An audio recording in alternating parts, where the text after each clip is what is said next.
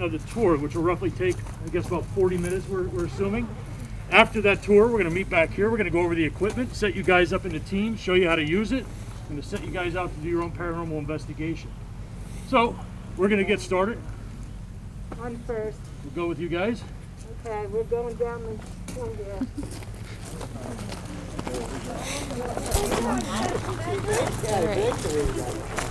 Yeah, so when I did it with on Zoom with him, I made sure that on the camera he couldn't see anything. There was nothing behind me. Right. All you could see was like the corner of a red toolbox. Right. And the very first thing he says is, your grandfather is still with you. And he had passed about a year ago. Oh, I'm sorry. And then he said that he keeps walking over to that toolbox for some reason. Huh. And he goes, what's the connection between your grandfather and that toolbox? He goes, Oh, there's a wow. connection there. What is it? It was my grandfather's toolbox. Wow. And it was at that point, I'm like, okay, this guy might be legit. That's crazy. Yeah, that's really crazy. My mom's skeptical about that because she went to a thing with like the Long Island Medium. Like we watch like the Long Island Medium on TV sometimes, and she's still a little bit skeptical about it because like she doesn't like believe it. So, but I mean, I believe, but I mean, it's something. If like I want them to say something that like I've never told anybody, or like that only I would know, and that would probably make me actually like believe that like they're legit. I put my glass tooth in your face, and it doesn't even look like it was cut off. That's cool. Yeah, this is where the tooth stopped.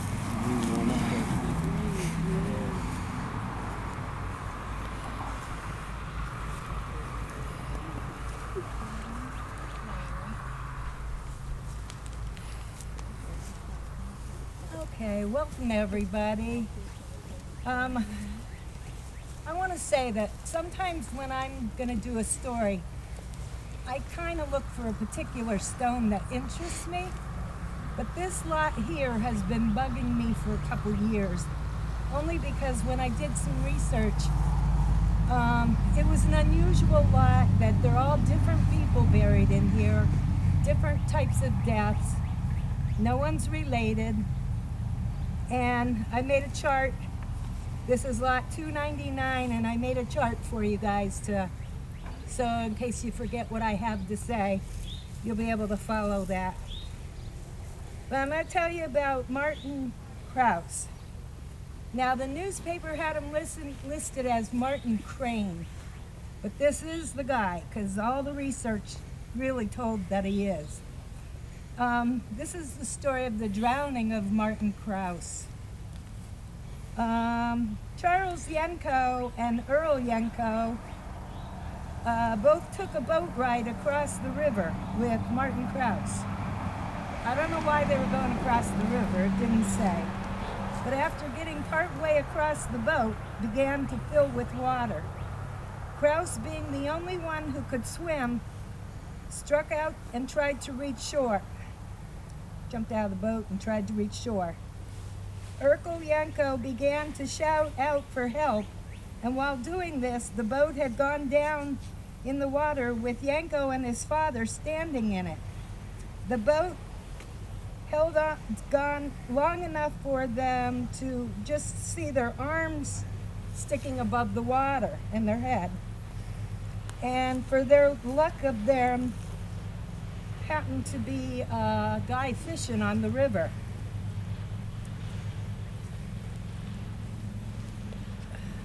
Hold on a second. Paper stuck. They managed to keep themselves in the boat and kept it from turning over. In the meantime, a cry for help had been heard by John Van Buskirk, who had been on the river fishing with an outline.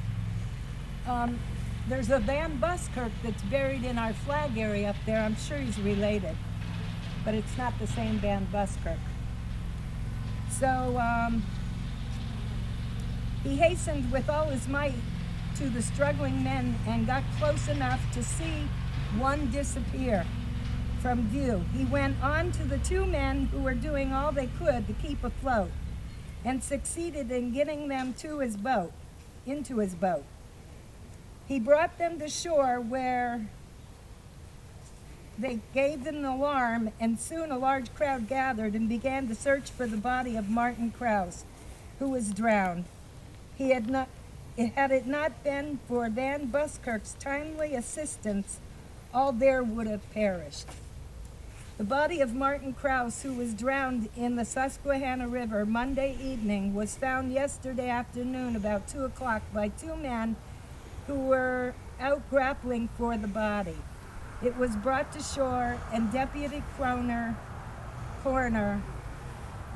Vahey notified the witnesses to be present at Squire Walters' office at 8 o'clock this evening when an inquest will be held.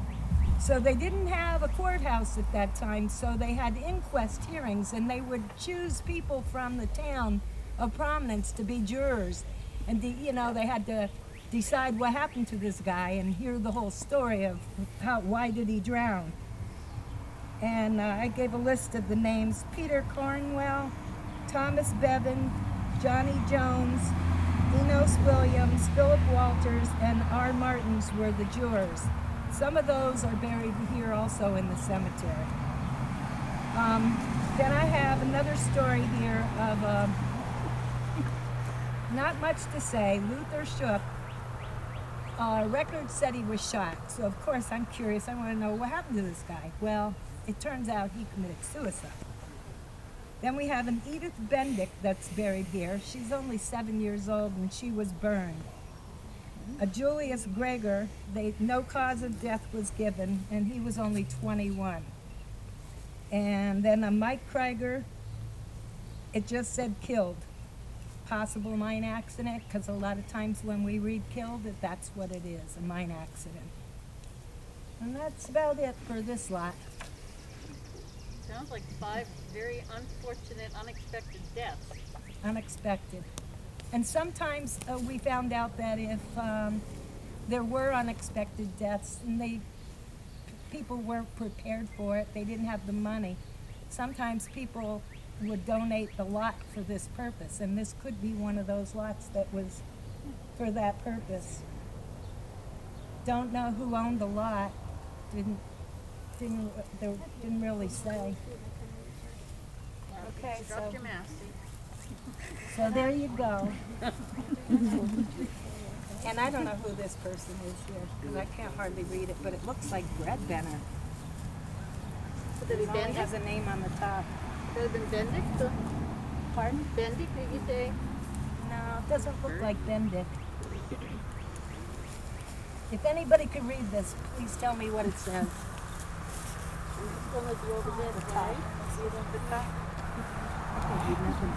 You're half blind, so no point you looking. Yeah, that's what I thought. Like, I literally can't see out of the side.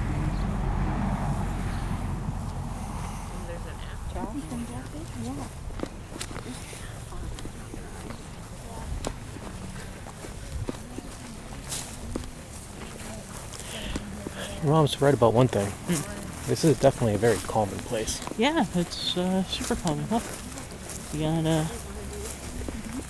just got little trails and just green. Like, there's nothing ominous about this cemetery at all. Doesn't mean there's nothing here. Yeah, it's Just nothing bad. like you got D. Yeah, you'll find letters and numbers throughout. It's how I know. they plot it. The one in Tunkhannock, they're all set in a circle. It's kind of interesting. It almost looks like Stonehenge in the middle. No, my favorite place in the cemetery is the memorial up there. Yeah. Just, I don't know. I think, in my opinion, the most calming place in the city. We have a cemetery on my street, and it's all shavers, like shavers. It's all the shavers, which is like really weird. And my sister and I. There's so many cemeteries in Dallas. Oh yeah. Well, it's like a small cemetery, and there's a cemetery house, like, and that's it. And like, my sister and I would always like be in that cemetery like all the time, but it's just all the shavers. Nobody else, just all shavers. It's like a family cemetery.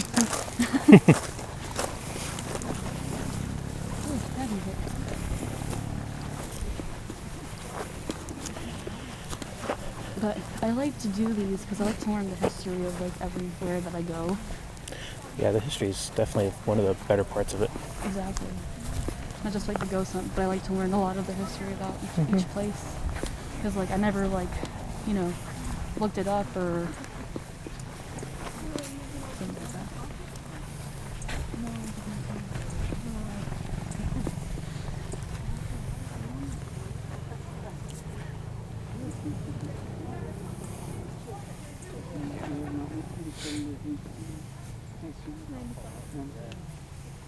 Could everybody hear? Let me take this off. I'll pull it out. Take it off. Pull it down. Take it off. I'll stay away from everybody. Hey, I want to introduce you to Frederick Bittenbender. In 1895, this man was at the top of his game. He was married, he had a beautiful wife, several kiddos. One of them wasn't even a year old. He had a successful business. He had taken it over from his dad. They made the Bittenbender drill, and it really was fantastic for the mines, for the miners, the way they were doing their drilling. He was also an up-and-coming politician, and he was a member of the school board. On July 6th, 1895, he had some banking to do. So he got in his carriage and the horse, went to the bank. Let me back up just a little bit. He did go to the bank.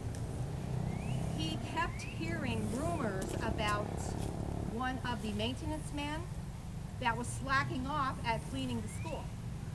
So he said, I'm going to stop at his house.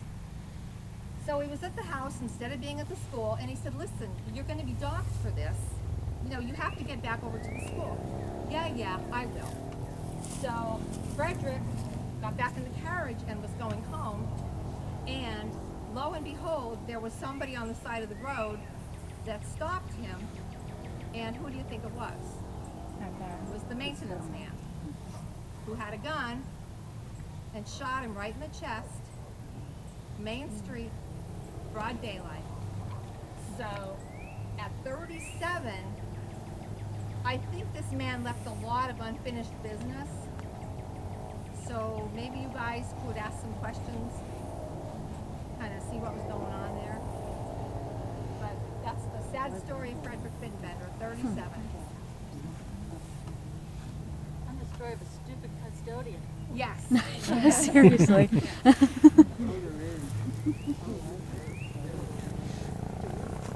the mason thing on the side? Yes. Very impressive. And I would assume that those are the Yes. Barry? Mother, father, yes. Oh. His wife is also here. Oh, yeah. And those are his in-laws. That's cool. We're heading down this way next. Yeah.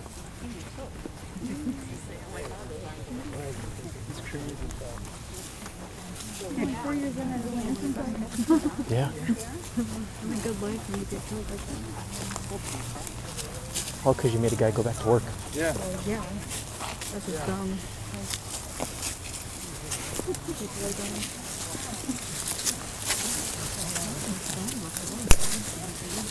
As the years have gone on, they haven't gotten any smarter.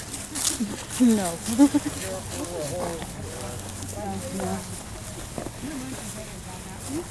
Definitely.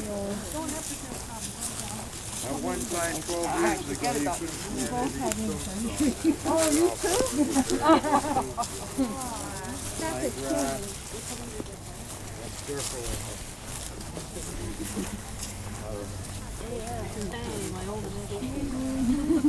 Rest in peace. Right over here.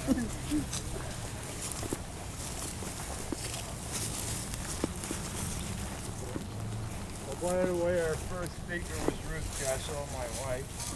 The second speaker over here is Lorraine Smith. And I'm Heather Reseskis. And I'm Tom Jessel, president of Shawnee Cemetery Association. And it is my pleasure to talk about John Jenks Shonk. And I'm going to share, this is a shortened version of his obituary. The Honorable John Jenks Shonk passed to his final reward Sunday morning at 1 o'clock at his residence on East Main Street. Now, people know Plymouth. Who here knows the pink house, the pink Victorian house on Main Street? John Jank Shonk built that house. So that's when they talk about it. And by the way, he died in 1904. So that's how long the house has been there, quite some time. He'd been ill for several weeks and made a brave fight against death. The cause of death was general debility. He was born in Hope, New Jersey in 1835, a son of Michael and Beulah Jenk-Schonk, having been natives of Germany. Beulah Jenk-Schonk. He was of German ancestry. His grandparents, John and Dorothy Schonk, having been natives of Germany. Michael was born on the ocean while his parents were en route for America.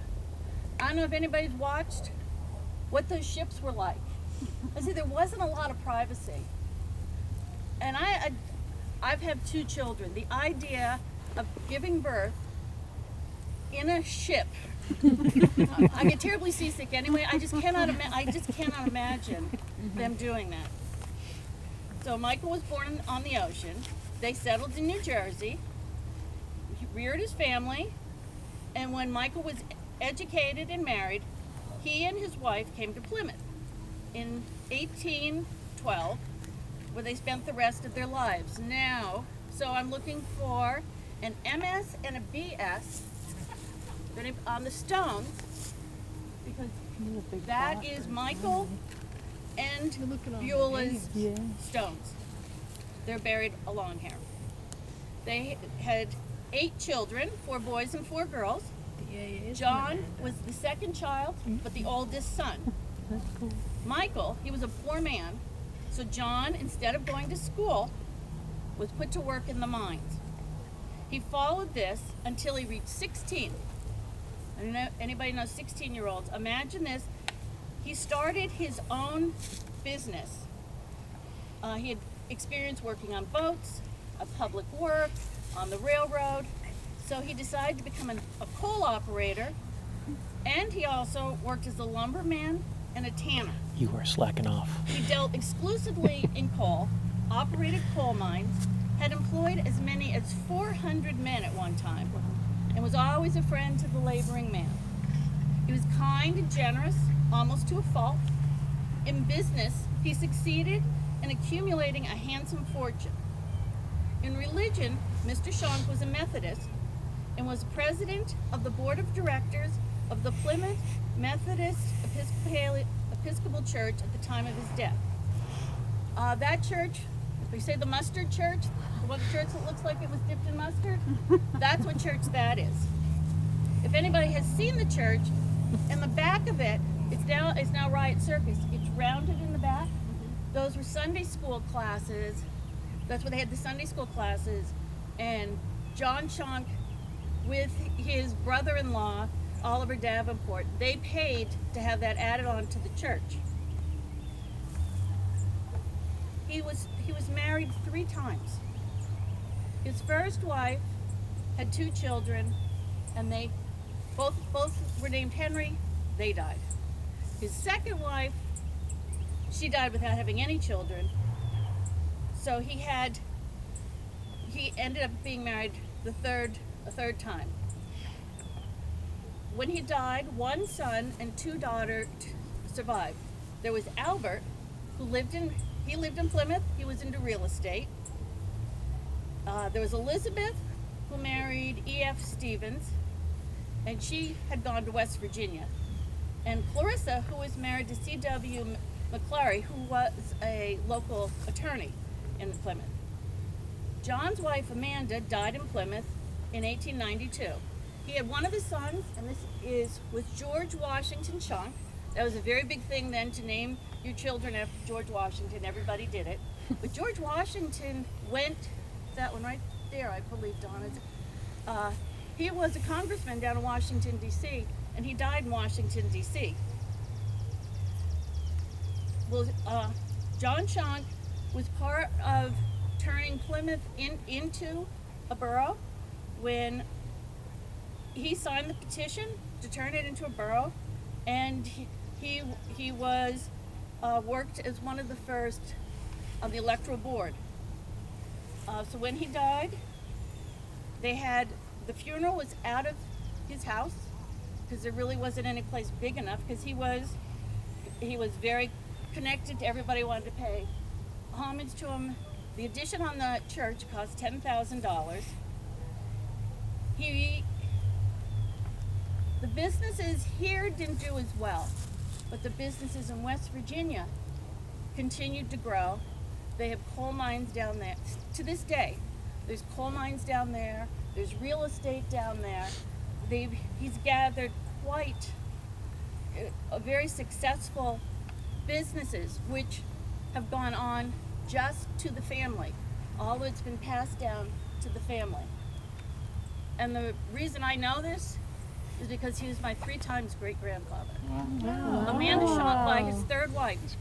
That one was my grandmother. But so when I come here, this is so sacred to me, because all the names we're talking about, these are my grandparents. So thank you for allowing me to share. If anybody has any questions, I believe we're heading over to Tom down that way. Thanks, Heather. Wow, that's Really my pleasure. Very interesting.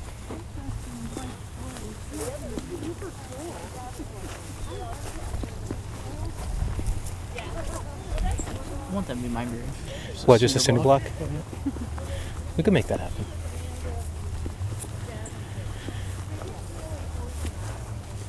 That's all right. I want to be buried in Maine because Maine just made legal Viking funerals. Oh, that's cool. Yep. Put my body on a ship, put it in the water, and light it on fire.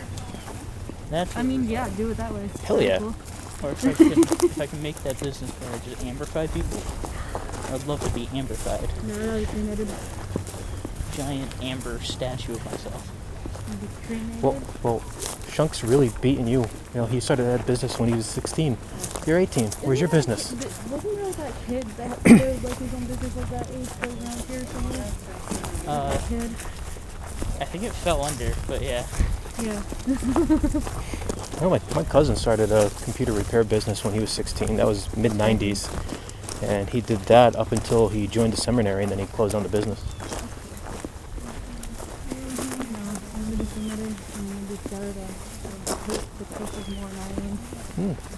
That's my plan. Close it there. I've not been to Ireland yet. Definitely go to get the chance. There's definitely some interesting stuff there. Definitely check it out. Especially Well, heading there and doing some ghost huntings, that's been on my list. I haven't done ghost hunting there. I just went to like a school trip. But it was still like really cool though. Very green. And it rains a lot, so it's really cool. And it's also cool. We went at the end of July and it was actually like really chilly there. Like 50, 40. Oh, okay. Yeah. Because no, it doesn't hurt at all. Well, the shot This itself isn't hurt the most. Not on this side anyway. I wouldn't be able to look.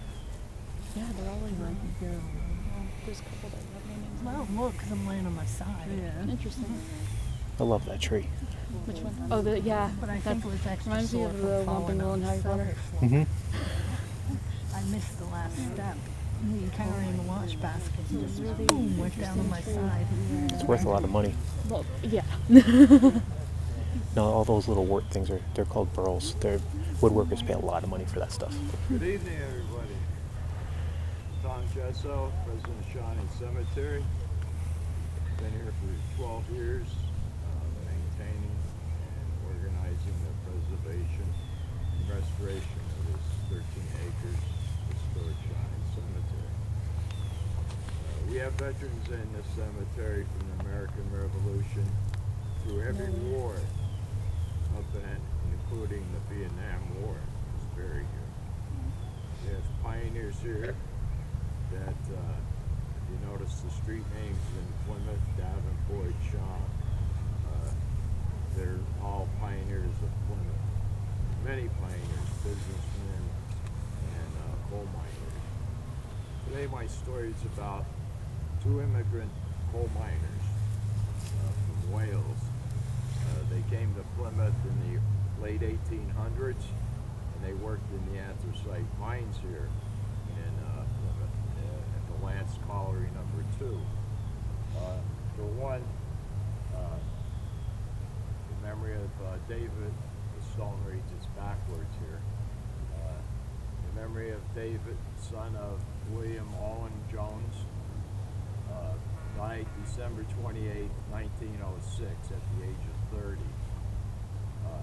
He was working in the mines at the Lance Colliery, and they were putting timbers up to stabilize the shafts in the mines. He just relieved one of the workers putting up the timbers in the shaft when a rock in the ceiling cracked and came down and crushed him in the shoulder and the neck and killed him instantly. And he died at age 30 at that time. Prior to that, Hugh Lloyd, David Williams, son David and Ann Williams, he died in March 1907, and he also worked at the Lance Colliery. And the thing about it is he wrote letters to Mr. Williams, his good friend in Wales, and encouraged him to come here to Pennsylvania, to the United States, and work in the anthracite mines. And he persisted, for months on months to have him come over. And when he did, he lived with him for like a year, and the same fate. But one morning, a year later, he died in 1907 with the same thing, putting timbers in the shafts. And it's just so, this stone just drive me because they only died a year apart, and the two different names on the stone was because Plymouth erected the stone, the friends and miners and that did the stone and buried both miners here because they were both friends and roommates here and friends in Wales. Their parents were in Wales and family, so they couldn't, afford to send them back to Wales. There was a huge funeral for both these men, very well respected. You can see the nice stone that they put together for him. This is also going to be one of my restoration projects. I restored the headstones here in the cemetery. And these are only on here by gravity, and when they start leaning too far, if you see my signs around, don't lean on them, because these could slide right off, just like a Tupperware frying pan. They'll just slide off because they're only on there by gravity. And that's why you see a lot of these monuments tipped over. When they place these stones, they place them too close on the fresh burial to the head of the burial. When these caskets, these were wooden caskets up until 1938. And when the caskets, after 150 years, they collapse, and also the monument is leaning in on the stone, and that's why you see a lot of these big stones toppled over. You think it's vandalism, but a lot of it's not vandalism. It's just Mother Nature, and they didn't anticipate the stone caving into the graves when they put them on. Any questions about my two minor friends that tragically died in the same manner? Would their names be any more Welsh? What? Would their names be any more Welsh? Yes, they were Welsh. Yeah, really. The Welsh church up here on Shawnee Avenue had a big funeral for both these men. What? Oh, wow. Like I said, they were very well respected. And that's what America's about, is our immigrants that built this nation.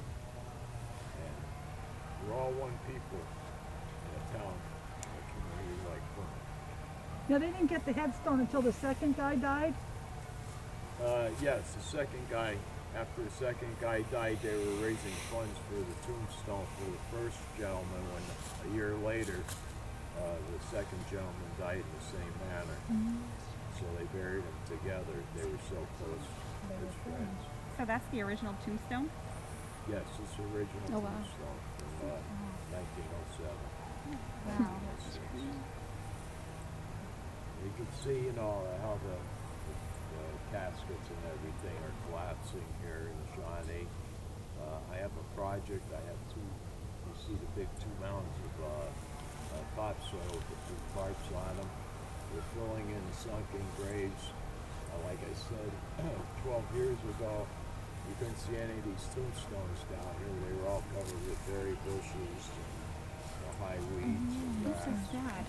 So we've accomplished quite a bit in our 12 years on the roadways, the entranceway, food flagpole, and it's all from donations from people in the community, organizations, and family members that moved away all across the United States that are at the age now where they're looking into their great-great-grandmother, their great-great-grandfathers, and they're inquisitive, and we do the research here for the families all across the United States that's looking for their loved ones, and we find them here and send them pictures of their tombstone and their lot. So, any research that we could do, we go through old newspapers and find obituaries and learn about the people that's buried here. We have many heroes here, and we want to take care of them. They took care of us, made our future bright. We don't have to suffer and work in mines, have child working in mines at 8, 9 years old, picking out coal from the slate. So, you know, they made our future what it is. Any questions? What's the most recent grave you have here? I've done in 12 years 16 burials, and a few of them were full burials, and they own the family lot. I don't sell lots here. I'm a nonprofit organization. The cemetery was abandoned in 1952, and it was only a few people that came, and it was $20 and I'll cut your lot, and that was about it. Anybody that was buried here, mainly the undertaker, the family would take the undertaker up here and say, this is my lot, and they would bury him, and there was no records kept. So now we're searching records from 1952, trying to find the burial records of that, of people that are recorded, and that are not recorded, we do record them for inquiries. But there's a lot more than just cutting grass. It's the preservation, restoration, and it's long working, hard hours, and again, none of this would be possible without memberships and donations to make it possible. And all of our donations go back into the restoration of the cemetery. We are all volunteers. We don't get no pay, and that's about it. Any questions? Why do some of the gravestones have like the fencing around them? At one time, there was a lot of fences in the cemetery, and back in the 60s, the caretakers that were here, you know, like permanent ones would give me the $20, and everybody would send their payments to that guy. Well, it was too difficult back then. They didn't have the walk-behind mowers. It was either the old push mowers where the blades would cut, or it was a walk-behind mower that you had to push. Or a sickle. Or a sickle. And it got to a point where 13 acres grows pretty quick. By the time you're done with that area, this area is up to here already. And you could imagine back then, without power equipment like we have today, the rider mowers, the walk-behind mowers, the gas weed whackers. They had to all do this here physical energy, you know, there was no motors to do all this. So after a time, these older people that took care of it, they died out, and then the cemetery started to, Mother Nature started taking it back. It only takes 1 or 2 years for this to be grown in again. I mean, it grows in very fast, and if you don't keep up with it, some people think that at the end of the summer, that's the end of grass season. Well, this is a 365-day-a-year job here.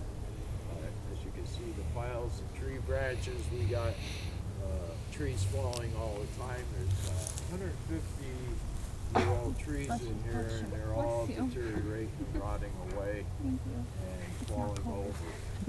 But it takes a lot of manpower to move these trees, to cut them up. A lot of them are oak trees, very heavy. Fortunately, over maybe about 50 trees that's fallen here, we haven't had any damage to any headstones. Wow. It's a miracle that they fall like right around them, or they land on top of them with no damage. Just a miracle. Tom, I'm sorry to cut you off, but soon it'll be too dark for me to read. Okay. Read the next part. I can talk forever, so please come back. I don't get to talk to many living people. Did your mom tell you that she volunteered us to help take care of this place? They were looking for volunteers to cut grass and. Are they really? Yeah. I didn't know that. Yeah, she signed us up. Wait, us? Well, she signed up me and her, Oh, okay. but said you're probably coming with us. I don't mind. It's just as long You as were I was volunteered, told. dude. Yeah, you were voluntold. Voluntold. I like that better. Voluntold. You gotta do it. There were some of these headstones that were really impressive.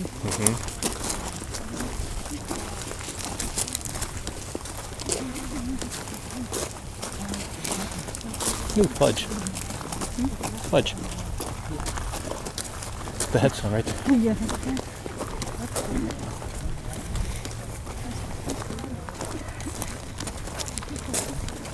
That headstone was really cool.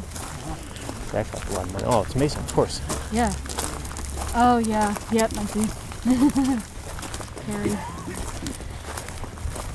That's a really cool headstone. Probably costs a lot of money.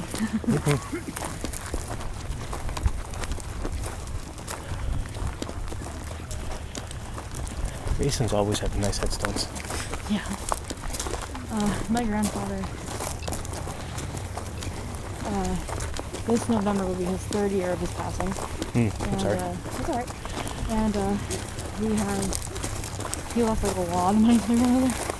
And she's been like redoing the house and stuff. And he was a volunteer firefighter for 57 years.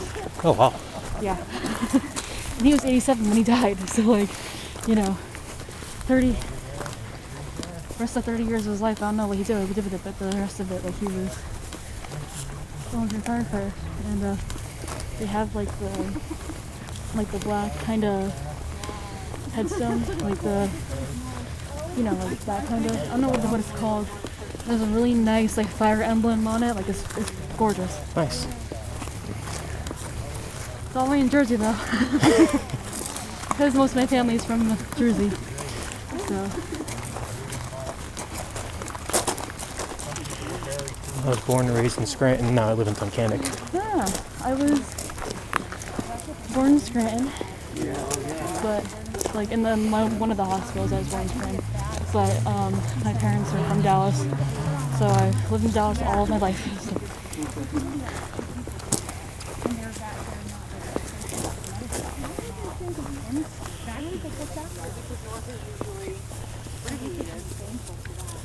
As a directional. Oh. They want to come on this side. Oh.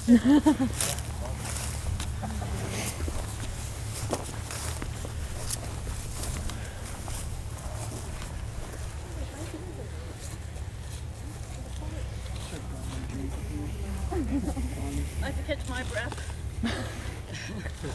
Problem's getting older.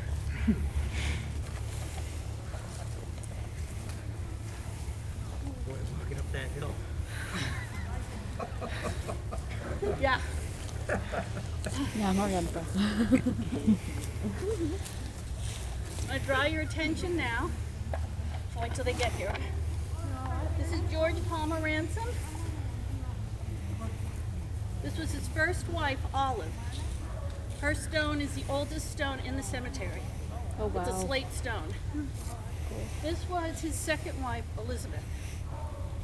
And they used to be in Ship's Cemetery. If anyone knows what that is, on the Narrows. But many of the bodies were reinterred here because it's by the river. There were cave-ins. So they moved them to here. And Tom has done an amazing job because a year ago, these stones were as dark as any of the others. We treated them so now they're all white. Like obviously you can't treat that one. You see those are the slate ones. So we also have to be really careful with them. So I'm going to talk about George Palmer Ransom. In 1776, I'm sorry, is everybody here? Okay, in 1776, 14-year-old George enlisted with his father in the 2nd Westmoreland, which was Wyoming, Independent Company to fight in the American Revolution. His first position was to bury the dead. Oh, no. 14 years old, we all having to go bury dead people. George fought with his father in several key battles in 1777 and eventually ended up in Valley Forge, where he was there during the winter of 1777 to 1778. During that time, starvation and exposure killed nearly 2,500 soldiers. Fortunately, both George and his father survived the winter, and he celebrated his 16th birthday down there.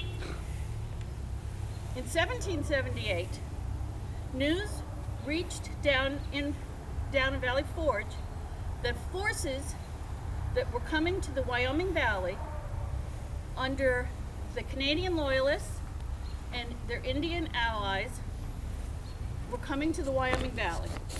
And so George's father, whose name was Samuel, and he was a captain, resigned his post to get back up here as quick as he could, because the rest of his family was here. George was his second child. He had an older son, Samuel, but George, he's 16 years old. So there's his wife and a whole bunch of other kids up here. So he gets up here to help. He wants to make sure that nothing happens. George said, no, I'm going to stay down there. And does anybody here know what happened July 3rd, 1778? That was the Battle of Wyoming. Samuel Ransom was killed in the battle. People who studied it, I'll just really quick, the way it was, where the colonists were on this side, the British were on this side, and it was all woods here. So the colonists started walking toward the British were walking to them. Colonists had no idea. They walked right into a trap because all the Indians were in the woods. They got out there, and and I apologize for using the word Indian, not Native American. Just that's what the literature was at the time. But they went right on the colonists, and Plymouth was the closest to the woods. So they were the first ones to sustain any injuries. So Samuel was killed in the battle. Now this was July 3rd. Nobody touched the battle. They all laid there. July, August, September, October. Those bodies are just laying there. No. The animals, the heat. Oh. That's So George returns to the valley to help collect the dead. And he identified his father's decapitated body, so literally his body, by the shoe buckles he had. Oh my God. So we're talking now 17 years old, he's buried dead. People came up, found all these bodies. They were terribly mutilated with the bodies. So his father was decapitated. In 1779, George transferred to the army of General John Sullivan, who General Washington had sent to go after the Indians in New York. I'm sure people have seen Sullivan's March, where they went up and they were going to wipe out as many Indian colonies as they could. In fact, George called this bashing the Indians. And by the end of the Revolution, he had attained the rank of orderly, which meant first sergeant. So when the war concluded, George, he was 19 now, he came home to the Wyoming Valley, which is in Plymouth. He lived on the end of Plymouth, near Cole Street. In December 1780, George decides to go visit Benjamin Harvey, who also lived down here, who lived in Wilkes-Barre, and also Benjamin Harvey's 17-year-old son Elijah was there, his daughter Louise, and another girl, Lucy Bowen. George, I think, was there, he wanted to see Louise. He dressed up in his best uniform, and so they were visiting. The Indians came, they used tomahawk, knocked on the door. Benjamin Harvey opened the door, they came rushing in. They tied up the 5 of them and led them out. They got up, came up this way, and they painted the women's faces and told them, let them go, but said, you tell them we're up here and we're mad. So they sent these 2 girls, and remember, we're talking, 1780s, there's no lights or anything. Go find your way back down. They kept going. The Indians, and with them they had Mr. Harvey, George, and Elijah. Well, Mr. Harvey, he was 70 years old. And they realized this is way too much for him. So they tied him to a tree. And the Indians had tomahawk practice. Throwing their tomahawks to see if they could hit Benjamin Harvey. They all missed. Can you believe that? So they wanted to keep doing it, but they said, the Indian in charge of the party said, no, these are the spirits saying he should live. We should let him go. They were up further north when they let him go. On his way back, Benjamin Harvey found a body of water that people weren't aware was there. Anybody want to take a guess what the name of what the body of water is? Harvey's Lake. Harvey's Lake. No That's where way. that name comes from. Okay. Oh my God. Wow. So they keep going with George and Elijah. They found out George is a really good shot, so they have him shoot horses, and that's what they ate. And finally they get up to Canada, and he still has his finest uniform on. You can imagine what it looked like from going up there. And they give him to the British. They kept Elijah, but they gave George to the British. So he was up in a prison up above the St. Lawrence River in Quebec, and they used to call it Prison Island. And the guard there, he was 18, he was Scottish, his name was McAlpin, and he was nasty. He used to tell the prisoners, you need to shovel the snow. And every prisoner refused to do it. So he would chain them up. When he asked George to do it, George said no. They put them outside, remember, December, January, Canada. They'd make them spend the night outside. They were certain that would get them to change their minds. They would not give in. And George said, not by order of a damn Tory. In June, George and 2 other captives, they escaped. while they were out, they would gather wood together and they'd hide it. And finally they escaped. They lashed it all together to make a raft. Not a very good raft. It went across the St. Lawrence, a foot under the water, the three of them holding on to it. They get to the other side. They have no warm clothes on. George is still wearing his finest from last year. They have no food. They survived by eating snakes and frogs. They finally got to Vermont, where George had family. He rested up a little bit, came all the way back here. When he got back here, he joined the military again, and he married Olive to the first stone. And they had 3 daughters. Then he came back down here, and he was promoted to a captain under Lieutenant Colonel Matthias Hollenbeck. You may have heard of Hollenbeck over there, but I want you to remember that name, Lieutenant Hollenbeck.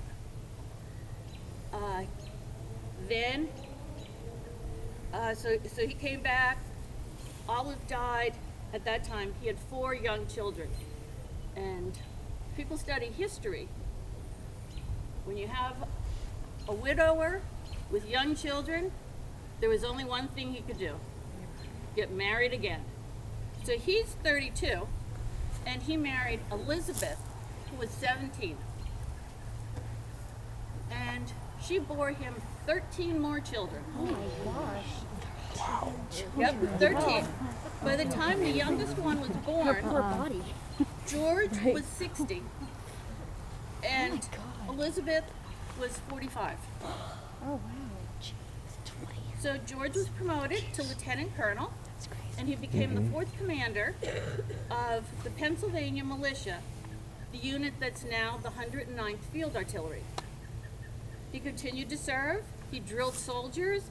He was getting them ready for the War of 1812.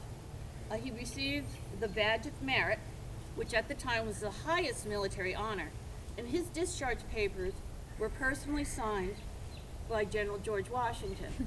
And remember, he had served under George Washington when he was at Valley Forge. So later in life, Colonel Ransom overheard a young man criticize George Washington. So in response, he knocked him to the ground with his cane. So he was called into court. He refused a lawyer, and the judge, Matthias Hollenbeck, tell you that name would come back again. So he asked George, "Where were you in 1777? Where were you in July 1778? Where were you in the summer of 1779? And where were you in the winter of 1780? George told him, 1777, I was in Washington's army. July 1778, I was coming back to the Wyoming Valley for the battle after the Battle of Wyoming. In the summer of 1779, I was with General Sullivan going after the Indians. And in the winter of 1780, I was a prisoner on the St. Lawrence, respectively. So the judge says, "Did you knock the fellow down, Colonel?" "I did so, and I'd do it again under like provocation." And the judge says, "What was the provocation?" "The rascal abused the name of General George Washington." So Hollenbeck had heard enough. Colonel Ransom was fined 1 penny. The young man was required to pay all the court costs, and everybody in the court applauded. George lived in Plymouth for the rest of his life. He had a large red house. It said it's by Cole Street, Main Street and Cole. Lived into his 80s. He used to use 2 canes to get around town, and he died in 1850 in Plymouth. I said he was buried in Shook. He was one of the last remaining Revolutionary War veterans in the Valley, and he was buried with military honors. Now this, I have shortened a story written by my cousin, but George and Elizabeth are my 4 times great grandparents. So this is very sacred ground to me. thank you all. If anybody has any questions. I really Wow. appreciate your attention today. No problem. Thank you. Thank you. Wow. Thank you. That's insane. And it seems like that is why I always turn on a It's recorder like for these once history and now things. twice. It's like, Yeah. that's really, like, how did she find that? That's insane.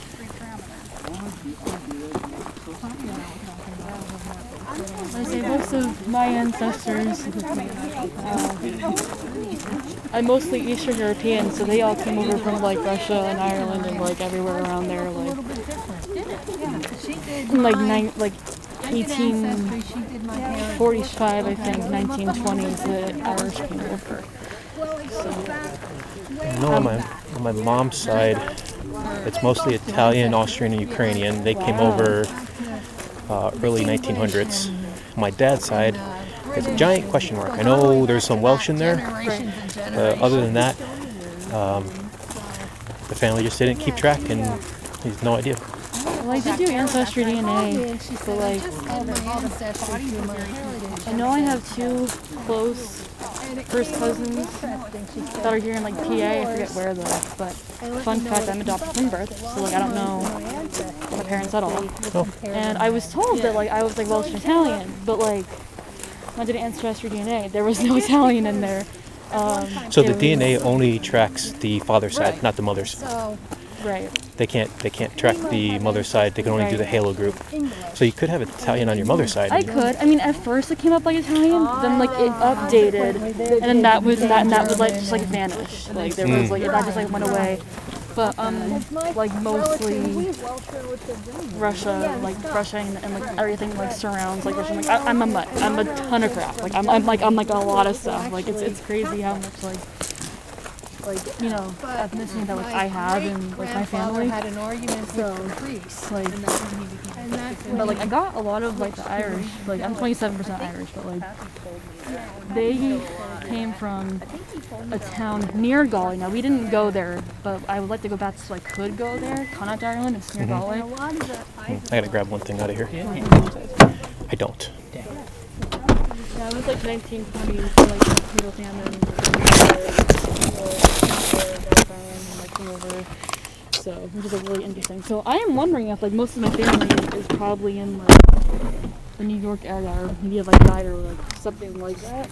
But my files are closed, so I can't really like go back. I can't. I would like to. I want to know more, but I mean, I'm in my 20s, so like I'm pretty sure they should like allow me to open up my files. There is a way to get them open. I don't know what it is. I think there's something like medically wrong with me that I can get like my files open. Yeah. But I thought there was another way too. I can't. I'm not sure. I'm not sure either. I really don't know. But I really worry about like, my family.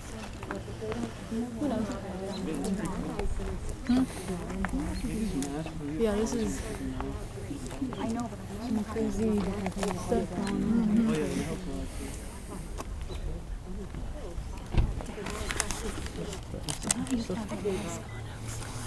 No, that's in the truck. I can grab it if you need it. No, I have this for live EVPs. Oh, cool. Mm-hmm. I know, I wear that all day at work. You can switch. Yeah, I used earbuds last night, and they were not good enough, so I grabbed these. They're huge. I gotta get better headphones for it.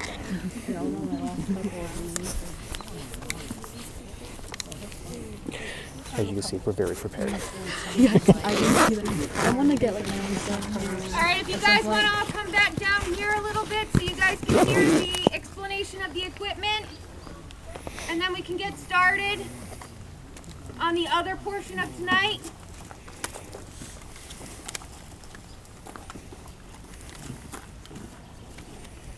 We have everybody now? I don't think so.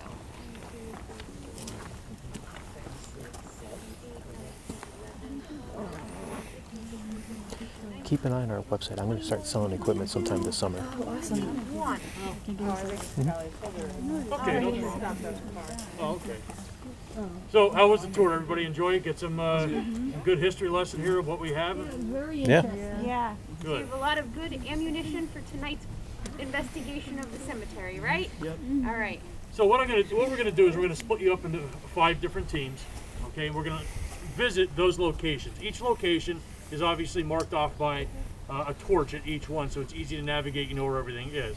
What we're gonna do is we're gonna start off the night. I'm gonna be stationed down here at the first one, and what we're gonna do is we're gonna do something called the Estes method. The Estes method is sensory deprivation and hooked up to a spirit box. Okay, so what we're gonna do is we're gonna take one participant who's gonna be our conduit. That person is gonna sit down in the chair that we have there, put on a sleep mask and noise canceling headphones. We're gonna try to make communication with any spirits that are here tonight that would like to communicate with us. And I'll explain once we get down to exactly what you're going to do. But it's a really, really cool method that was developed in 2016 by Connor Randall and Carl Pfeiffer. And that happened at the Stanley Hotel in Colorado, Estes Park, Colorado. That's why it's named the Estes Method. The Shawnee Hotel. Yep, that's the Shawnee Hotel. Exactly. So that's one thing we're going to do tonight as an experiment as a group. We're all going to get a chance to do it because we're going to rotate through all these locations.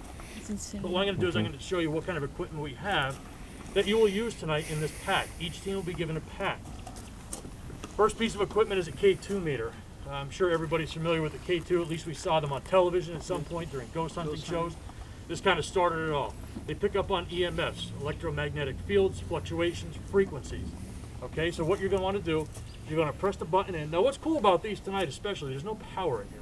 So, if you start getting any kind of communication with this K2 meter, we'll figure out what's wrong. But I'm going to explain how this works. So you turn it on by pressing this in, it stays on. It acclimates to the area, it zeroes out, and it's ready. You can place it down the tombstone or hold it, whatever you may be, and you can start asking your question. Is there anybody here tonight that would like to make communication with us? If so, we have this device right here that you can come over and touch. If you touch it, you can manipulate it. You can make the colors on here go from green to yellow to red.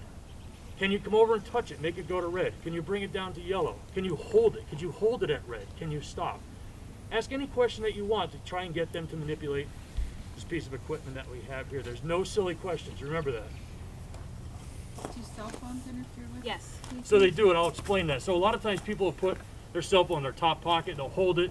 Data transmissions come through on our phones, text messages, whatnot. These are susceptible to those frequencies. So just be mindful of where your phone is. If you're not expecting a phone call or there's nothing going on, if you want to put it into airplane mode, it turns off all radio communication with that phone and would therefore have a cleaner, okay? Yeah. So just be mindful. If you have the phone in your pocket up front, don't hold it here, up here, whatever it may be, just be mindful of where your phone is with this. You'll have a spirit box. The spirit box is nothing more than an AM/FM radio, which is modified to sweep radio stations at a high rate of speed. So what we're going to do, the first thing you're going to do, this is the speaker on the side. There's a soft touch on the back. The light turns blue to let you know, indicate that it is on. Once that's on, there's a power button on the bottom right hand side. You're going to hold that in, you're going to hear static. Everything is set to the milliseconds that we feel is the best for communication. And then you're going to hit the button that says sweep forward. Now I'll give you a demonstration. So the speaker's on. Now you're going to hit sweep forward. Okay? So I'm not going to play this while we're talking.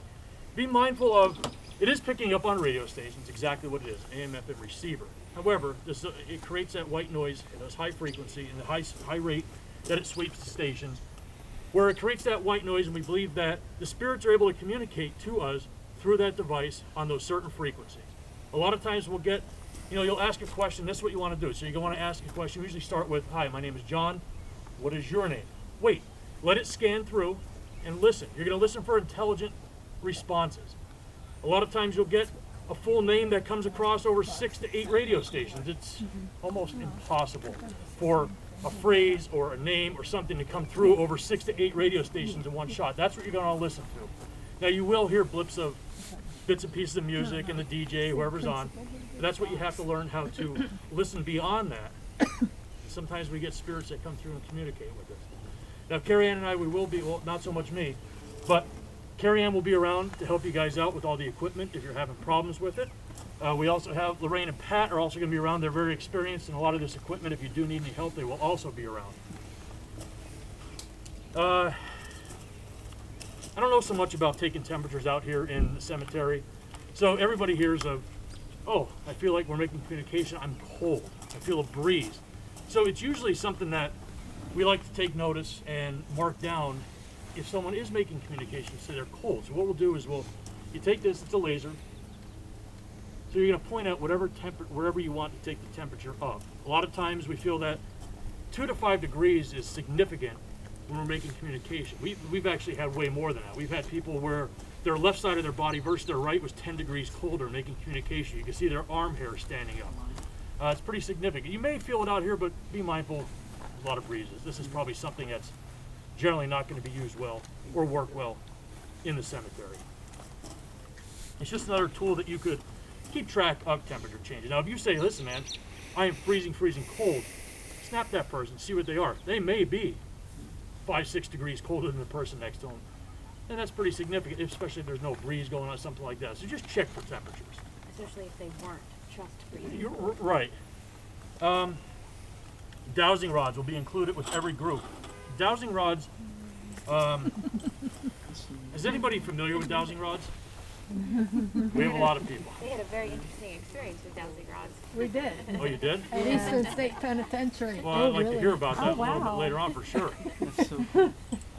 So dowsing rods, listen, it's our least expensive piece of equipment, but sometimes it's our best. A lot of times spirits have a hard time manipulating the electronics, especially if they're weaker, they can't come through. You might get a burst early in your investigation where our equipment is going off that picks up on the EMFs. But sometimes later on when you're talking, it gets harder for them. So that's when we bring out the dowsing rods. The best way to use dowsing rods is this cylinder, you have to hold these as loose as possible.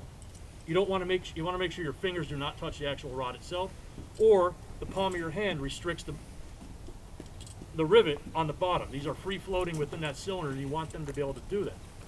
So before you start your session, I always like to loosen myself up, put my arms to my side, bring them up, lock my elbows at my side, get these as straight. What the hell is going on? Get these as straight and level as possible. And that's when you want to start your session. Make it known at that point what you want your answers to be. A lot of times people say, you know, can you cross the rods for yes or cross them for no? Whatever it is, you just make that known before you actually start your session.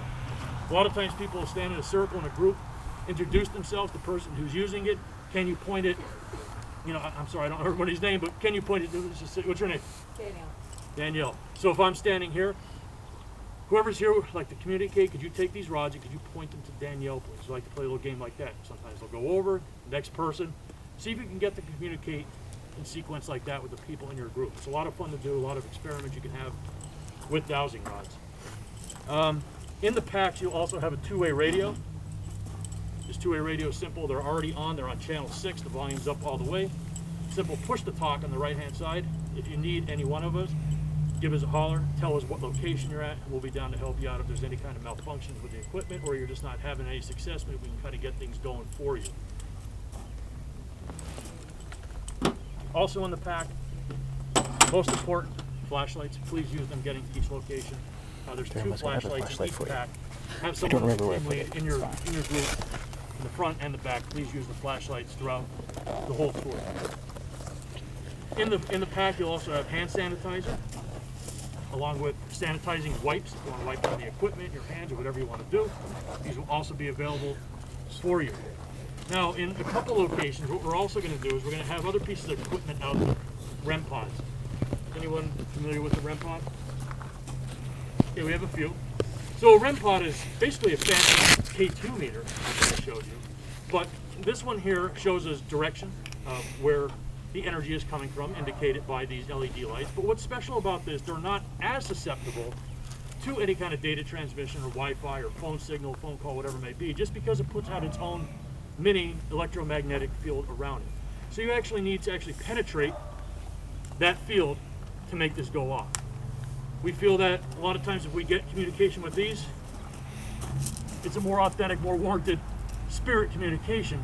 Matter of fact, we were at the Scranton Cultural Center a few weeks ago, and Brian there, he had amazing time with them, didn't you? Oh yeah, in the library. In the library. Yeah. It was unbelievable, almost like on demand. We had them in 2 corners of the room.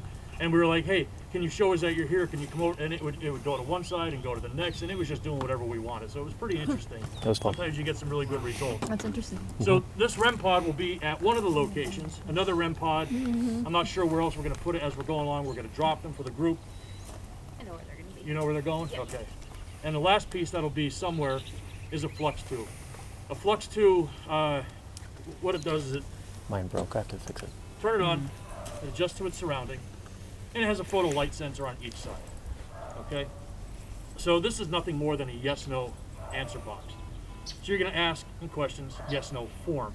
You know, just an example, like if you go over to the right, are you male? Yes. So you have yes or no, red for no, green for yes. This is something that doesn't work instantly, but we've had really great success with it. This is one of those pieces where you kind of sit down, you put it, and you explain what it is. Come on over and touch this. Come on over and show it. And give a demonstration on your own. Come on over and touch it for us. Do you understand what we're talking about? Yes, no, whatever it may be.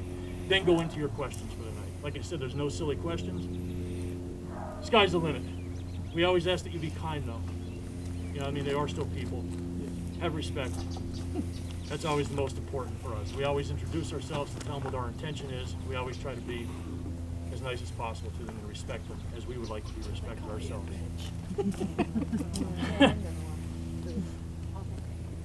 Right. So, does anybody have any questions before we get the groups set up to get rolling tonight? Anybody have any questions?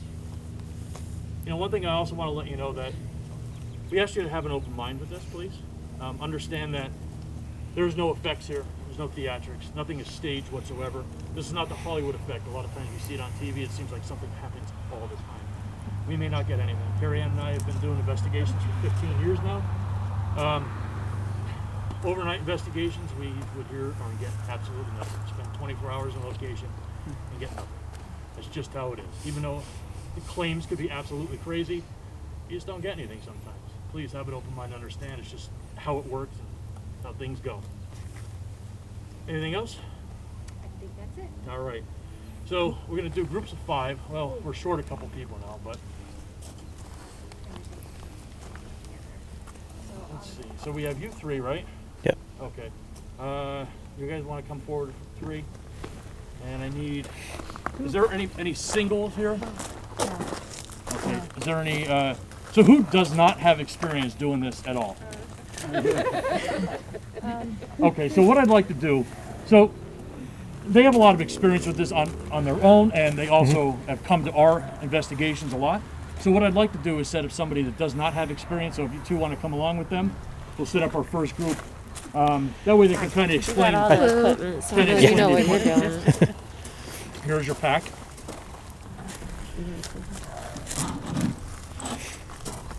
Here's your dowsing rods. COVID wipes. So you're going to be group 1. You guys are going to start with me down here where we're going to do the Estes method. So if you guys just want to head over there by that car, we'll get started. I'll come grab you in a minute. Our next group of 5, we have my car quick. what's our largest group? Who came together? We have 4. Oh, there's fireworks. You have your own thing. Yeah. Yeah, so me and my girlfriend, and this is her son, Quaylen, we're all part of Empty Casket Paranormal. We started that up last Are you year. from around here too? Yeah, he lives right down the road. I live up in Tunkhannock. It's okay. So I'm Bill, by the way. I'm Kelly. Danielle. I'm Rachel. Hi guys. So just to let you guys know, so my girlfriend, who usually does this with us, she couldn't be here tonight because she has to work. So she grew up right down the road.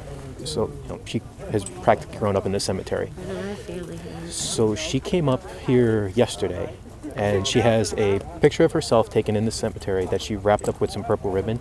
She hid it in the cemetery. So one of the things we're going to try to do is find it.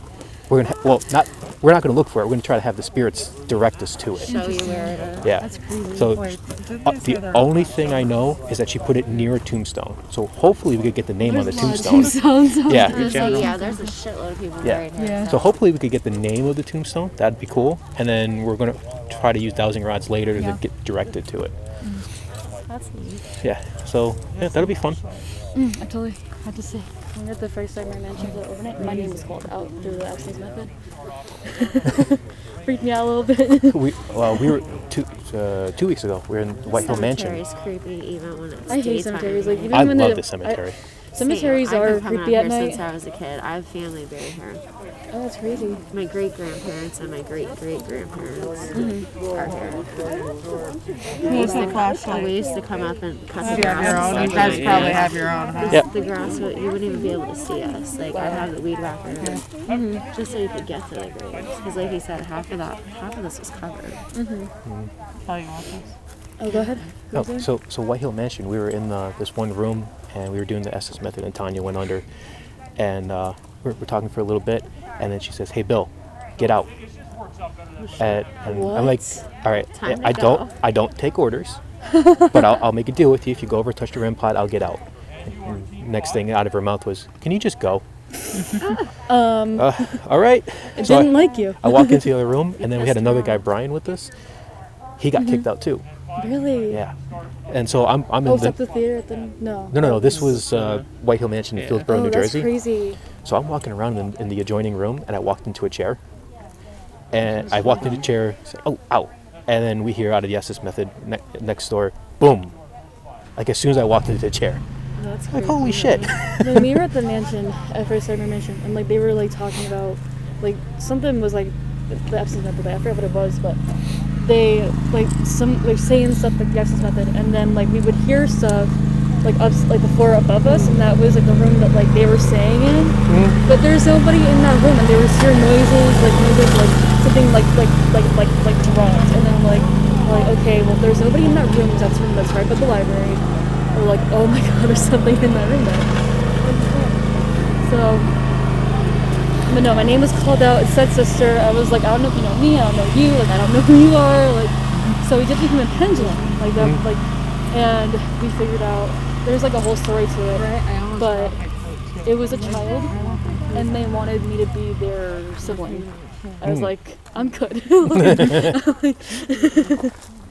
So I was just really like shocked by that when like my name was like called out. I was like, uh-oh. I was like, why is it always me?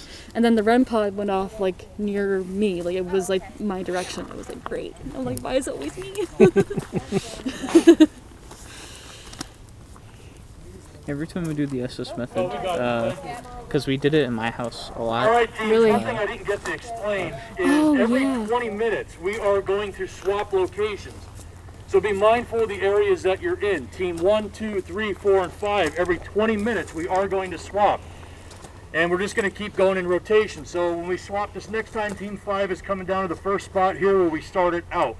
We're just going to keep going into rotation. Just do the circle, right? Basically one big circle, but we are going to have people here to help out. Yeah, I totally forgot. How long? Sorry. That's all right.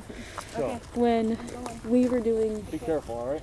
our live EVPs in the room that they were staying in, we were like I'll take one with you. asking questions, and like the K2 went off, but then our walkie-talkie, like the radio, went off, and we thought that it was them, like telling us that like to come down, and Yeah. they're like that wasn't us, like that was not Oh. like we didn't. We had that at the Do cultural that. center where we had 4 REM pods and 2 K2s Like all our went off at walkie- once. Like our walkie Turns out it was John's walkie-talkie outside the room, but But it wasn't them though, but it could have been like someone like, trying to like get in like a truck or something. That's what we thought like it was. Because it was just weird.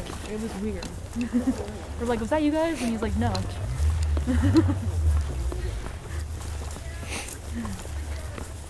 No, I don't like Jackson's but I tried it like twice and I just couldn't do it. Yeah, I think I'm bad at it. you're pretty good at it. No, I don't think anything that comes through. So I the think thing I was just with the repeat radio. The thing is with the Estes method is you kind of most people need. Down here somewhere. There was. It was supposed to be over there. It's still there. Yeah. Most people need to be under for like 10 to 15 minutes before it really kind of kicks in. There's a few people we've met who like fall under immediately. Oh my god. I'm not one of those. Bill, I'm assuming you brought your headset and all that stuff too, if you guys want to do the Estes later also. I have it in my truck. Yeah, Oh, okay. I'm not carrying it with me, but So You guys have experienced it. Mm-hmm. What I'd like to do, if it's okay, is I'd like to pick one of you two. That's fine by me. You can do To it. sit down and be our conduit at first. If it doesn't work, we're going to switch off to another person. Sit where? Maybe the chair? you. Yes, please. Yeah. Let's say she has family here. Let her do it. Mm-hmm.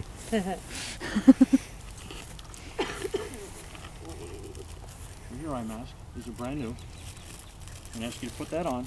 And I'm going to give you a brief demonstration of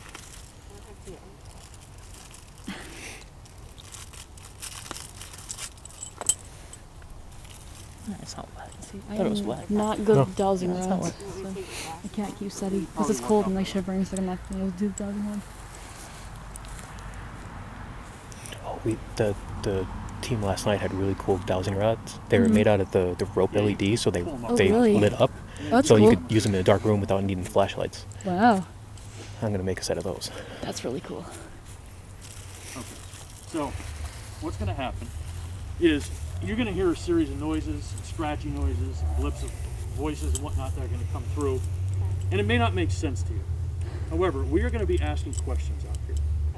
Okay? When you hear a phrase, a word, a name, a number that you can understand, tell us. If you can, sometimes you almost get into like a meditative state is almost what will happen. Kind of paint a picture. Also, if it's possible, let us know everything that's going on. Okay, so if it's like we have a female screaming or we have a male talking over a female, they're saying, whatever it may be, whatever you hear, you just let me know. Okay, these have been sanitized. Okay, so I'm going to put these on you. You want to put your eye mask? Put this down. Yep.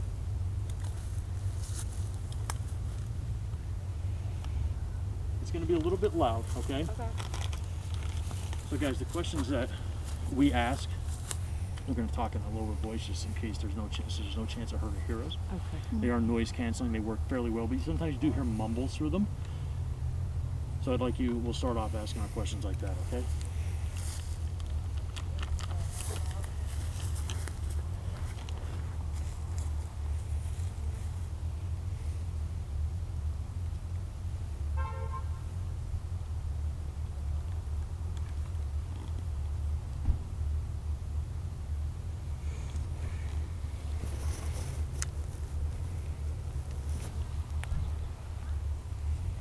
Are you hearing anything yet? No, are these on? Should be. I'm gonna say I don't even hear like interception. I hear nothing. Hold on a second. You take your headphones off, please. I don't even hear like fuzz or anything. I wonder if it's the cold messing with the electronics.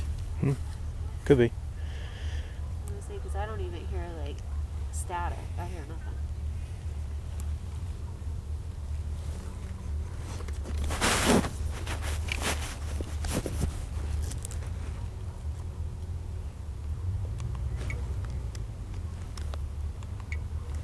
Oh, nobody's even said. All right, we got it now. Got it? Yeah. So yeah, 'cause I can't hear anything. You got a cue? Okay. Ready?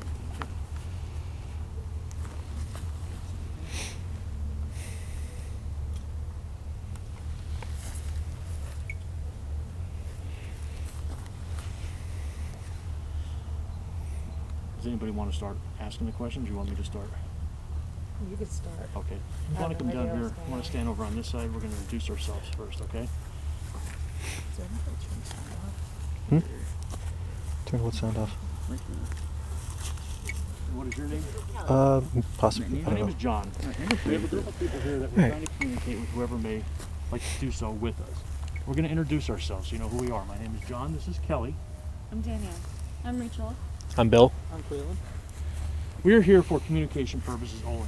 No ill intent. We're all just very curious. You have the ability to talk to us through this device. If you can, let's start off with your name. Can you please tell us your name?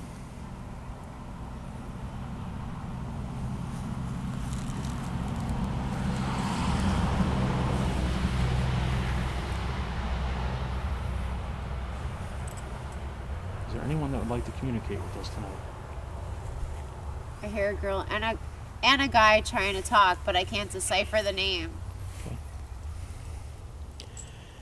Let's focus on giving us a name, please. Try to be very clear when you speak. got the word dead. Makes sense. We are in A a cemetery. female said dead again.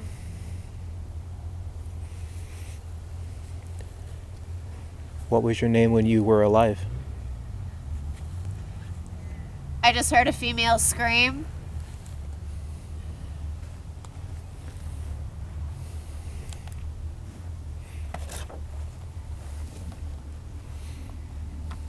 I hear a female whispering. Can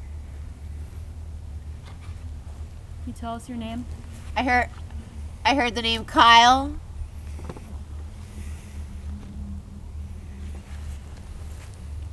Kyle, tell us your story. Kyle, tell us what's going on. That's the first name we got here, so let's go with Kyle. Yeah.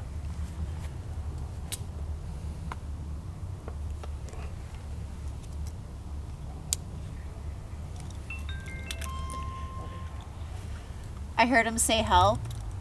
What can we help you with?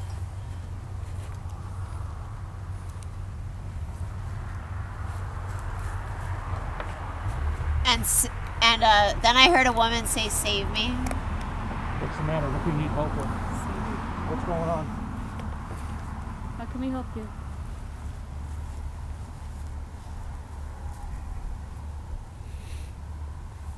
We'd like to help, but you have to tell us how.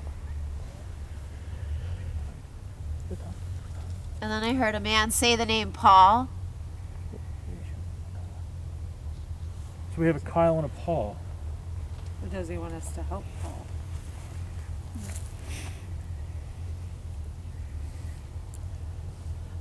I heard somebody say yes. How can we help Paul? And a screeching, like a screaming in the distance. And another.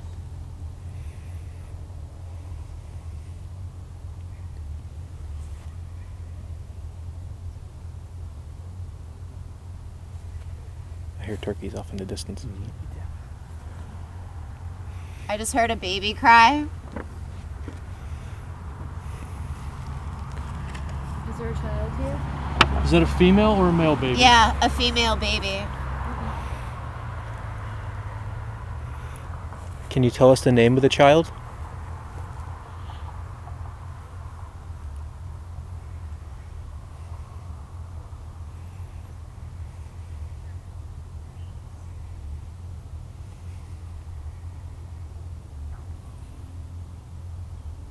So she said she heard a baby scream, right? Mm-hmm. What's wrong with the baby? Can you And tell then I us? just gotta help me. Well, these were all the tragic deaths, weren't they? Here, Yeah. lot 299. So help me, save me makes sense. Is this the drowning? It sounds like Help windy me. almost. Or like somebody's running.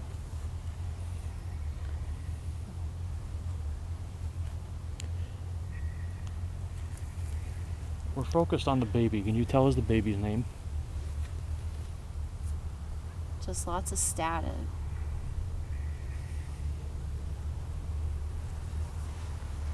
Somebody's still saying help in the background. Can you please tell us why you need help?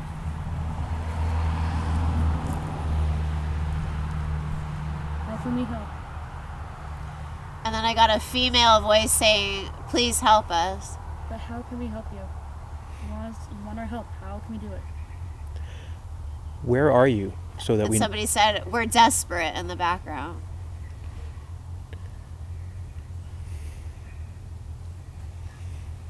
And then somebody yelled, "Stop." I'm so cold. Now I hear a woman's voice softly saying, follow me." Where? Follow you where? Where? Follow you where? Give us a direction. And now she just said, "Keep going." Where are we going? "Please help," she's saying. And it sounds like somebody's running through like a field or like on gravel or something.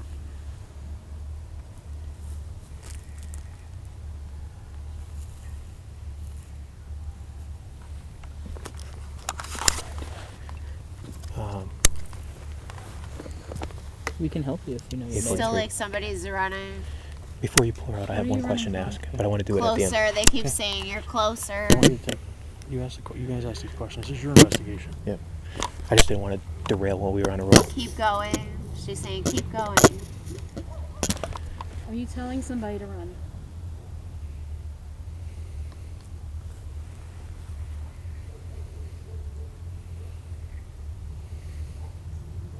I hear almost like water running.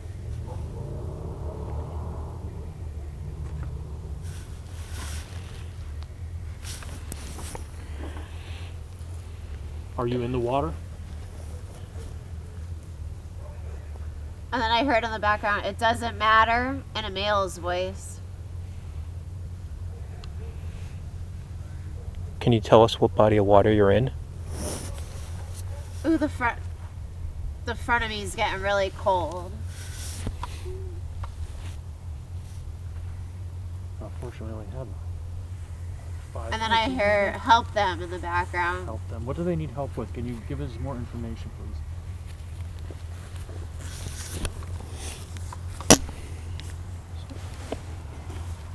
Did you drown? And a male saying she needs help. Come on. Who needs help? I want to help, but I don't know where to go. Tell us where we need to go. Who needs help? Give us a name. Come with somebody saying in the distance, a whispering woman saying, come with us. We can't see you. You have to tell us where you're at.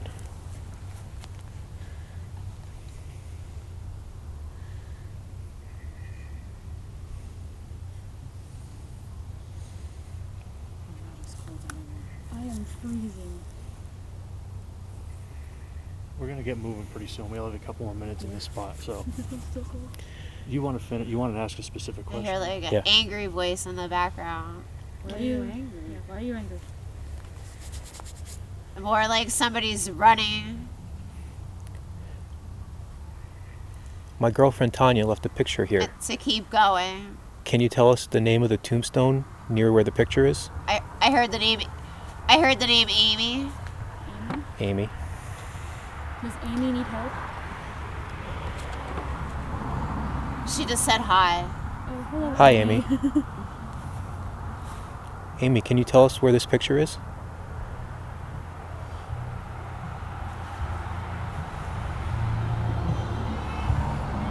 Why are you here? Come with me, she's saying. Where are you going? And then it sounded like a bustle of wind. Interesting. Maybe you'll get your other response through Spirit Box later or something where it's at. Yeah, we're gonna. She said it's Try dark. different things at each spot. Hey, you guys take command. This is your investigation, so we always tell everybody. I Not just 'cause you have hear her experience, but we giggling. tell everybody. Yeah, Enjoy she's- yourself. she's This is your giggling. investigation. Are you a child, Amy?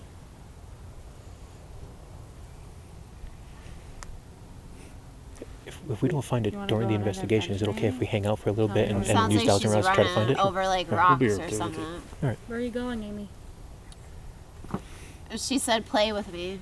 I will totally. Let's go on an Play with adventure. you. If we Where say. are you? Well, I want to thank you for communicating with us tonight. Everybody's gone, I heard in the background. Well, we are going to be going, and we want to thank you very much for communicating with us. Thank you. Thanks, Amy. Thank you. Thanks, Amy. Okay. So it's interesting that you started mentioning you heard a baby. Yeah. Okay. There was a baby here. Edith. Edith, age 7, she died. She was burned. We couldn't get confirmation. We were asking, how did you die? We didn't get any of those confirmations, but you did hear Yeah. a little girl baby. Crackling, and I heard water. Maybe like they were putting a fire out. Well, maybe. so here's the other thing too. You heard water. Well, we Help have me, the Martin burn. Krause, who died, or who drowned actually by death. So, what right here in this zone. Yeah. I So can hear the water, or like the rippling of the water, and like So it's the pretty splash, interesting. or like. But the help me save me might have been the fire. Drowning. the fire, the drowning, it could have been any of it. So either one. So it's pretty interesting. I'll let you guys know. Like, so when we go do our investigation, we do SB7. We use an actual spirit box connected Yeah, to I know what you're headphones. talking about. So we use the app. Listen, I was never a big proponent of apps. I always thought they were full of it. I really did. However, You found one that works? the more and more that we use this, we are finding, number one, it's easier for people to understand this and learn how to use it 'Cause quicker. It's a little hard to decipher. Right. In this, But it's easier to use the app to start if you don't have experience than it is in SB7. So we use this in our public investigations like this. Cool. We are finding more and more that using this app has been almost dead on in so many Directing you to the exact right to story. where, listen, we had confirmation of history documentation, police blotters and stuff that happened cool. that we knew nothing about until we started Until you doing it. used them. And it's amazing. Oh, see, that's cool. So we're going to swap out. I hope you enjoyed that. That You're was going to go neat. to your next location. Well, hold on, let me call the groups. Okay, groups, we are getting ready to switch. We are all just going to continue in that circle. Yeah, I think they're up there. Team 5, you're coming down to the first place. Team 1, you're going in that circle. We're just going to keep on moving through. Confirm, Carrie Ann? Yes. Thank you, guys. Yeah, thanks. No problem. So, Interesting. The Amy child, I think it was a child. They were letting play with me. Amy's a child, I believe. Interesting.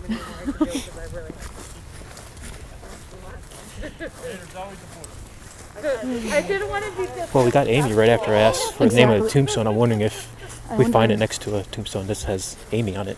Yeah, probably. I hope so. I mean, if we could get the name and then get directed to it later, that'd be. Hold on. sorry, I just used it to call ahead. I wiped it I off. don't know if you want to carry these. This is really cool. Probably have somewhere. My feet are frozen. I am cold. It's still warmer than it was last night, and I was inside a building last night. Oh, that wind last night was brutal. Watch out for the hole. Where is the next? It's the next one. Is it that one? Down here, yeah. Creepy. Cemeteries are so creepy at night. I mean, I feel like to a certain extent we are kind of trespassing on like their resting place. I'm in a cemetery at night quite often. One of the places that I hunt is right behind a cemetery. So Oh wow. yeah. And this is this guy. Oh, which one are we going to? This one? Yeah, is it? Yeah. This one was the next one, wasn't it? I thought it was this one, then that one. This one we want to second. Yeah. Perfect, because then I can cut right up there. So it is this one. Mm-hmm. Okay, and then that one. This was her family, right? Yeah. Oh, that close. Alright, let's see if we can set that temperature off. Hey guys, we didn't really hear where we were supposed to go because the EVP thing was on. Were we supposed to go up here? What group are we? Where were you just? I think that's ours. Yeah, we're probably 5. Are you 5? It must How do you be. use this thing? There should be like a Button on the side. it's on the side. I believe group 5 is going where Yeah, we we're just here. were, which was like where we were. We don't know where they go. What team are you? 3. Oh, yeah, we're 3. I don't know. Why did you say team 5? There should be. Wait a second. This.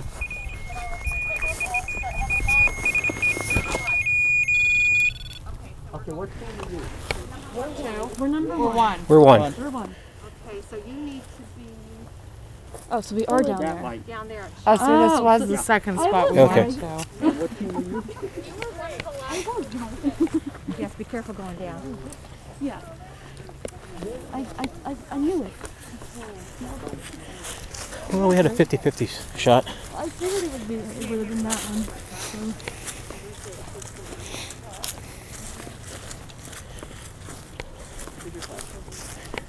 It's turned off. You guys want to use this one? It keeps turning off.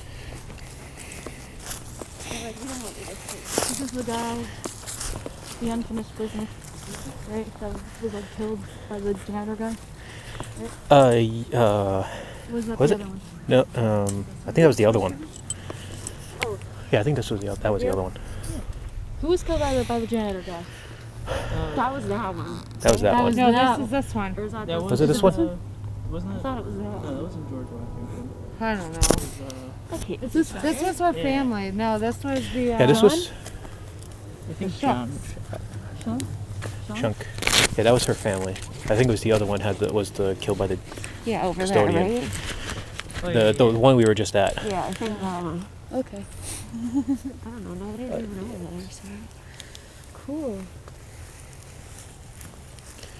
Alright, so I have this bag of tricks that I don't know what to do with it unless you're using your own tricks. Why don't we pull out the SB7 out of there? I don't know what that is.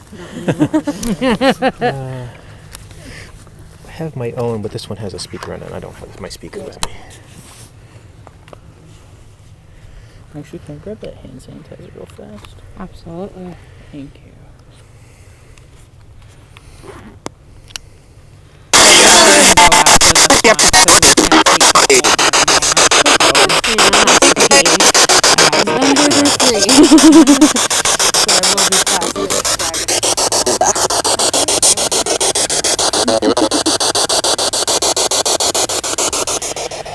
Alright, so we start out the same way. Introduce ourselves. Hi, I'm Bill. I'm Quaylen. My name is Rachel. Didn't like that very much. Hi, Kelly. I'm Danielle. It's like I'm gonna talk to you. Is there anybody here that would like to communicate with us?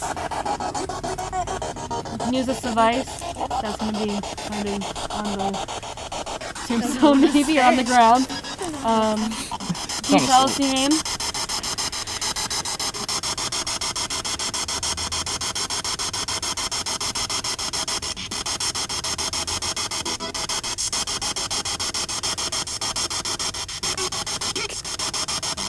Can you say one of our names?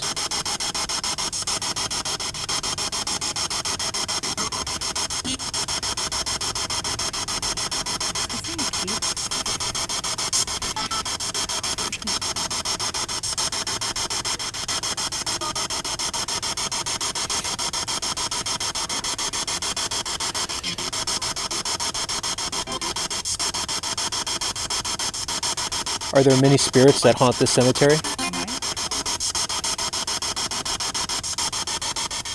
I think Mike was one of them back here. I heard him. I heard Mike. thought I just heard Mike. Mike, are you here with us?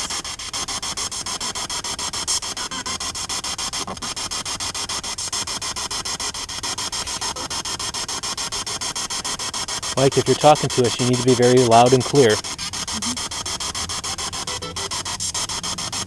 We are not here to harm in any way. We would like to know your story.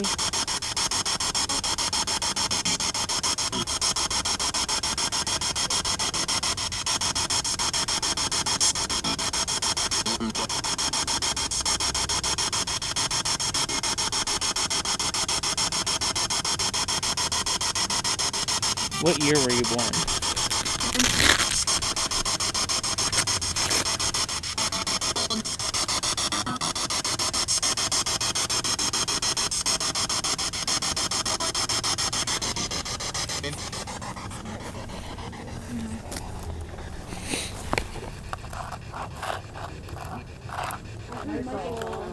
That was very clear. Yeah, it was. Hi, Michael. So we had a Mike and a Michael. Michael. Hi, Michael. Michael, I just placed the box on that stone. If you touch it, it'll change colors. Can you touch it for me?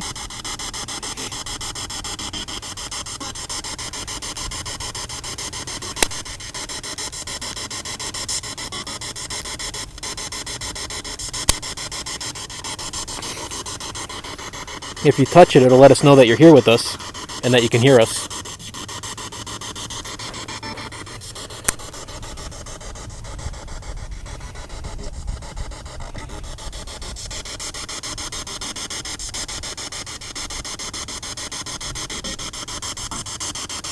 Michael, are you there?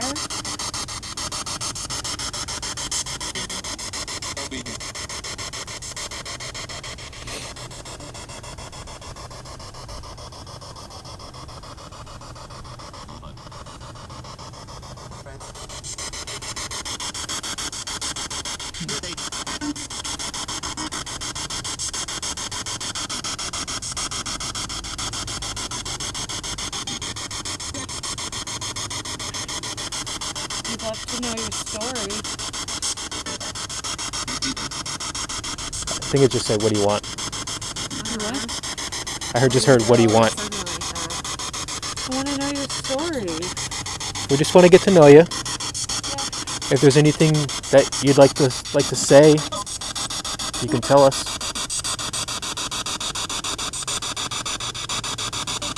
We try our best to communicate with us through this device on the ground.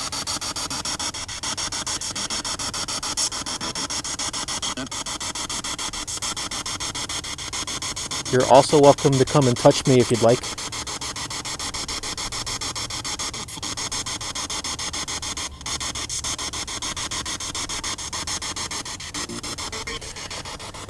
And if anyone else wants to volunteer, you could tell them they could touch you too. And come and touch me as well. I don't really mind. Just let us know that you're here.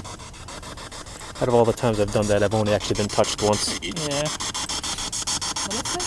You said alright. Uh-oh.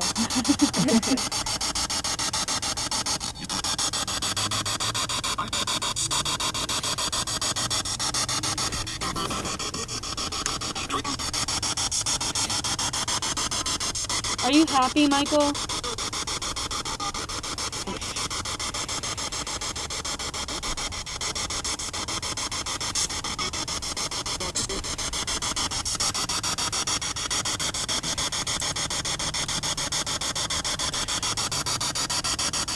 Michael, my girlfriend Tanya left a picture hidden somewhere here.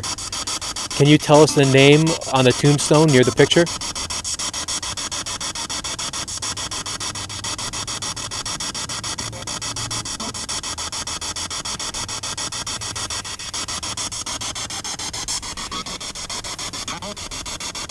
How? Did you say how? Yeah.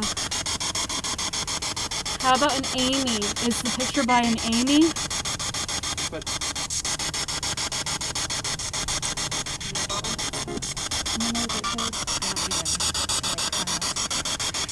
Alright, so we got the names Amy and How.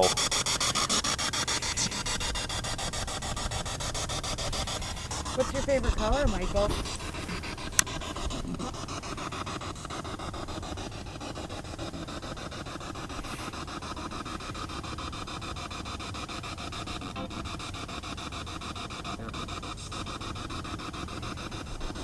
Do you like us being here?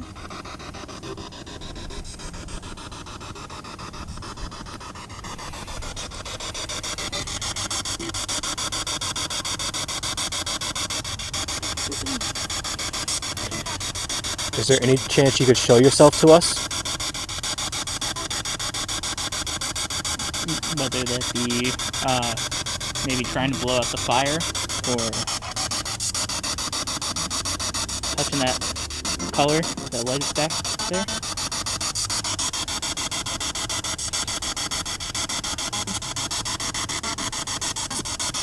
If you want to have a little bit of fun, you can appear right before us so we can see you, and then these ladies will run away screaming. I might even pee my pants. Michael was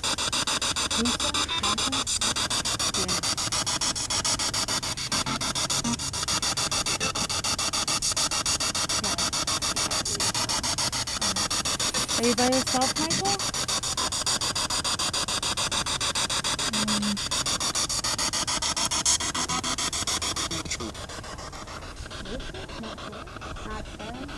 I think it said not sure. Do you need us to help you, Michael?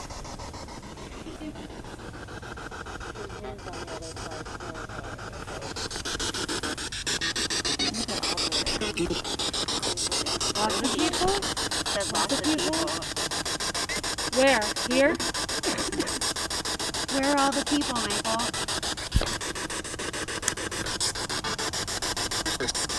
Here. He said here. Can you How tell many us people? How many? Oh yeah, Michael. Right there. In the Oh, middle. there is a Michael. There's like two. Yeah.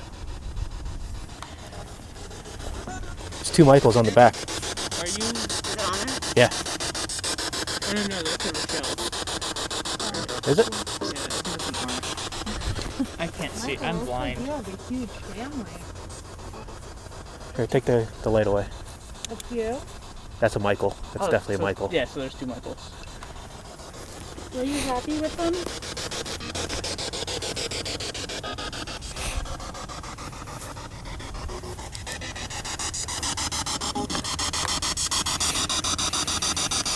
Which Michael are you? What's your last name?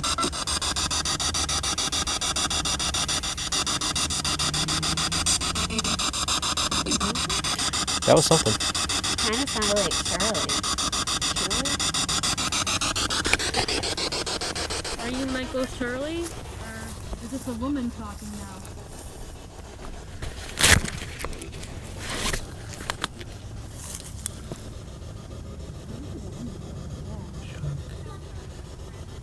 Shirley, talk to us. Hello, Shirley. You have a beautiful view up here.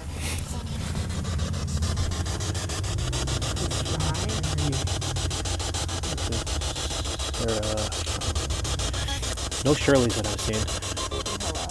Was that hi? I think I thought I saw. Hi, Shirley.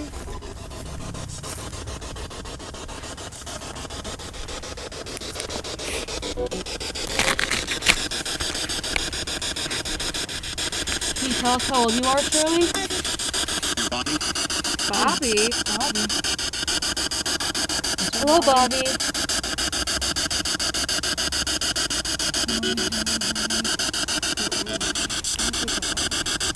Do you like having visitors?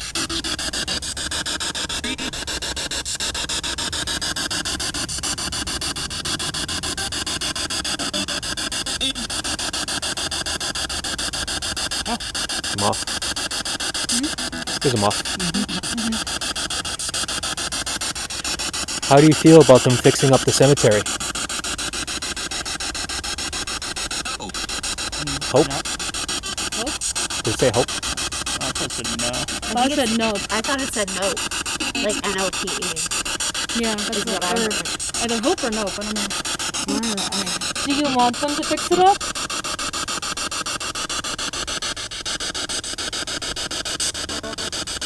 Jesus Christ. No. The moth just flew onto my screen and scared the shit out of me. Are they disrupting you? Is that a neck? Yeah, that's what it sounds like. A neck? No.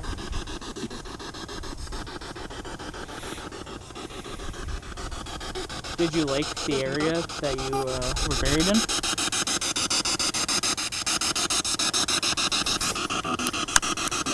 I'm gonna take some pictures.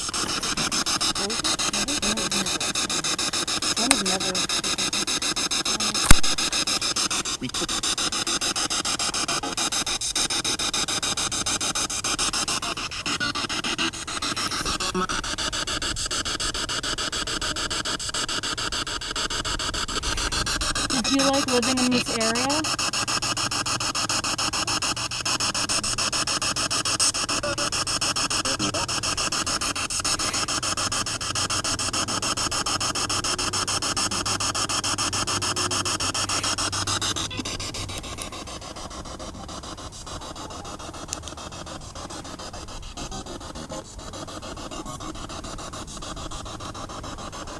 Is there anybody here with us?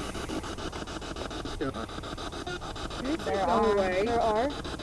Neither said there are or go away. I heard there are. Yeah, there's the... Would any of you like to mess with the green light over there? Make it change colors? Or maybe tap my shoulder and Bill's shoulder? Show us that you're here with us. We'd like to know if you're here.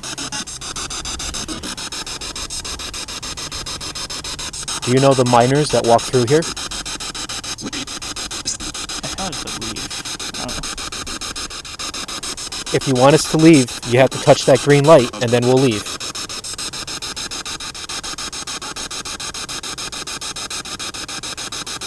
So there's a house at the bottom of the hill. It used to belong to his friend, and there's the one woman that used to live there would see miners come from the cemetery down the hill, walk through her yard every morning at 6 a.m. Are you kidding?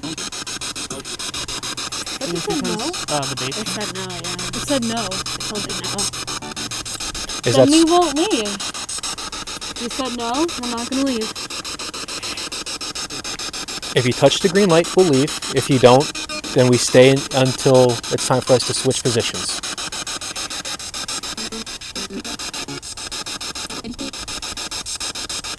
John did tell us we didn't have to stay exactly here. We could wander around a bit. Oh, I didn't know that. Yeah.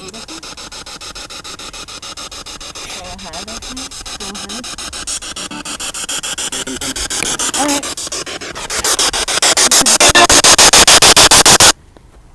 Do you want to try the live? The live EVP? Yeah. Yeah, you could do that. Here, let's put your light on this. I don't know if I'm hitting what button I'm hitting. Okay. Hey, put that back in the bag there. We got a couple names. Yeah. One of them matched up with the tombstone. Yep. Yeah. Well, we got a Mike and a Michael, and there's A two Mike- Michaels on there. So it Mike, could have a been. Michael, a Bobby, a Shirley. There might be a- The Shirley's in whose parents are buried here. Oh, really? Over there. And a lot of. Oh, really? Oh. So I didn't know what we were doing. Bye, Bobby. Where are we going? We're just gonna look around a little bit. Yeah, thanks for talking with us. Sorry that we disturbed you. Yeah. You're welcome to follow us around if you want to keep talking to us, but you may not follow us home.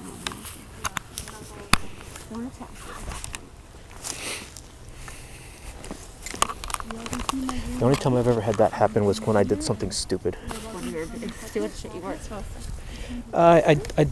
I tried scrying without taking the proper precautions. Yeah, that could end badly. What happened? I tried scrying. The first time I tried scrying, I didn't take the proper precautions, and I ended up with something dark in my home. The bad Oh no, that's awful. Yeah, that was very physically damaging to me that month. How'd you get rid of it? Staged my house. We have when we were doing the SS method in my basement with my father. Oh yeah, that was fun. He we got something like super scary. Yeah, it doesn't like me. Definitely doesn't like you. Want to cut your head off or something. Said watch your neck. Yeah. Yes, we are going to be party poopers. Probably. I had fun though. Yeah, this was really neat.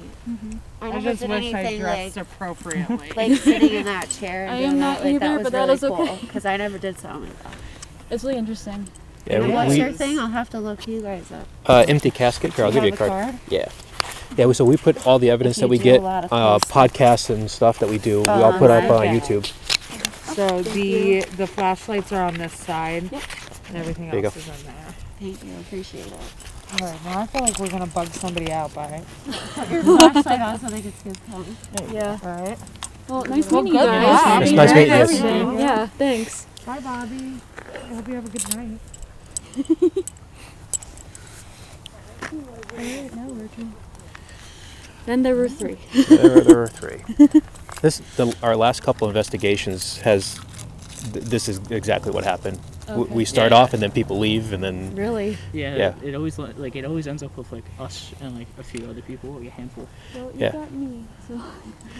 yeah, White Hills, everybody but 5 people left last night. All but 2 people left other than us. So I kind of have a theory of where this picture was. Really? Yeah. So when we first got here, because before she kind of gave us a hint, right? Like I hope they let you off the beaten path. So I'm thinking maybe it's like over in that area or like down there. True.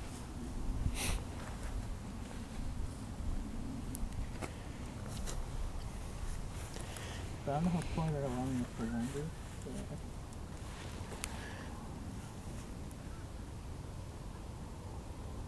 Is that them?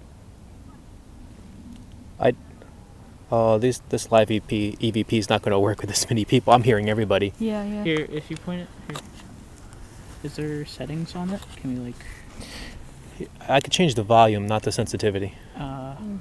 Well, I might be able to. I haven't. Yeah. This is only the second time I played with it. Okay, teams, we are going to switch. We're going to continue that rotation. Team 5 will be down here at the beginning. I think we're going up there, right? I think so. Yeah. Carrie Ann, could you confirm that, please? I confirm we're gonna go check on team rotation. I think we're heading up there, hopefully. Maybe. Well, that was quite interesting. Mm-hmm. That's what they left, but that's alright. Sometimes having less people is a good thing. Sometimes it's a bad thing. Oh. When we were at the mansion, like, there was like a ton of people with us, so Mhm. all of them leaving was really Watch good. your steps. Yeah. There's holes.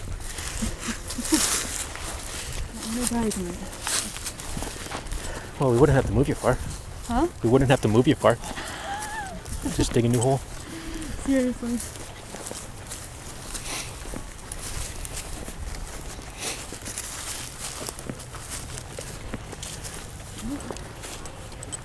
This was the guy that died. Yeah.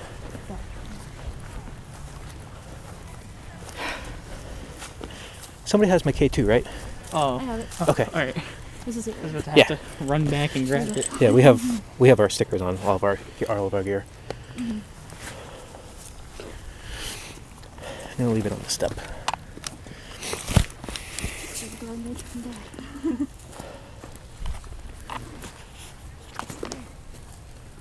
There's the vent pod. Yep. I left our coffin pods in the truck. Oh. I make my own REM pods. Oh, that's they're cool. they're coffins. That's awesome. They don't get mad. Yeah, we'll try the live EVP here. Okay, you guys were at the shops? Yep. Yeah. Oh, okay, you're at the right place. Perfect.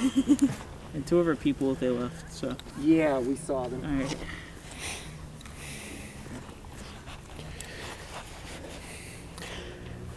So this Zoom recorder, I could actually listen to it while it's recording. Mhm.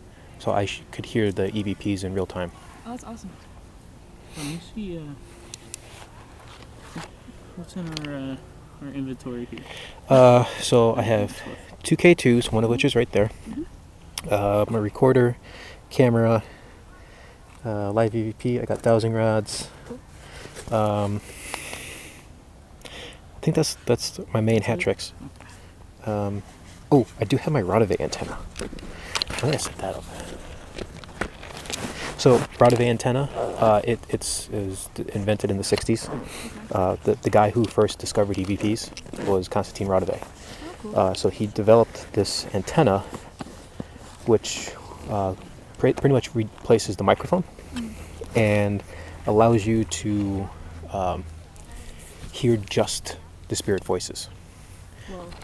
Yeah, so it's great because I don't have to listen through hours of stuff to get EVPs. Mhm. Instead, I could just look at the waveform because it's dead quiet until there's a voice. Huh.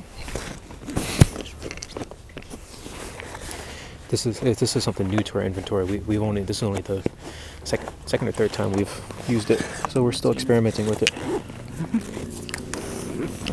Interesting. Where do I want to set it up?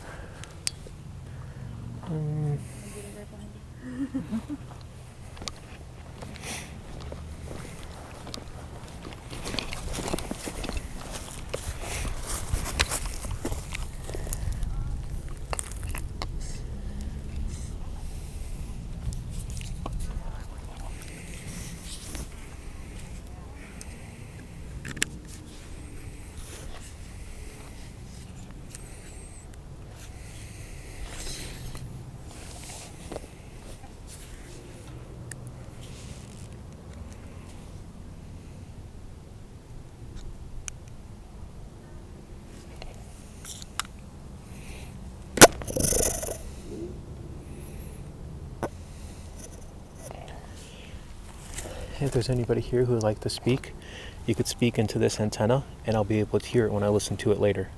So if there's anything you'd like us to know, please speak loud and clear.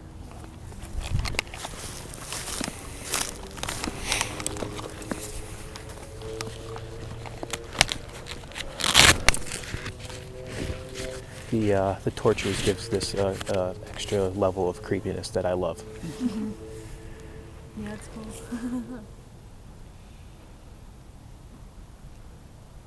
At Halloween, I light my driveway with these torches.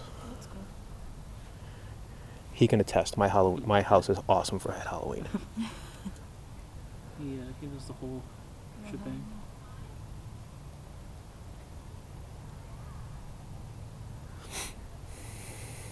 There's this guy in Swayersville, and he decks out his house like for Halloween every year. It's amazing. See the whole haunted mansion.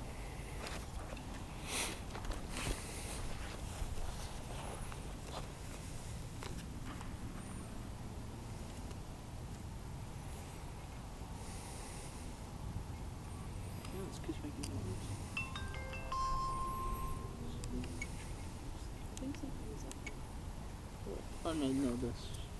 Like when I turn it on, stuff. It's not there.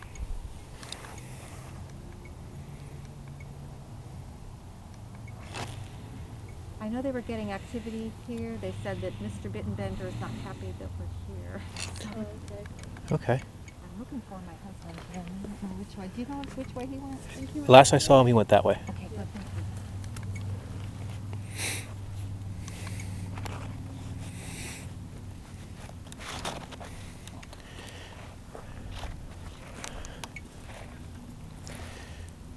Mr. Bittenvender, I hear that you're not happy that we're here. If you touch that red light in front of your tombstone, then we'll leave. We'll go off to someplace else. If you're truly unhappy, did that just blink? Did it? I think that's just the power. You need to really touch it. Let it one of the colors light up so that it makes some noise. Tell us where you are. I promise you that if you touch it, we will walk away from here right now.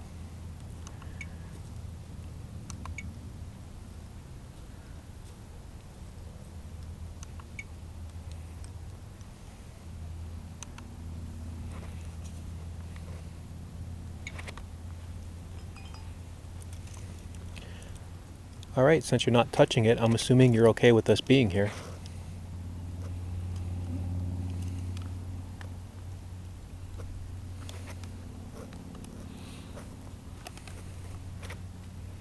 We're sorry for what happened to you. We heard your story.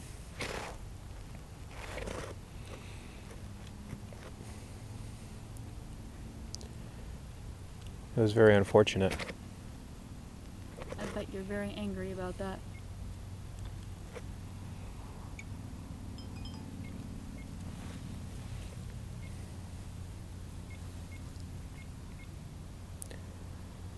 Oh, that was interesting. What? Just a little light up in the trees.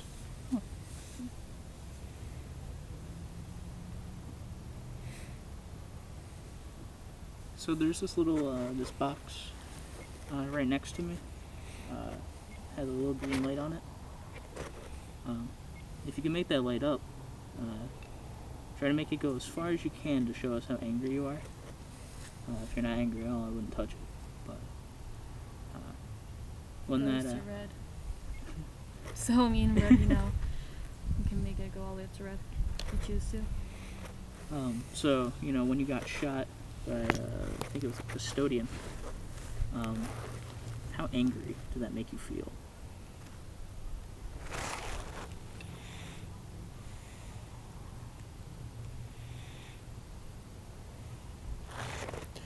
This wind is making the live EVP very difficult. Yeah, I thought it might.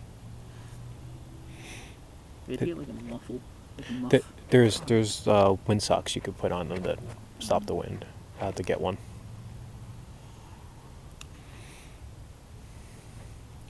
I swear every time we do a ghost hunt, we add like 6 more things to our list of stuff to get. We'll just keep building until we have a car full of stuff. My truck's half full already. Do you have a lot of unfinished business to do?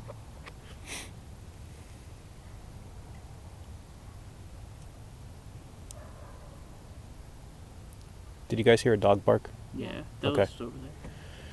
Just making sure.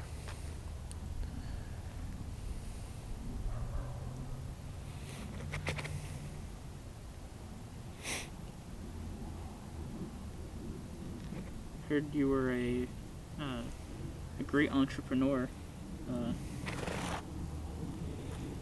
You know, maybe if you didn't get shot, you could have done an even better one. So I would understand how mad or upset you are at your circumstances. But if Why you, didn't you just fire the guy? yeah, you just fire him. No offense, dude, but you know, if you just fired the guy right there, I mean, he probably still would have shot you, but you know, maybe there was some other sort of solution that would have happened instead.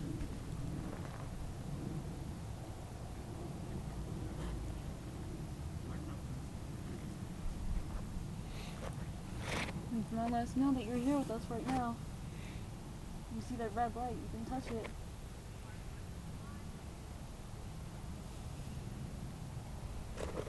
Do we have? What was that? Want to do the spirit box thing? We can try that. I don't know. Yeah. See, I didn't really ever hear anything from them, but like, because I always either think it's just like radio. You want to do Estes method or? No. I'm Oh, just like the spirit box? Yeah. All right. Who has the thing? Do we have the bag? Did they take Somebody has the bag. I have it. Oh, Rachel has it. Sick. Okay. My flashlight. Wherever I put that. Never mind.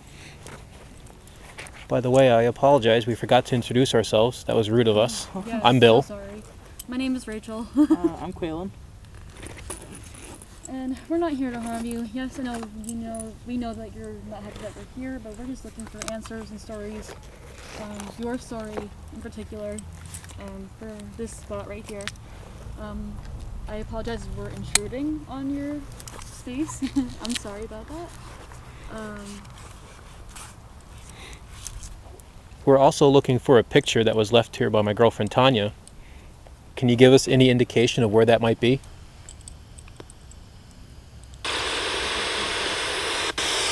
That scared me.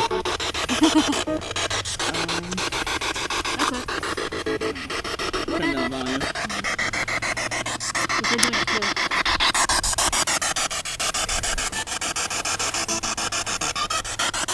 Oh, this wind's killing me. I gotta take that off.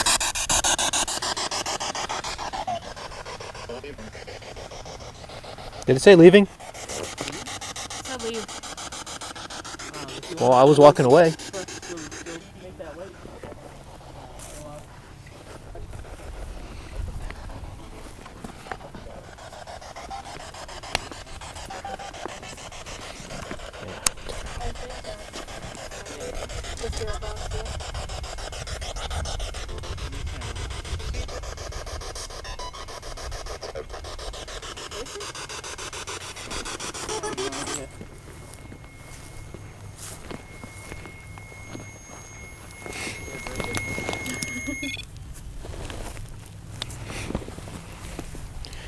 Alright, just to verify, touch that one more time and then we're on our way. We just needed to make sure that was you and not a malfunction.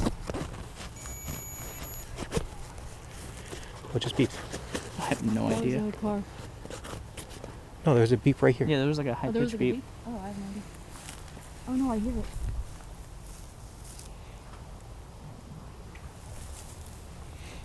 Touch that one more time and we're leaving. We just wanted to make sure that was you. Oh, was that? It was probably this turning off. No. No, the mother was up there. Oh, yeah. No, I didn't hear that. Honestly.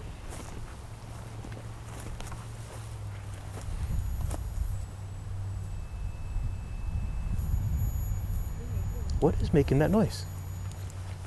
Is that you? That's not me. Is that you? No.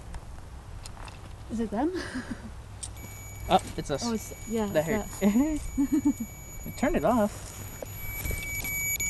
Hold the power. Hit temperature. Hold it down. Oh, guys. Or is that? I don't think so. I don't think so. Can you do that again? Can you make them all go up? One more time really hard so that all the lights light up, and then we're packing up and walking away. I know we said that before, we just need to verify that it's actually you.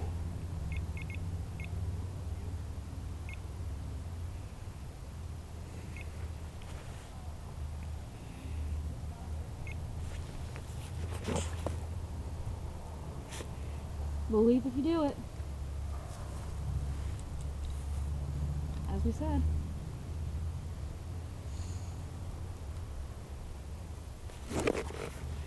To be fair, we did ask for it again, and it did happen again. Yeah. So maybe we should wander around a little bit. Leave Bittenbacher alone.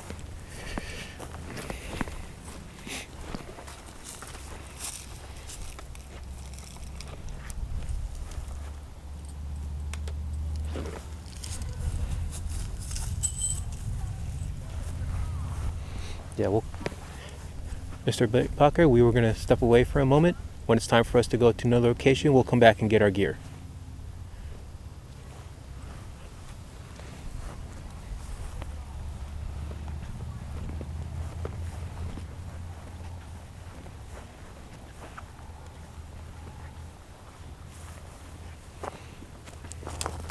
I know what I want to try.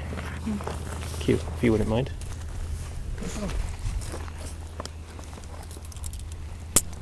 Ooh, the dowsing rods. Yes. Might as well do it right at the crossroads. We're gonna summon a demon. Hell yeah. I mean, I am a fan of blues music, so. Could be the wind. Could be the wind. Yeah, but you're mindful of the wind as well. All right. Well, Can you point the rods towards Quaylen?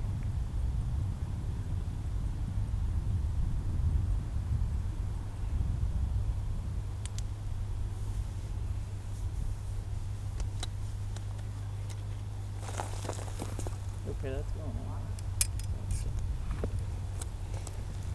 Oh, okay. That just crossed when that went off. Yep. Oh, I love when we have correlations like that. If this is, what's his name? Bittenbacher? If that's you, can you cross them? Cross the rods for yes. Open them for no.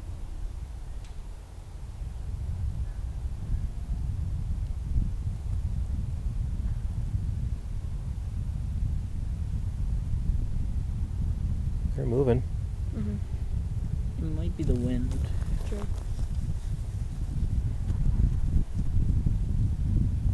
We have a. Oh. Yeah. All right. Yeah, let's get those going straight again. I think we're moving now. Well, we should probably have the walkie with us, huh? Yeah, Oh, grab it's it. over there. All right. My hope was to use the dowsing rods to help find that picture, but if it's windy, that might not Yeah, work. it's not gonna work. It's a bit windy. Can you point the dowsing rods towards the picture that my girlfriend Tanya hid here?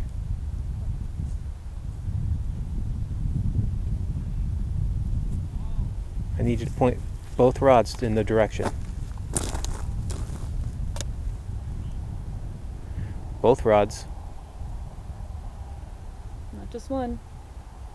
To confirm, that is over there. That's right. That's right, you can do it. I know the wind is strong, but I know you can do it.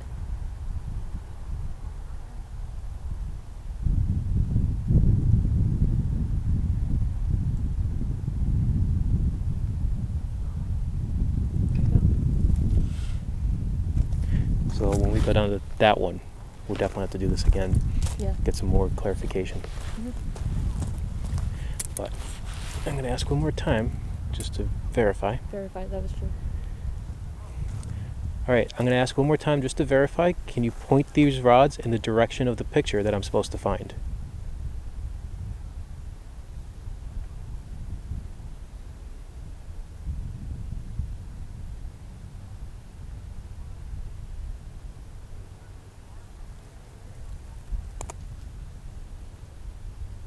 Both rods.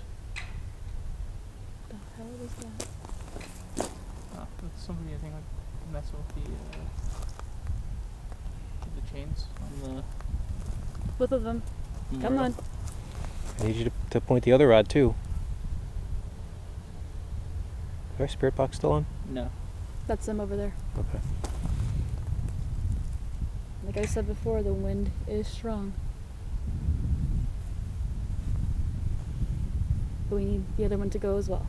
So go on, try your best. I know you can do it. You did it beforehand. Come on, you got this.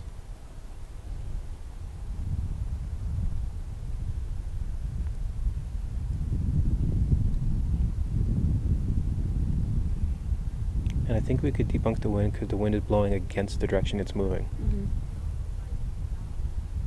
Oh, that was my hand. I twisted it.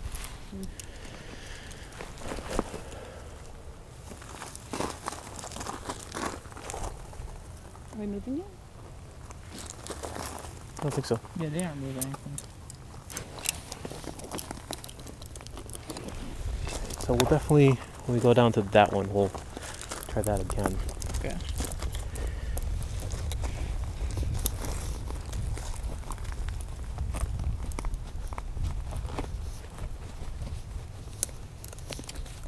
I wanted to be very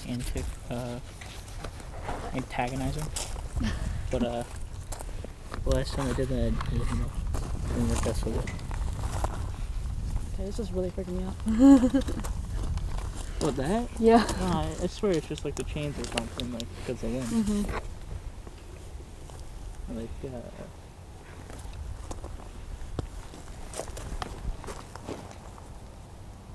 well, somebody's like hitting stuff up there.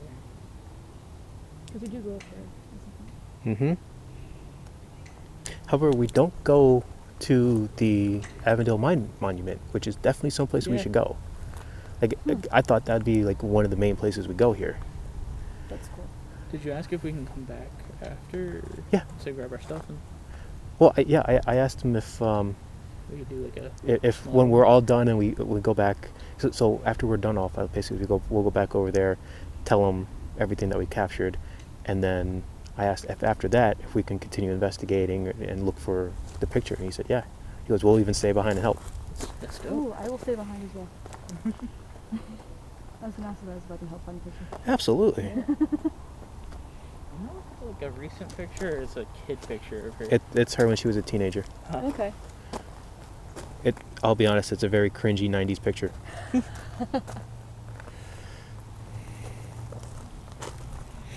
I was born in late 90s. Are we moving again? I guess so. I don't know. Are we switching places?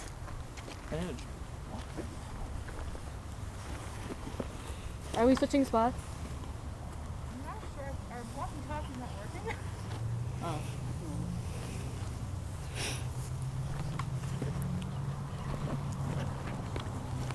I just asked. Yeah. Switching spots? Are you switching spots?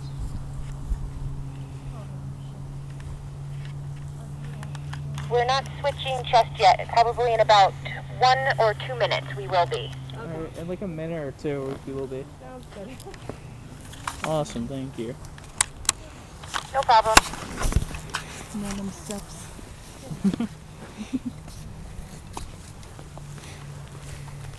So I turn a portion of my yard every year into a graveyard.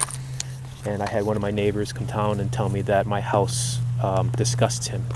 Really? Didn't you also have the cops because of the corpses? Yes. Yeah. Yeah, I made 3 corpses that I put on stakes and put in my front yard. And the first year I did that, I had cops drive past my house, stop, back up, and check them out. That was you that like just breathe right now, right? It just That what? was you just like breathe, right? That wasn't Like- me. Somebody coughed from that other group. It wasn't a cough. It was like a heavy like. Oh, like I heard walked, that too. I thought it was over I there. walked up and I heard like a, like. Yeah, I thought it was right there. It was. I thought it was Bill. No, it wasn't I me. thought it was you. No, it wasn't me. Cause I just walked up and I heard like a, and then like someone like was breathing like heavily. Ooh. I It was hope like- I caught that on the recorder. Maybe. Like literally, I just walked up there and I just heard that.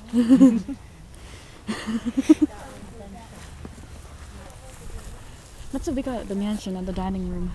We got like heavy breathing on like the microphone.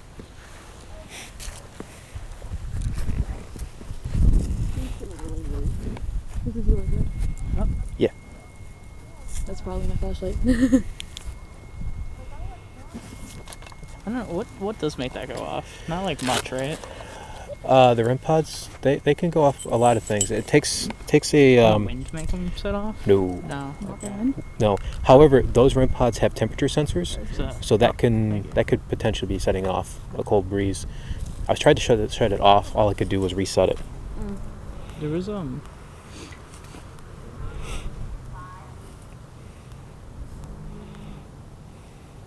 There's definitely like a lot of spooky stuff in this area. Oh yeah, that's someone walking over there. I'm like, what is that? Like, who's walking over there? Somebody's walking. Hey, you want to hear that disembodied voice we got? Yeah. Is it okay that we're up here? Yeah, that was very. It was audible. Whoa. It was definitely a male voice. There was only 3 guys in the building. Yeah. It was me, Quaylen, and one guy, Brian. And Tanya your mom was standing next to you and Brian, and knows it wasn't you guys. We and I thought was it in a was you. different room. It wasn't me. Yeah. Yo, that was insane. What room was that? That was the attic. That was the attic of White Hill Mansion in Phillipsburg, New Jersey.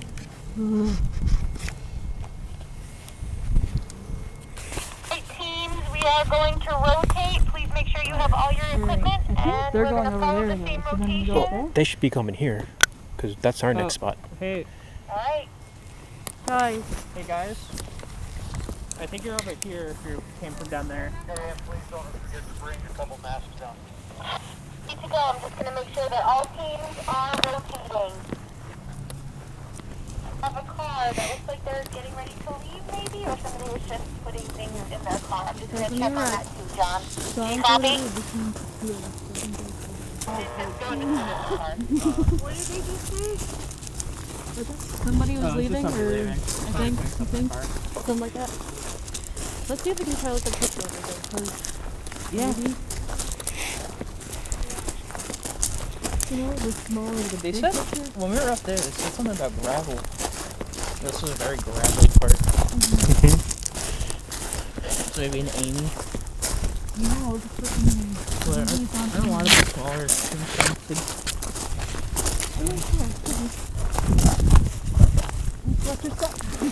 I'm gonna go to the crossroads and do the dowsing again. If you guys could keep looking, but if I get a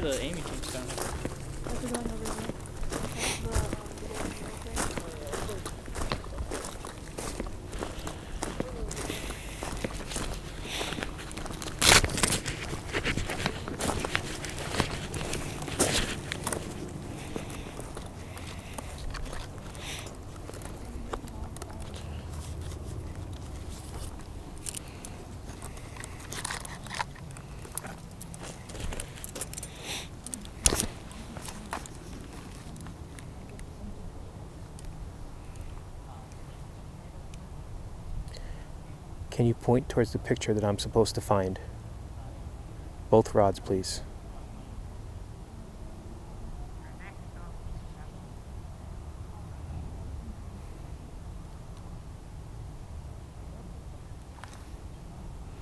Both rods towards the place where the picture is, please.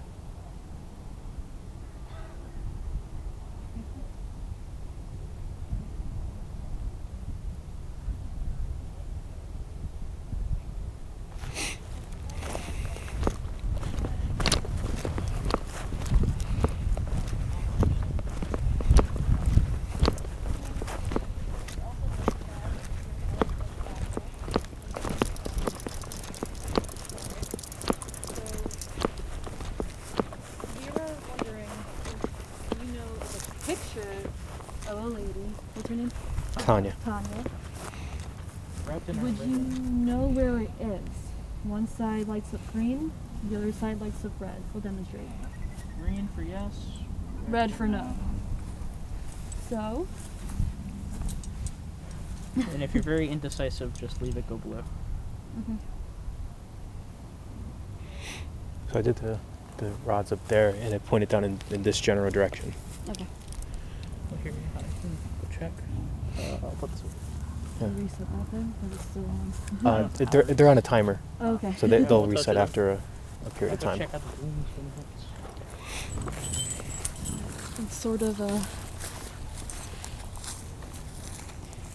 If you can tell us where this picture is, Please point towards the picture. or make it go green for yes. Do you know where it is?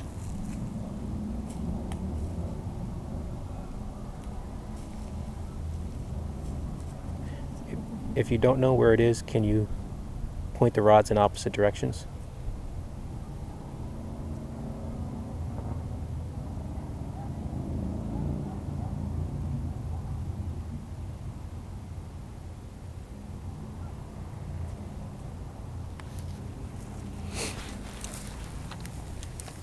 David or William, are you here right now with us? William and Owen? Or Hugh? Anybody here with us right now? Rods crossed for yes. Oh, yes. Okay, cool. Do you know where the picture is? He crossed them for yes? Or leave them open for no? So sorry. It's all right. Tripping on a block here.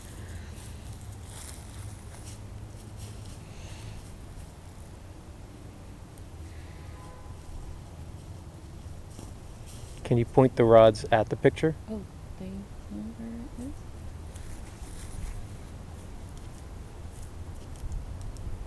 Find anything yet?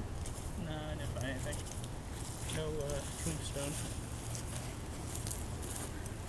The closest I got was an Annie. That was the one.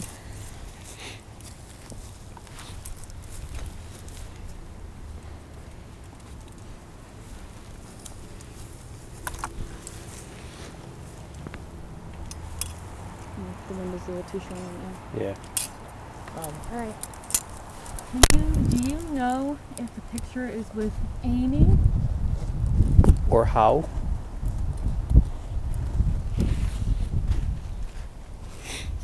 That device. Kyle. Or Kyle. That was the other male's name. Yeah. Kyle. The device Could will Hal go have been the off. last name? Green from one side, red from the other, like he had demonstrated. You can use Yeah, that I think Kyle was probably the last name. to let us know if that picture is with Amy's grave.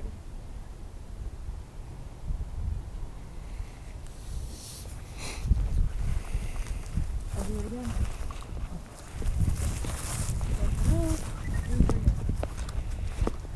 Communicate with us.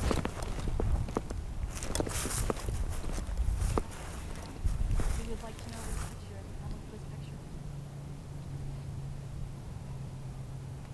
Give us a sign, something. That there's a general area. Can you show yourself over the picture? Can you tell us where it is?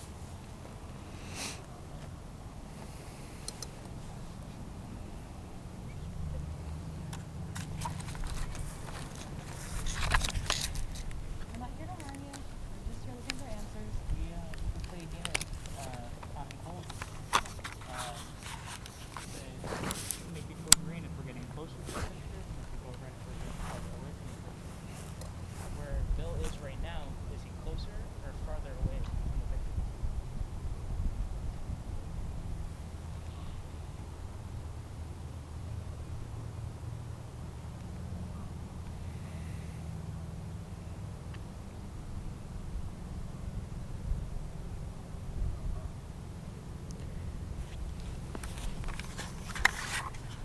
Can you show yourself as a pinpoint of light over the picture?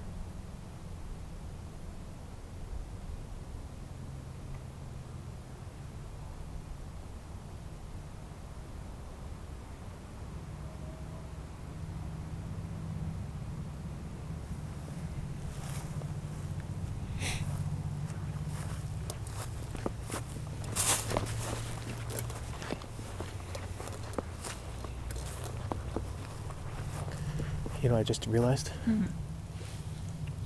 I left my Rod antenna sitting over there. Should I go Your grab what? him? I can grab I'll, him. I'll go get it. Oh.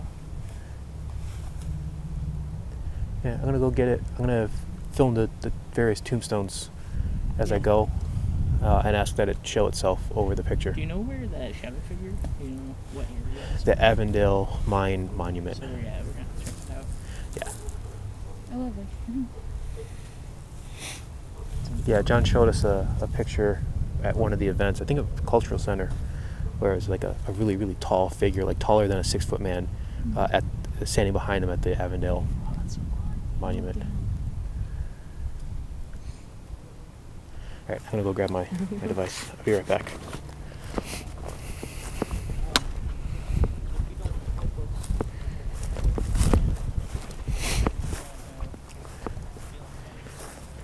Please show yourself over the picture. I don't need much, just enough to know you're there.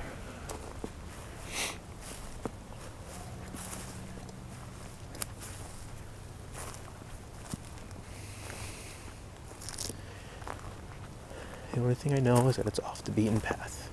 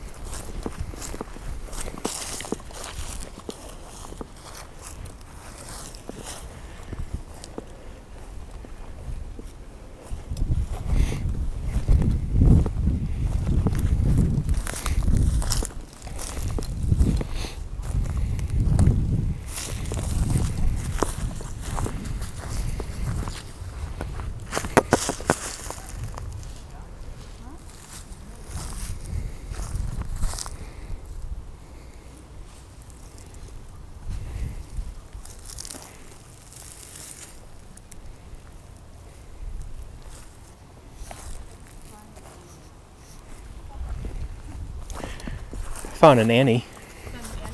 Annie. We thought we found a picture. Totally by accident. But it wasn't.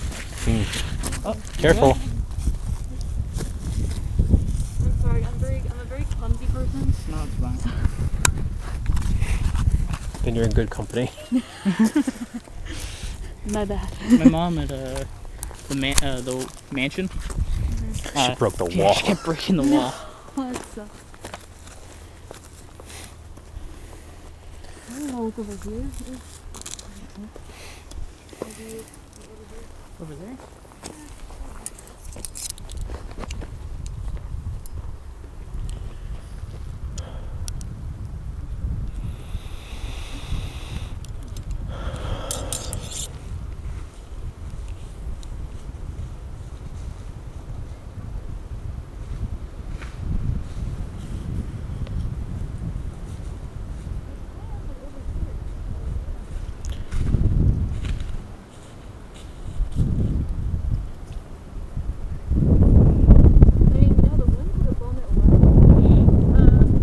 So it was wrapped in a piece of quartz, and she tried to put some rocks around it so that it wouldn't blow away. Right. Yeah, that Hopefully she sucked did a good job. Huh? Please point towards the picture that I am looking for.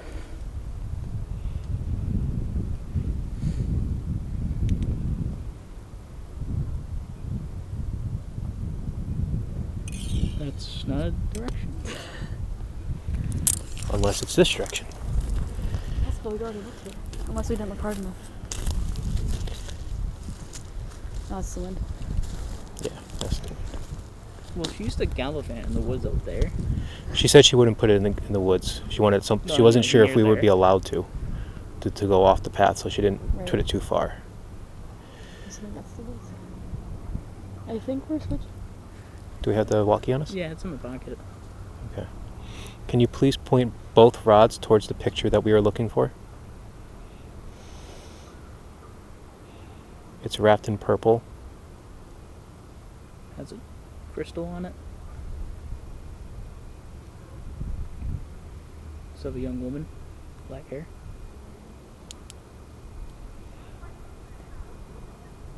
More this way? I need you to point both rods in the direction. That's okay. But like, what does that mean? Maybe no, they don't. Maybe it doesn't know. Maybe it doesn't know.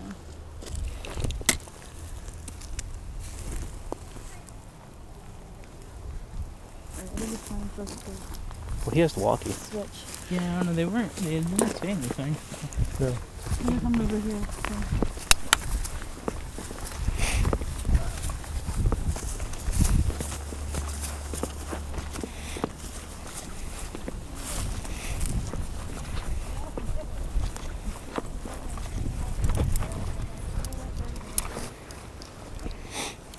I'm ready. Ready? Wait, are we switching? I thought we were switching. Oh, then. Were you here before? We got here from over there. We were just wandering around. Yeah, we were here. Oh, you were here? Yeah, we just got here. Or no, not just got here, but we were here for a while. Oh. Yeah. So we're just, I don't know if we're switching or not. We didn't expand the walkie, did they? No, they didn't. We didn't hear anything over the walkie. No, I didn't hear anything either. But we thought you guys left because we didn't see anybody. Oh, yeah, no, we're just wandering.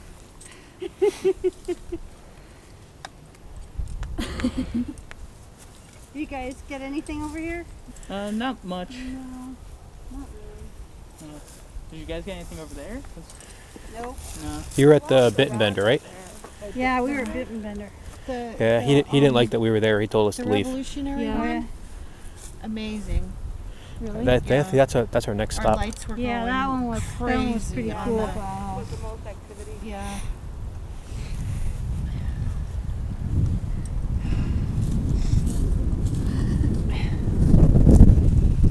How did you do with the headphone area? We did pretty good. Yeah. Pretty good, yeah. Yeah.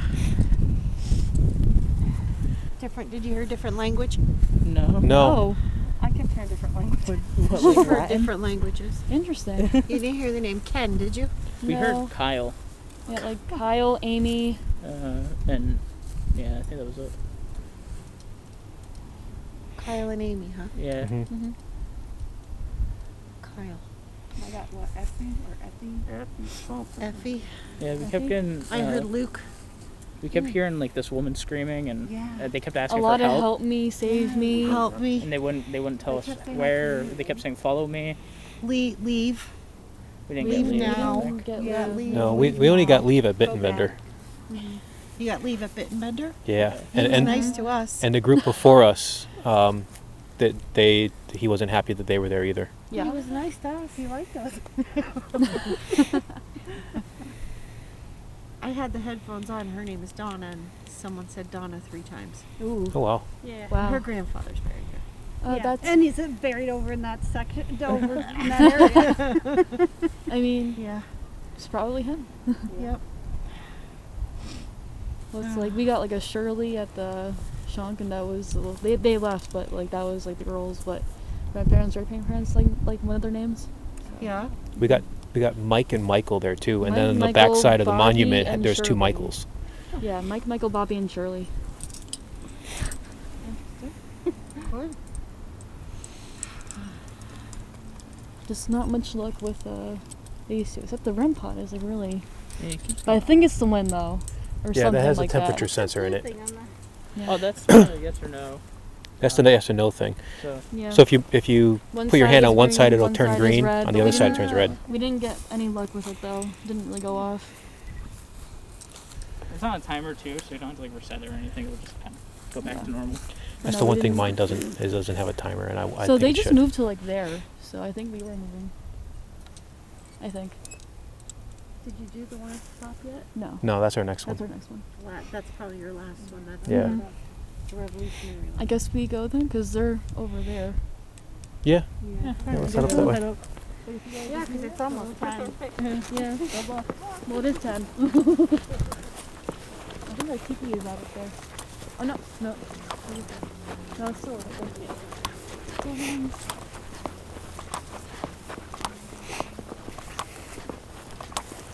Revolution. So you know Hamilton? Do you know Alexander Hamilton? I'm legitimately asking that because that is just a new question to ask.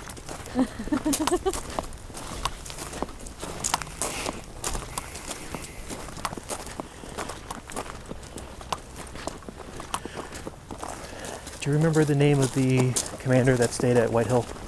No, the only thing I Houston. remember from White Hill. Commander Houston. Yeah, the only thing I remember from White Hill is the African Americans in the basement. I still want to know his story. Well, we definitely want to go back there. We don't know when, but we're going to go back. Yeah. There's a very messed up story about fire slavery mansion, and I want to know how to help Bridget.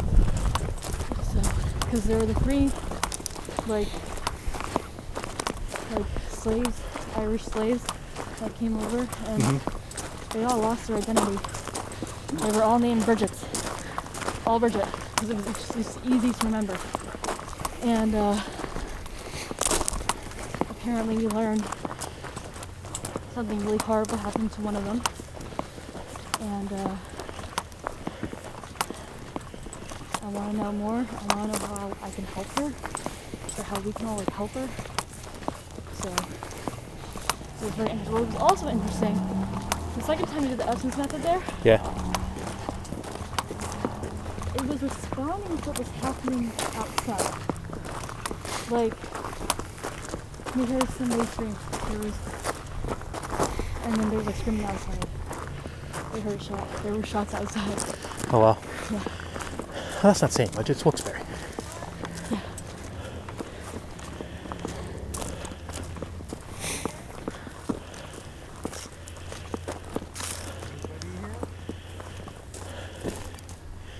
Are we early? I think we switched that.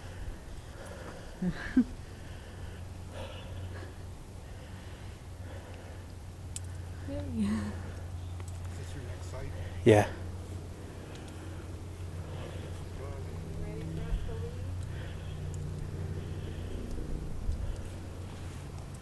It was flashing like crazy for about 10 minutes.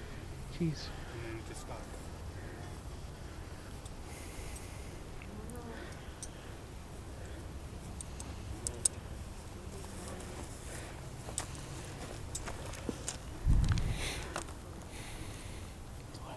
I really wanted to do it right here.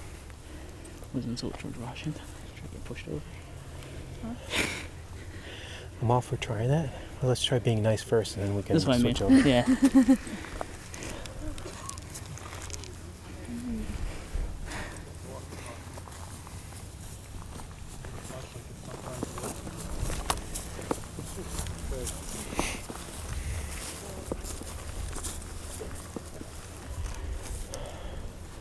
So yeah, she would hang out. She was younger in Somewhere back in that, here. Yeah, that area. She had like a tree house and everything. Mm-hmm.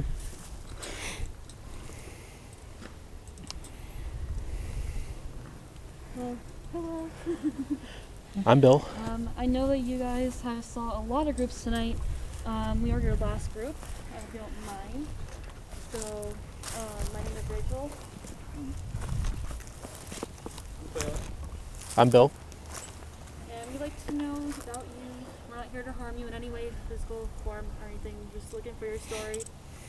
You had a crazy story, I must say. Yours is definitely the most craziest I have heard on the tour that we did. So, and being captured and then escaping and surviving. Wow, that's crazy. So, if this is George. Hello, George. If you're here with us, we have a little red light. George Ransom.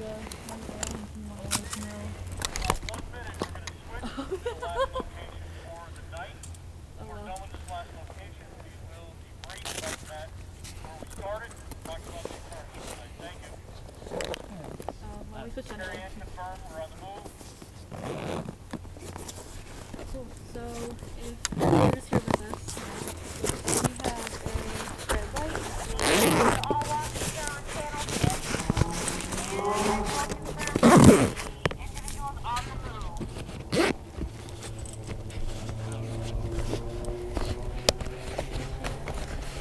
Near it.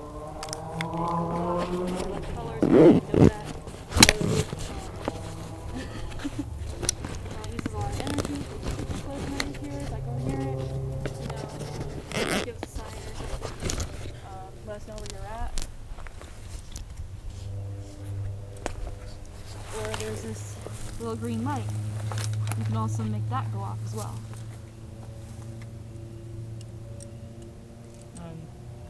Yeah, just make any light go off and to make sure you're here and acknowledge you're here. Do we want to try that method here? Maybe? The SS method? Yeah. That's what I was getting set up for. Oh, we're doing the I'm SS just method? gonna Sick. ask that here. We can try that here. So this is a great idea, but not about the SS method. Just a way to chill out. Mhm. And I want headphones like that with the static, so I can just lay down and fall asleep in the cemetery. Oliver, Elizabeth, are you here too? Q, you have the other camera, right? Yeah, it's right here. Okay. I just wanted to make sure we didn't forget it. Do you like that your gravestones are all nice and cleaned up? Who was the first one? Olive? And then Olive, it was, yeah. and then it was the second. Yeah, initiated we didn't know.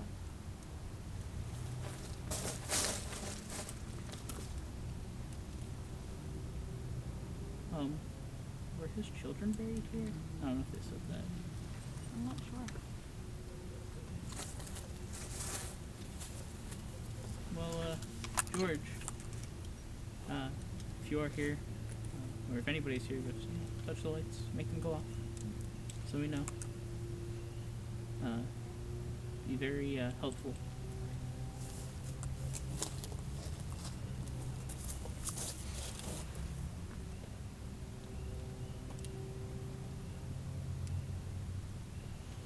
I know you probably used a lot of your energy, but I was trying to find a way to this one, we're just asking once more. I know that you probably don't want to, but we're just asking once more if you use your energy to make either of these lights go off.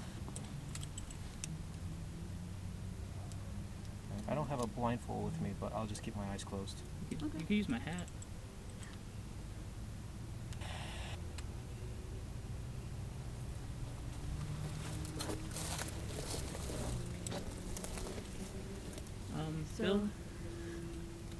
Bill has his headphones on, and when we ask you questions, he can hear your answers.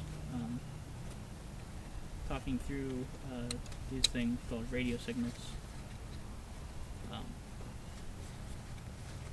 So if you'd like, you can, answer through that.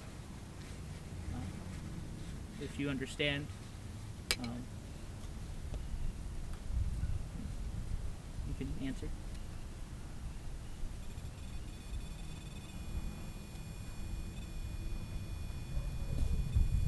I don't know if that's the spirit box or... Can you move that away from it? Yeah, I don't think it's the camera because it was there the whole time. No, it's still going. Bobby. Hello, Bobby. Bobby, are you the one making this go off?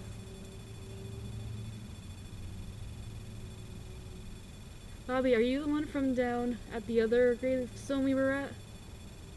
Is that you? Help. How can I help you? Please. Bobby, you need to let me know how I can help you. Tell me.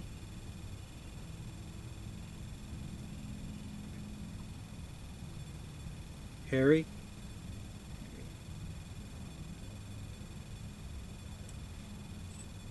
Hello, Harry.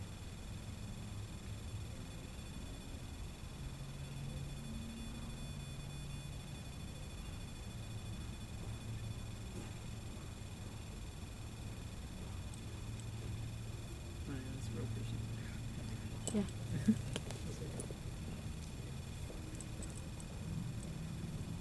I'm actually gonna reset the REM pod. Oh, thank you. Okay.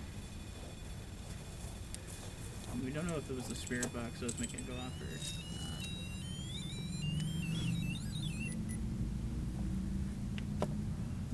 not. Okay, Carrie Ann, we are in location. Is everybody on spot? We're going to switch. We're going to be finished tonight in about 10:25. Power? I think it was power. Do you mean the REM pod?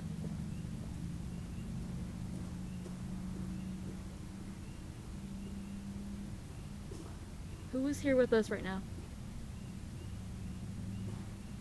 Copy that.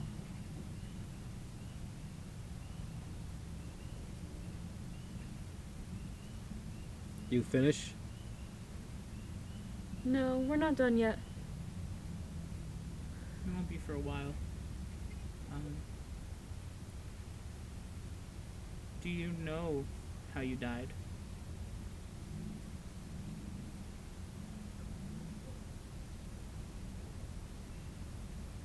REM pod.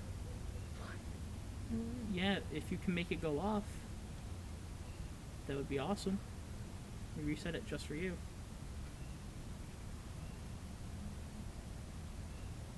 It's that little red device right there. Cavalry. Oh, we're getting to war now.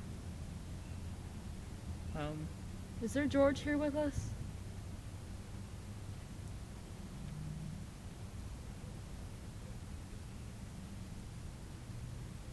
George, were you the cavalry? Or Bobby?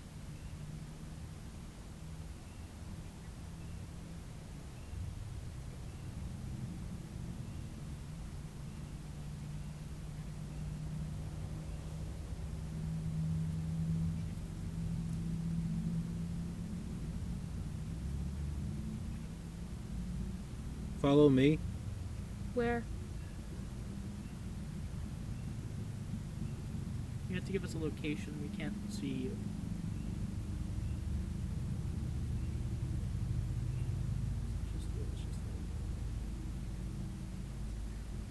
Do you know where the hidden picture is?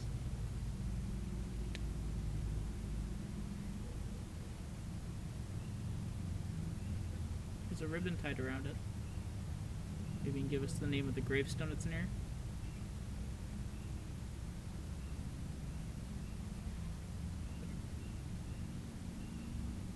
We know, George, that you have a lot of experience with digging graves and burying people, so you're probably the best help we can get.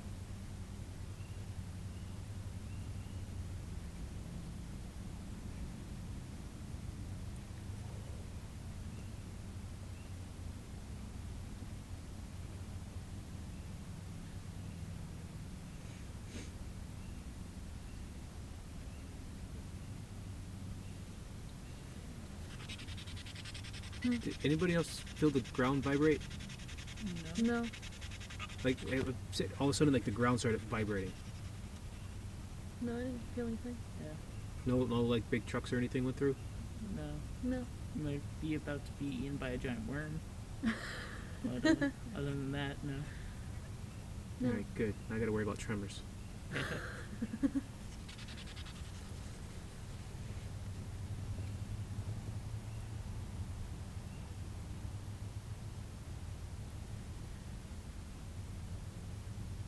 If anybody's still here, or if you'd like to talk, just, talk through Bill. We just want to know basic information. You're sorry. Like your name, your age, how you died, where you were born, stuff like that. Can you tell us your age?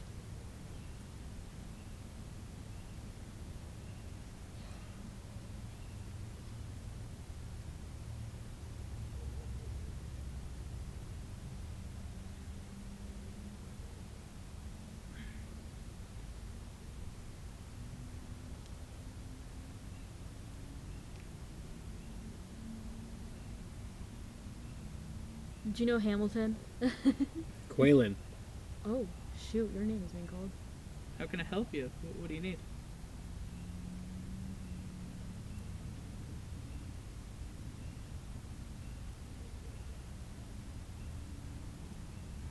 I just heard a laugh.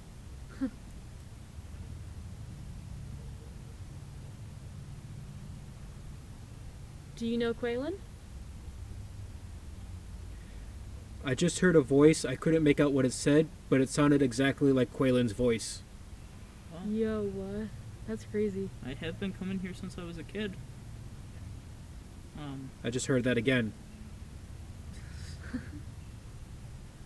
You know, you could stop. If you could stop mimicking me, that'd be awesome. But you know, you could talk to me. Who are you?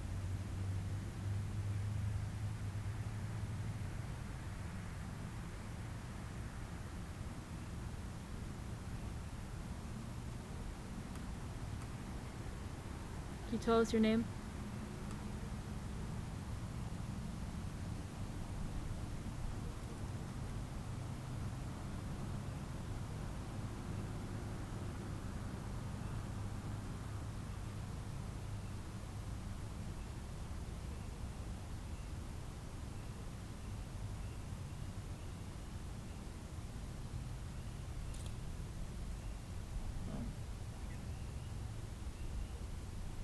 How do you know me?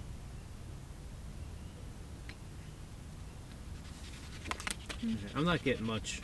Right. Quaylen, you want to try it? Because I heard your name and I heard your voice come through here twice. I could try it, yeah. Okay.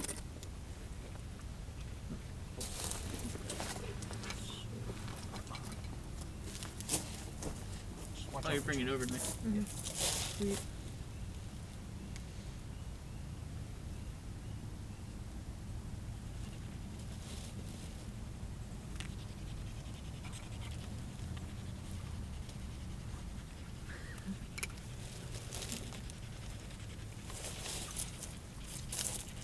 Did anything that I say make any sense with anything? We got, like Harry?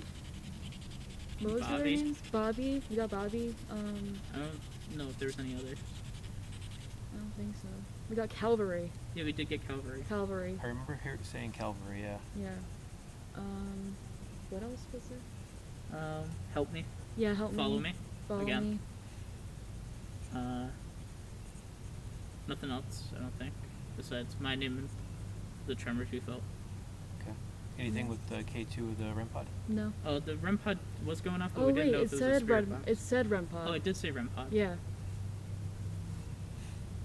And power. Yeah. Power and REM pod. Alright. At what he'll mention, I got power. I was laying down in a tub that somebody killed himself in. Oh God. I said power, and then we got an EVP immediately afterward that said power. Well, it was like when I asked about myself, like the whole like, sister thing, we got like a man's voice saying like sister like right after. So it was like crazy.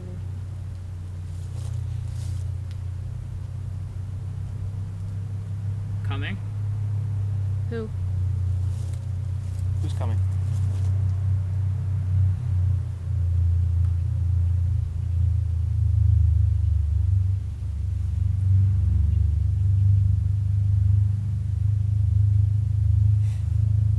Stop. Stop Or what? don't. What? What? What? Stop. Use your words.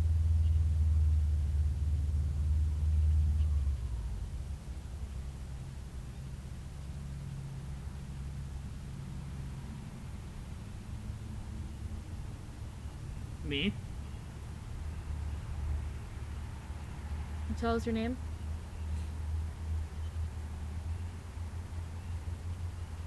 No. Why? Can you tell us the name of the general you served under? I'm scared here, I think it said. Really? Are you scared of something? Do you want to go back to your original graveyard?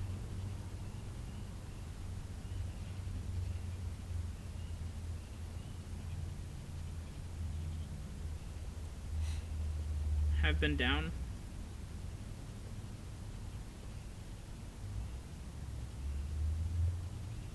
What do you mean?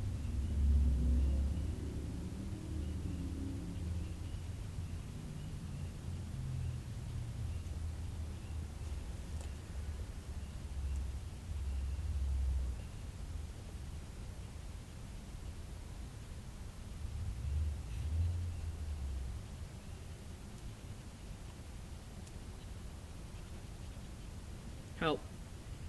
How can we help you? Me. Help. But how? Help. So I'm a little dubious about any time it says help. Because it's really easy to hear help. Mhm. It's a very simple word. Right. We sometimes get my name come through a lot, and Bill's another really simple word that could be something else, or a portion of a different word. Mhm.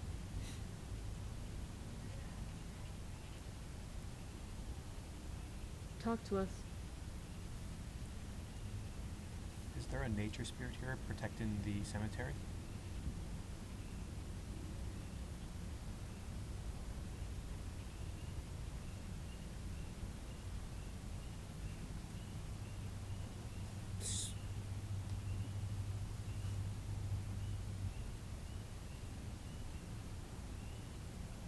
Walk.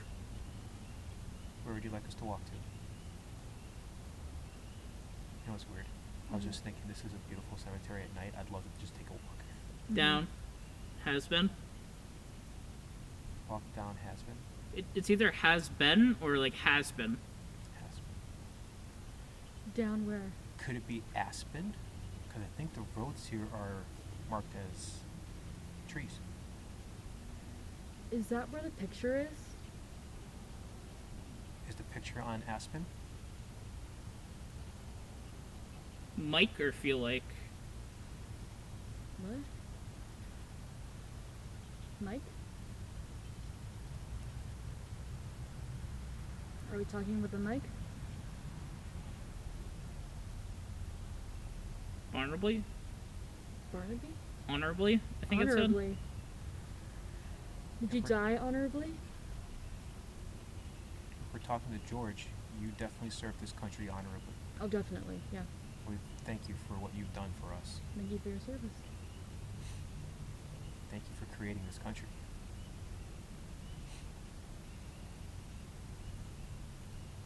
Did you like serving under Washington?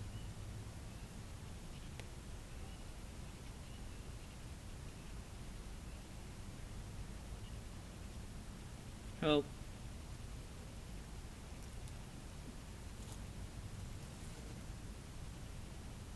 A couple weeks ago, we were in White Hill, New Jersey, at the mansion there. I know Commander Houston of the 1st U.S. Navy stayed there. And that's not too far where you cross the Delaware with Washington.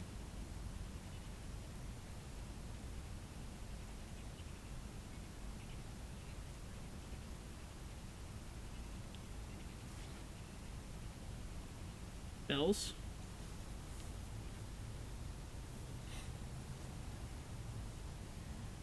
Are there any bells here that you could ring for us? I don't know if there's any bells here. Are you talking about the Liberty Bell?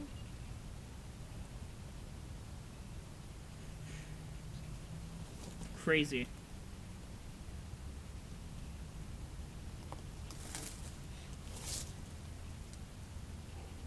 What's crazy? Brain. Brain? Were you insane? Help me. All right, group, if you could start collecting all of your Oh, it's walkie-talkie. And if there's any additional equipment at the location that you're at, if you can grab that and start making your way back to our starting point. Say anything coherent? You said Aspen, which I think the roads here are named after trees. Wait, what did I say? Aspen. Yeah, I thought we were saying has been.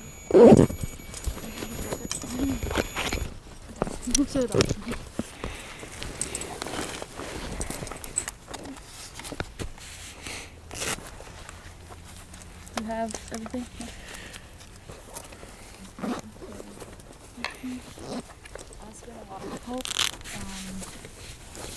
What else was there?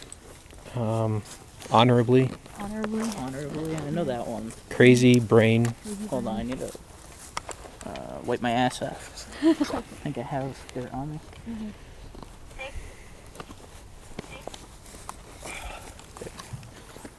What? What the hell is that?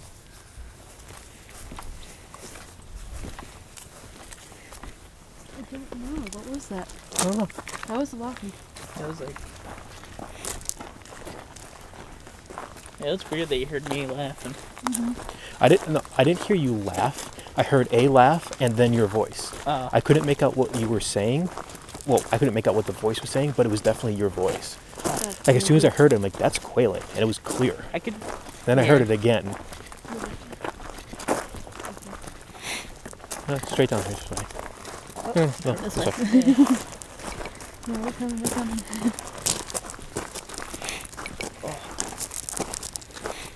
Hey, what questions did you guys ask? Like,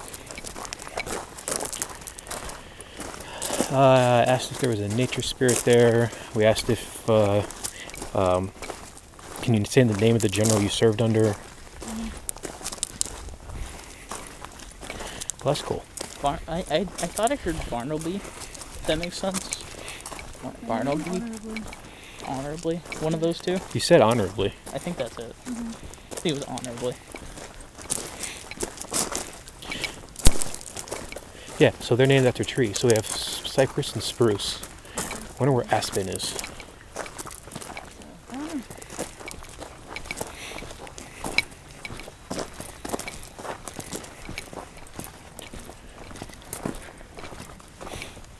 Do you have the other headphones for these? Or these the ones we've been using?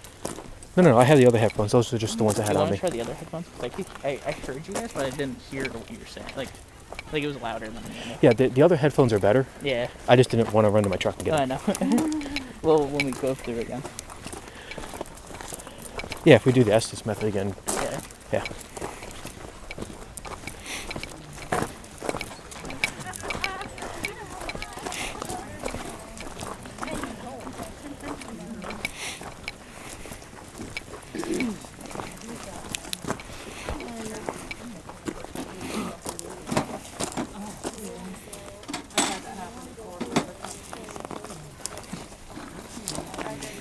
Here you go, I'm over here. Yeah, take that. You could keep the camera for yeah, now. I'll put that in. I thought I saw an orb above you, but it was just the light. When I was doing it? Mm-hmm. It was just the light. It was the fire. Yeah. Right, guys?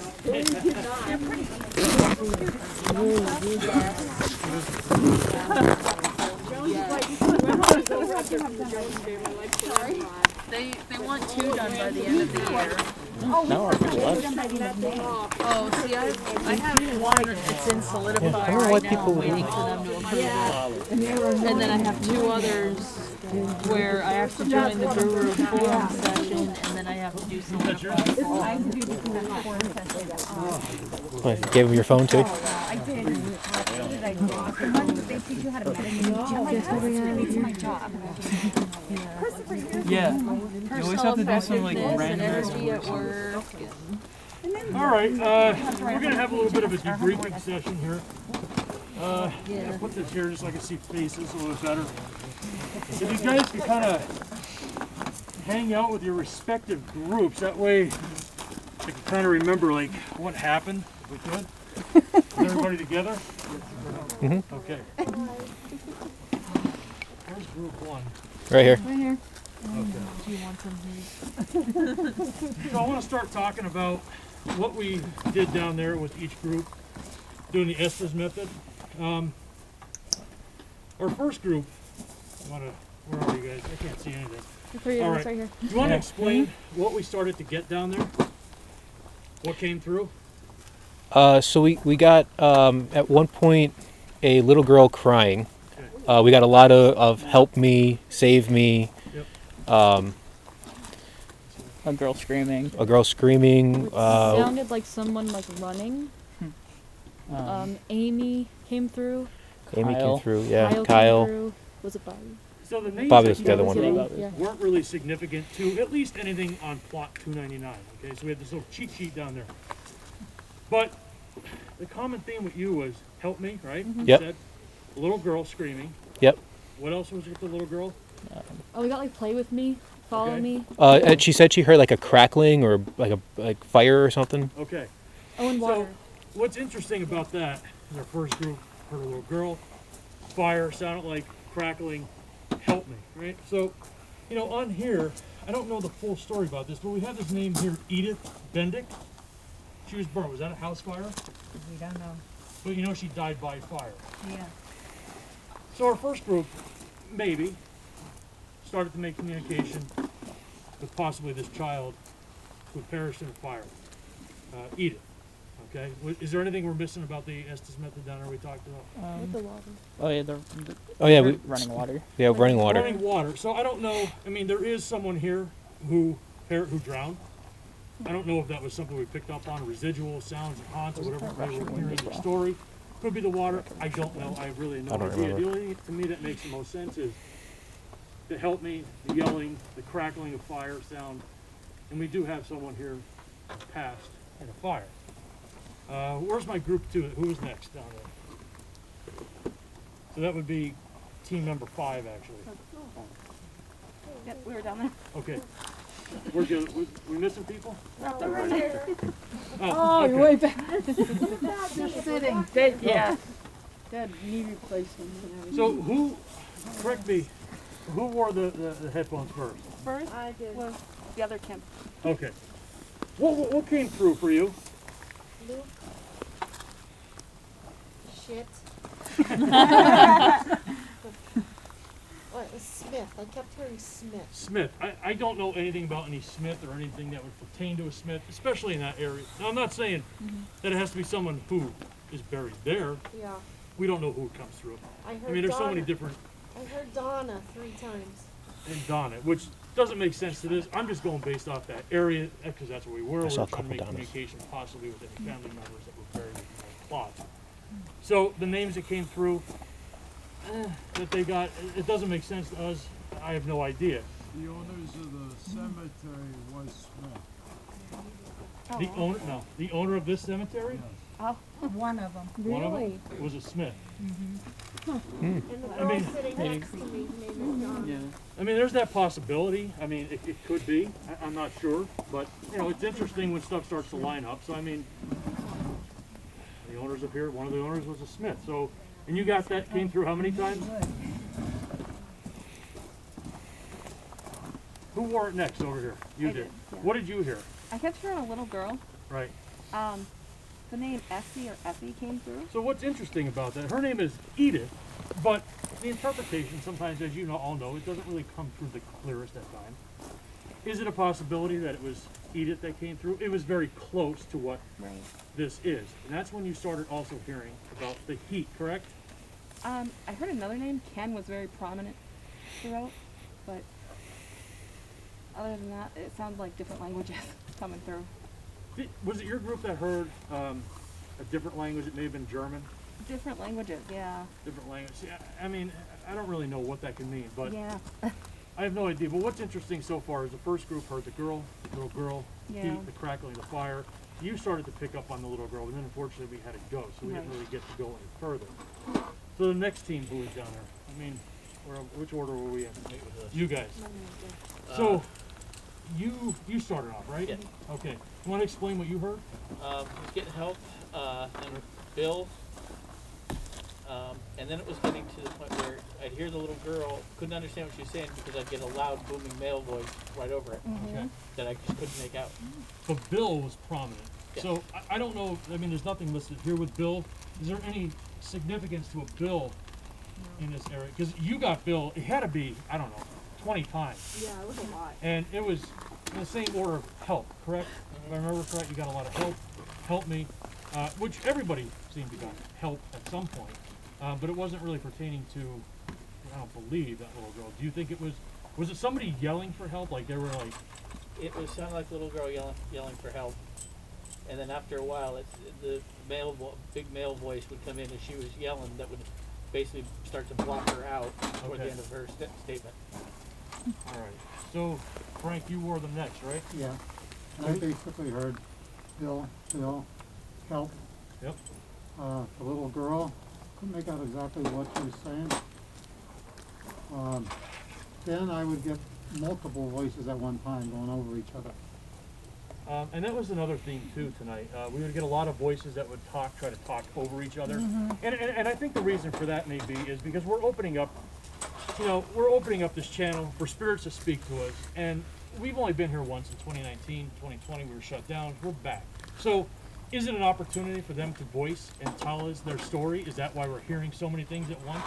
It's a good possibility. I can't really say for sure, but it makes sense, especially this is their opportunity to talk to us in some way. Is there anything else that I'm missing, what you heard? No, that was basically it. I could hear other things, I just couldn't make them out. Okay. So you guys were next, right? Yeah. Okay.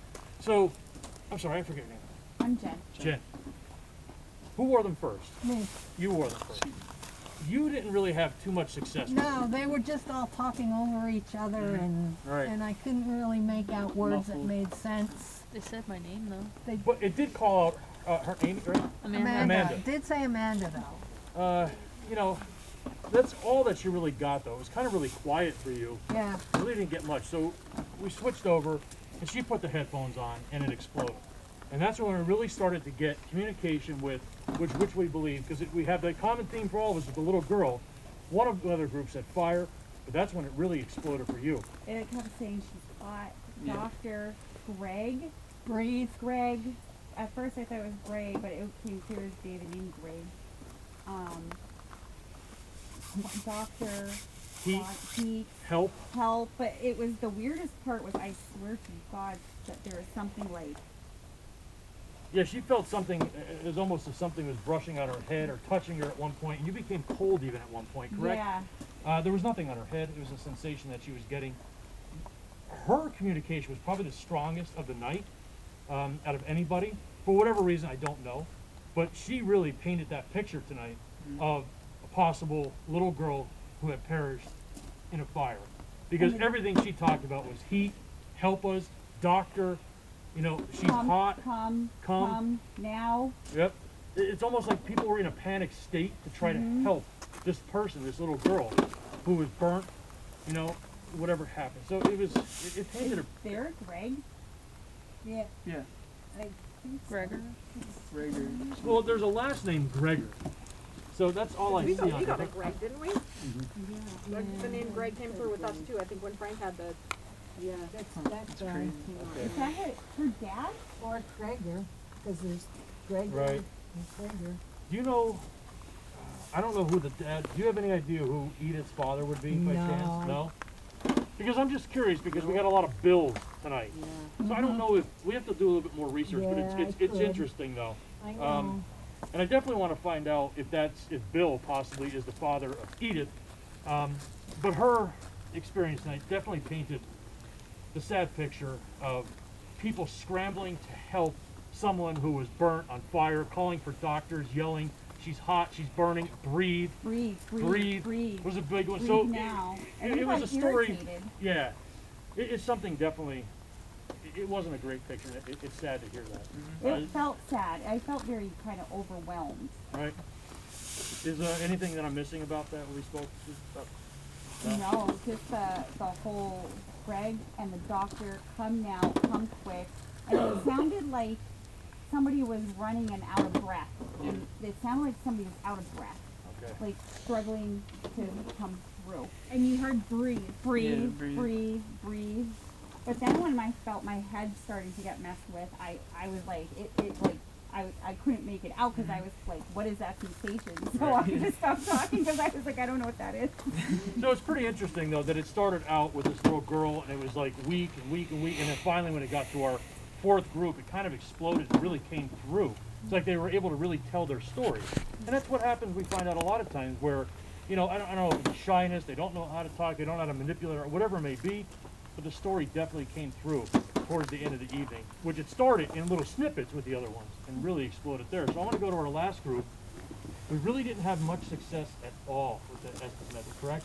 No, I just heard lots of talking over each other and sounds, but I couldn't tell any names or any words.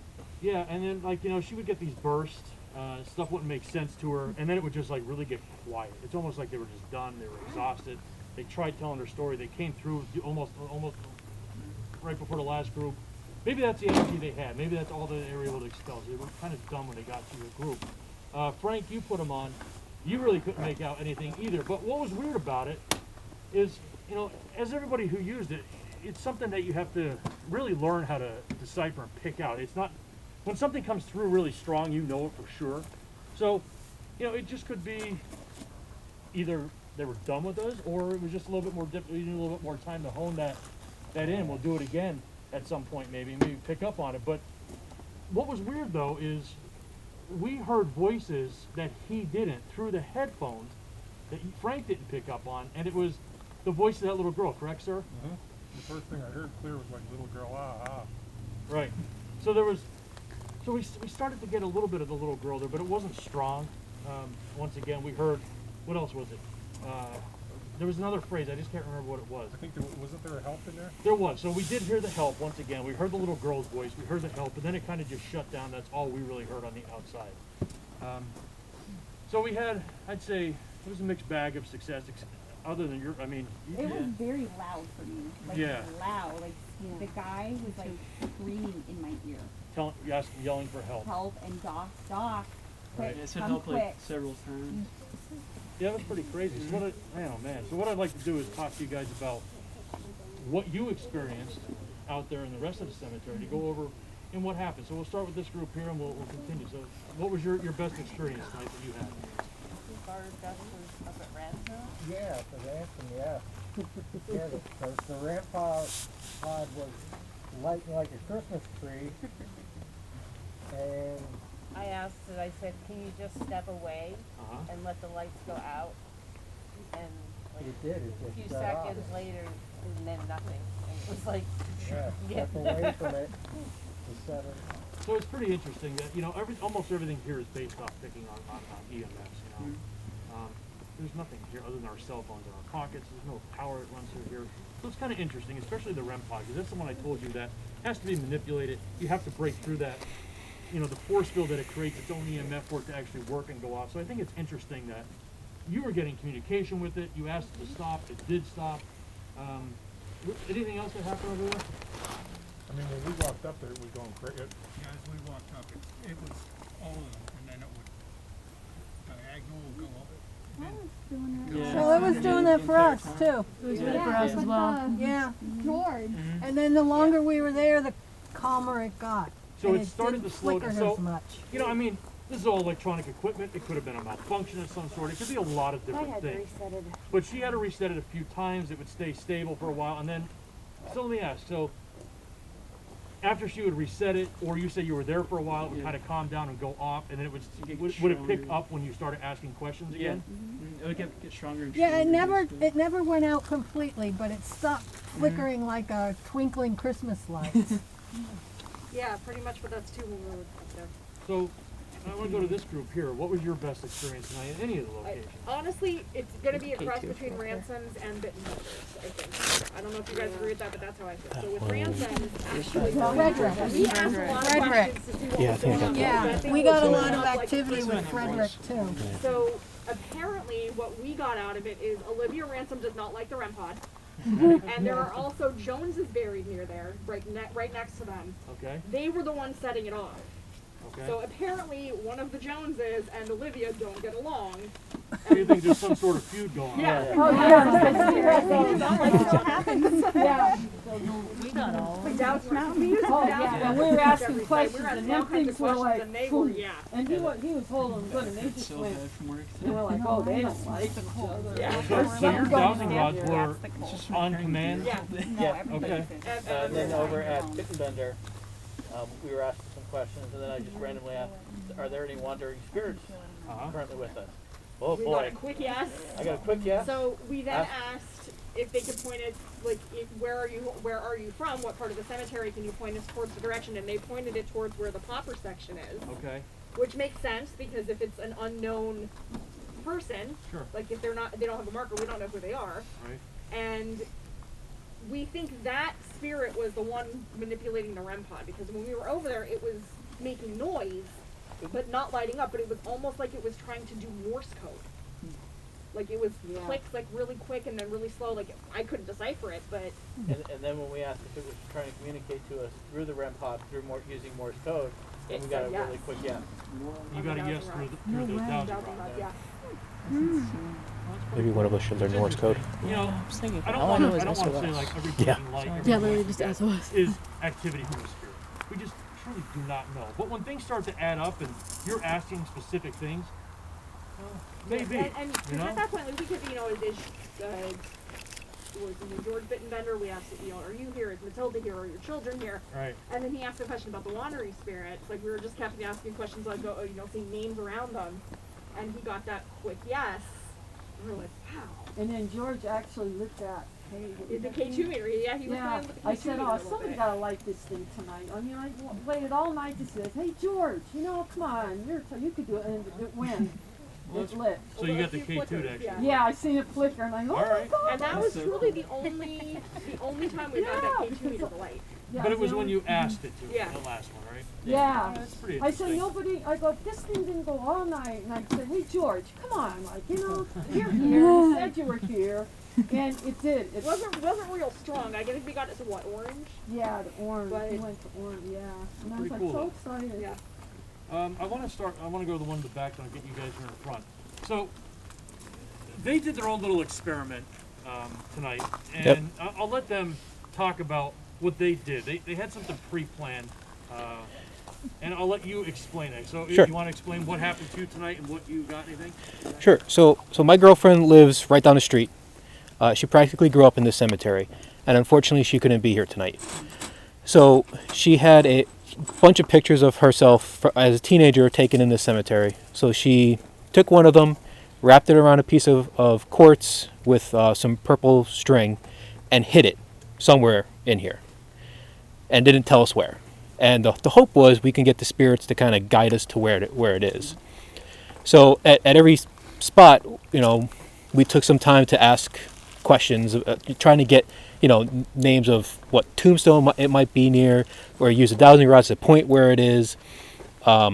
So when we were doing the Estes method down here, after I asked, that's when we got Amy. Down at the Shunk tombstone, we got Howe when I asked the question of what name. At Bittenbacher, he didn't like that we were there. He didn't like us. He told us that too. He told us to leave. Yeah. So- he was aggravated. So, we were told right after you guys left that they didn't like you. So, first thing we said, if you don't want us here, have the REM pod go off. A minute or two later, it goes off. Okay, we want to make sure that was you and not a malfunction. Do it again, and we'll leave. So it did it again. So we walked away, and we started using the dowsing rods to kind of. And I was asking, can you point towards where this picture is? And it kept pointing back towards that back corner. Wow.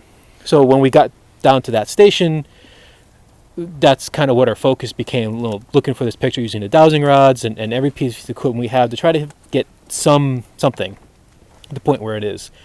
And we didn't find it. So then we moved up to George Ransom. We ended up doing the Estes method up there. We got cavalry come through honorably. At one point, I kind of felt the ground shake because I was sitting on the ground while I was under the Estes method. Quaylen's name came through. and then I heard his voice come through. I couldn't hear what it was saying, but it was definitely his voice. And then he went under, and we got Aspen. And I know all the streets here are named after trees. Is there one named after Aspen? It was either Aspen or Aspen Like or has or been? It has Like been. Aspen. Yeah, we weren't sure, but One like helped me up there as well. yeah, I got a couple of help me's. Oh, there's a Harry. Is there a Harry somewhere up there? We got like a Harry come through. No, Bobby. Harry. I saw the name Harry on the Bittenbender tombstone. Harry was across the street. Harry, and we got Bobby again. Yeah. Because we Oh, got Bobby down by. at Shunk, we also At Shunk by we Shunk got we got Bobby. Mike and Michael, and there's both a Mike and two Michaels on the Shirley. tombstone. And Shirley. And Shirley, yeah.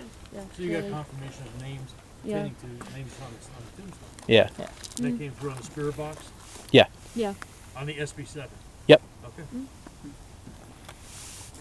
So did you ever find your picture?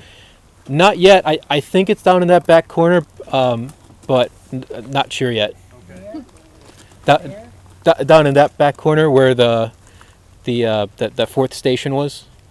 All the way The down by that miners house? are? Where the miners are, yeah. The miners weren't happy we were bothering them either. Oh, same here. They We wouldn't got even talk nothing. to us. They wouldn't talk But to it's us. funny Everybody had because problems with the they miners, it didn't. seemed like. The We got guy up there was nothing that at all, big bender. He nothing. did not like us. No? They didn't like us. Like Olive, they didn't like us at No, all. that was George. George, they We got were. They nothing. literally But said Frederick like mother did not effer. like us there. We asked him and he Really? told us. Yeah. We're like, do you want us here? And He's aggravated the by dowsing everybody. rod just went. So what happened to you guys with the miners? And like what was your best experience tonight then?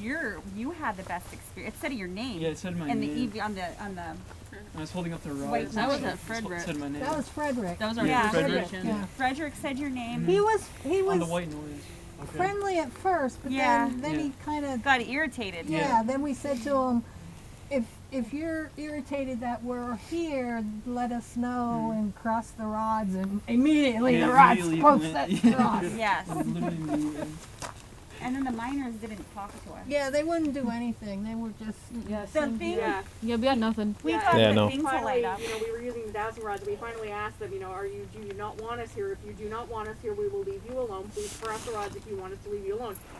Quick yes. Same with Yeah. us. That's true. That's what it did to us. Yeah. And then up here at this one, where the olive, we got olive cut came through. Yeah. My the voice recorder thing, like just totally died on me until I walked away from it. Yeah. I And came back on. it just didn't like us at all. Like none of us. We were like, "Do you want Yeah, us to leave?" George didn't come through much, but Olive. did. Olive was very Yeah. communicative, and Olive wasn't happy that we were standing there at all.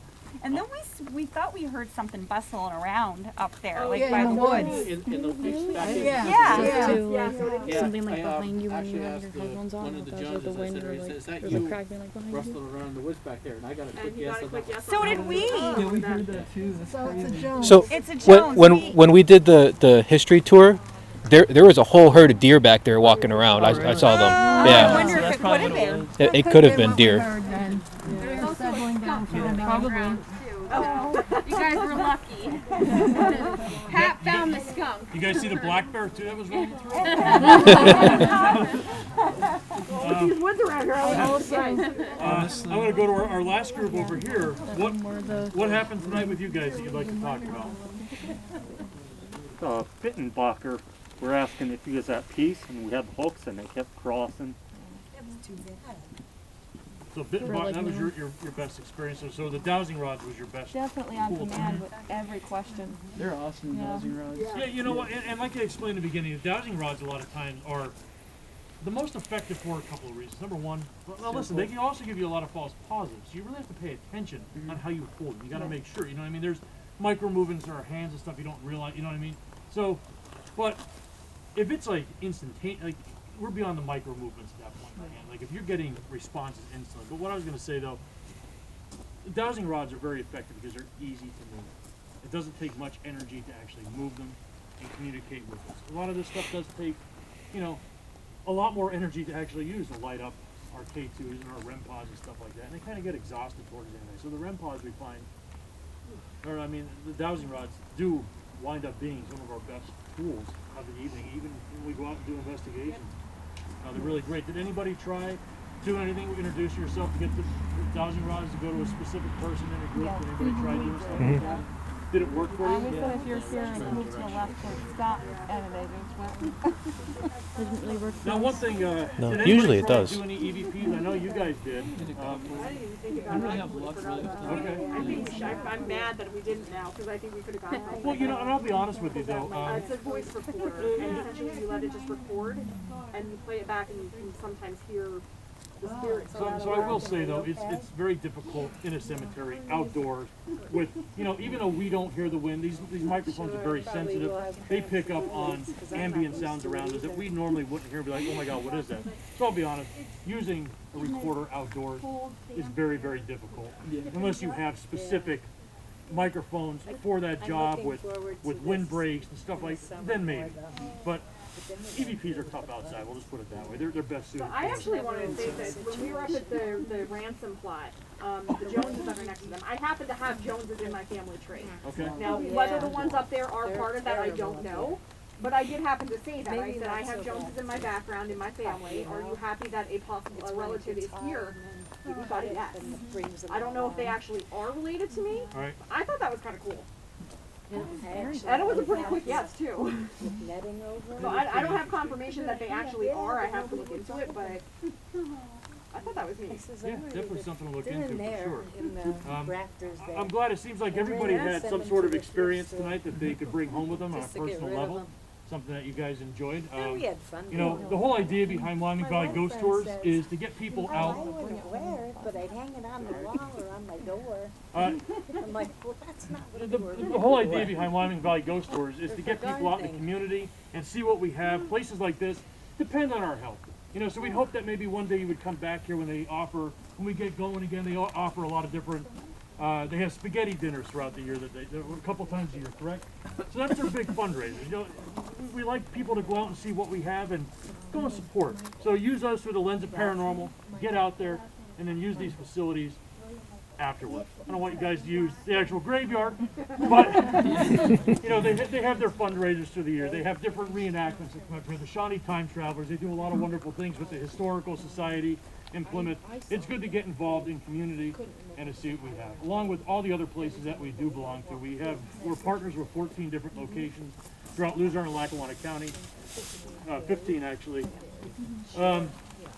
And that's the whole idea, like I said, to show the gems and the stuff that we have here, and hope that you would go back out and use it for other purposes afterwards. If you like what we did tonight, and you enjoyed what we did, or you hate it, whatever it may be, we would appreciate a review. The reviews do help us. If you go on Facebook, hit the review tab or recommendation, write a little review. It does help us get into other locations. It shows a little bit more legitimacy. When we first started out this in October of 2018, our very first place was at 44 Cemetery. He was our first place we called. He gave us a shot, Mr. Schooley. Awesome guy. So he's like, yeah, it sounds great. Let's do it. Other places I called are like, are you nuts? What? They hang up on it. So, you know, time after time, we just keep plugging along. The second place that we got was the Scranton Cultural Center, John Cardone. It started working from there, so we got in there with him. We started doing stuff in 2019 throughout the whole year, and it just kept spiraling from there. We now work with Joe Mateo and the Frederick and Mary Stegmeyer Mansions in Wilkes-Barre. We're at the Osterhout Library. We're obviously here with their Hanover Green Cemetery, 44th Cemetery, Theater at North, Everhart Museum, Albright Memorial Library, the Children's Library up in Scranton. So we're moving all throughout Luzerne and Lackawanna County. There's a lot more to happen. The Weatherly Cemetery, Weatherly's kind of creepy. Yeah, it's really It is a really creepy cemetery. I actually called them there, nowhere too. and I left several messages, but nobody ever got back to us yet. But maybe They won't. They don't allow anyone. They don't like there. trespassers. We win. Okay. I actually got chased Yeah. by the owner. Did you really? Yeah. Oh. So maybe they just don't want, get involved. What's that? I'd like to say something before you. Oh yeah, absolutely, Tom. He Yeah, took sure. my speech. I usually do that part, so I'm you know, sorry. because I didn't talk too much throughout the whole entire evening. Well, so, I'm you sorry. know, It's just getting late. I don't know if you it's got. fine. I just kept going. I'm sorry. It's fine. But we are Wyoming Valley Ghost Tours. Like you said, please leave us a review if you would feel more inclined to do that. We would really appreciate it. But we also do other types of events throughout the year as well, and we will be doing other kinds of things. You know, if COVID allows us to. So some of the other kinds of things that we do besides paranormal investigations, once COVID allows us to do more, we will be doing more murder mysteries. We've done them in the past. We will be doing them again. We also Not us. have... We're not the actors. We, Yeah. we are blessed to have NYU trained Yes. actors who actually do. We have a creative team that writes stories. We have a lot of really cool stuff, right? What we do, 7 of them in 2019? Yeah. So murder mysteries, we do private events, we do team building activities, we do corporate events as well. We will be doing other types of themed events that will be paranormal, you know, spooky based that the Valley hasn't seen before. They are currently in the works now. May 15th, we do have a paranormal craft and artisan fair that is in the 40 Fort Cemetery.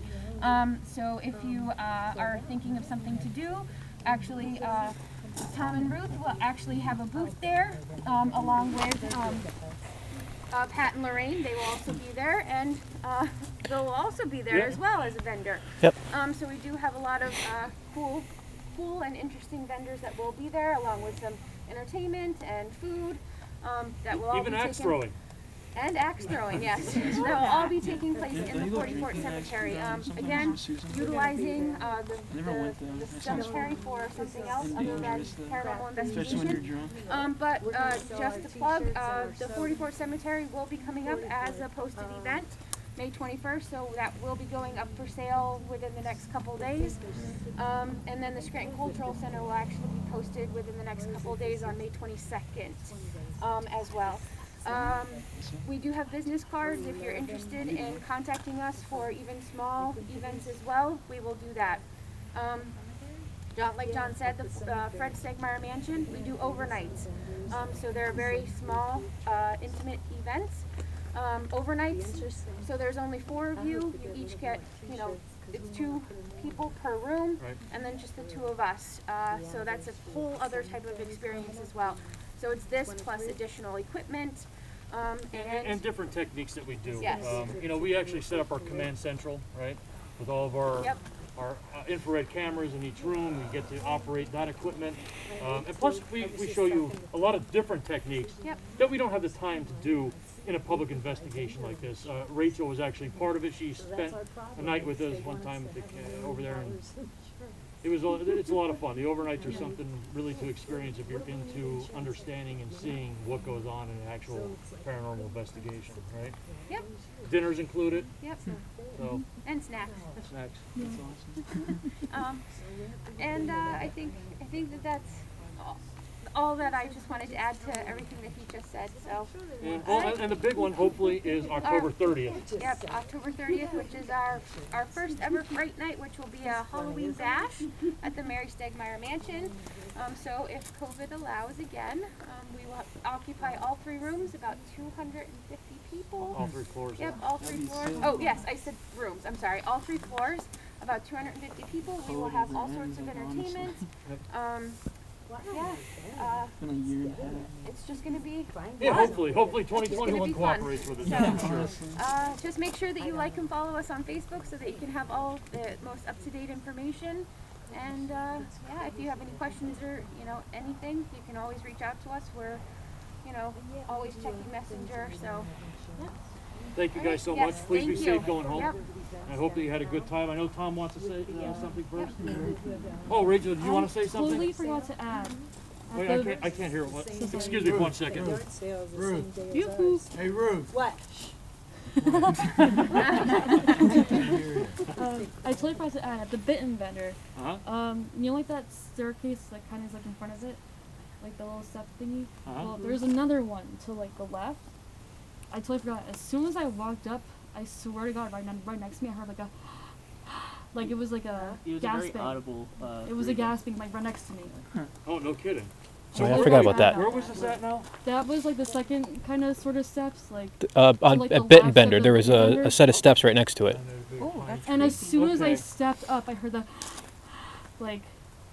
Yeah, we were walking up to the Bit Bender. I looked over to my left, and it looked like there might have been a shadow figure or something moving along the. You know, that's not the first time we heard it. The first time we were here back in 2019, it was what, August, I think, or Yeah, September it was August. of 2019. We had one group. I think it was at the Squib Monument, though. There was a shadow figure there that was actually caught by someone's camera, which was really interesting. So this gentleman came up to us, but he never shared it, which I'm upset about because it was incredible. It was. This dude here was like, he had to be a good 6'6", probably 350 pounds. He was a big man, right? So he goes, look, man, he goes, something happened to us over this Squib Monument. I said, what happened? He goes, I had this like really uneasy feeling. My hairs were all standing on end. He goes, I felt like something was behind me. They started snapping pictures. Well, when they did, they showed us this picture. So like I said, this guy's 6'6". This thing towered him by at least 1.5 feet. No. Something behind him. It was translucent. It wasn't solid black, but it was translucent in that black, smoky kind of color. And it almost appeared, it almost appeared as if it was starting to wrap itself around him in this photo. So I don't know what it was. I asked him to share it. He said he would, but I know he got freaked out. He said he may not even want to do, he might just want to delete it from his phone. He wasn't happy with it. I said, well, please, if you'd like, please share it with it because it was incredible. He did show everybody. Here, it didn't seem to be any kind of doctor like app on his phone. It seemed like a legitimate photo that he took from there. And this guy was legitimately, I don't know if you remember. Do you remember that story? Yeah. I mean, this dude here, I mean, he was, you can almost tell when somebody's pulling your leg, man. You know what I mean? Like with this guy here, he was genuinely concerned and scared and nervous. And to see this guy here, man, 6'6", 350, like panic, is really something else. I mean, he had genuine concern on his face. So I don't know. There's something that may be lurking out here. That's how I felt at that. I felt like very uneasy down there, like just very weird. Right. Well, we didn't capture anything like that, but Tom, you wanted to add something? Yeah. Thank you all for coming to the Shawnee Cemetery. A lot of history here. There's over 15,000 burials here. When we started out here in 2008, I only had records for 6,900 burials. And through our research and through the Historic Society and other means, we've acquired over 15,000 burials. Now, the Shawnee Cemetery was known for being the forgotten and unknown, because for all those years from 1952 up until in the 90s when the women's organization took it over for a while, and then we took it over in 2008. But there's a lot of sadness in here, a lot of heroism in here from the veterans, a lot of sorrow, and a lot of really sad times, you know, and hard times. I don't think any one of us would want to go back and live in those days, you know, and what they did for us is just amazing. And to leave them go unknown is a mistake. This is a community in itself right here on this 13 acres. We have everything from people that got murdered, people that murdered people, people that died in the mines, people that died in the service, through every war from the American Revolution, which you've seen up at the ransoms, how strong they were, and they still are today. There's a lot of energy in this cemetery. I've been here for 12 years, and I've been here long before that because I have a family lot here that I used to come up since I've been able to pull a mower up over that hill there. I lived over the hill here on Franklin Street, and I used to bring my grandmother's push mower up here, the ones with the blades on it, and cut our lot when I was like 10 years old. You know, she'd give me like $2. But, you know, the cemetery has a lot of meaning here, a lot of history, and I'm glad you came today. I hope you learned a little history. Wyoming Valley Ghost Tours are going to be back again, and we're going to be here with more stories. And I hope you come back and enjoy the cemetery and come back and volunteer if you have some free time. My number's on the ink pins you've got, so you know, keep us in mind. Thank you very much for coming. Thank you. Thanks for having us. Thank you, Wyoming Valley Thanks Ghost so Tours, much. for bringing all these people here to learn a little history about Plymouth. It's our pleasure. We're glad you had us up here for real. Thank you.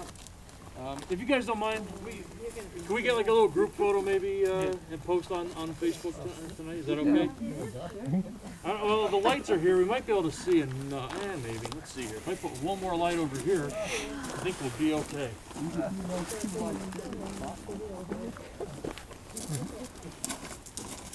Is that other lantern there working? Hold on. Yeah, this is absolutely not going to work. Yeah, everybody will be like this in the photo. Hold on. Well. Oh, jeez. You guys blind? A little bit. All right, I'll make this real quick. Ready? We're going to do 3, 2, 1. All right, let's see what happens.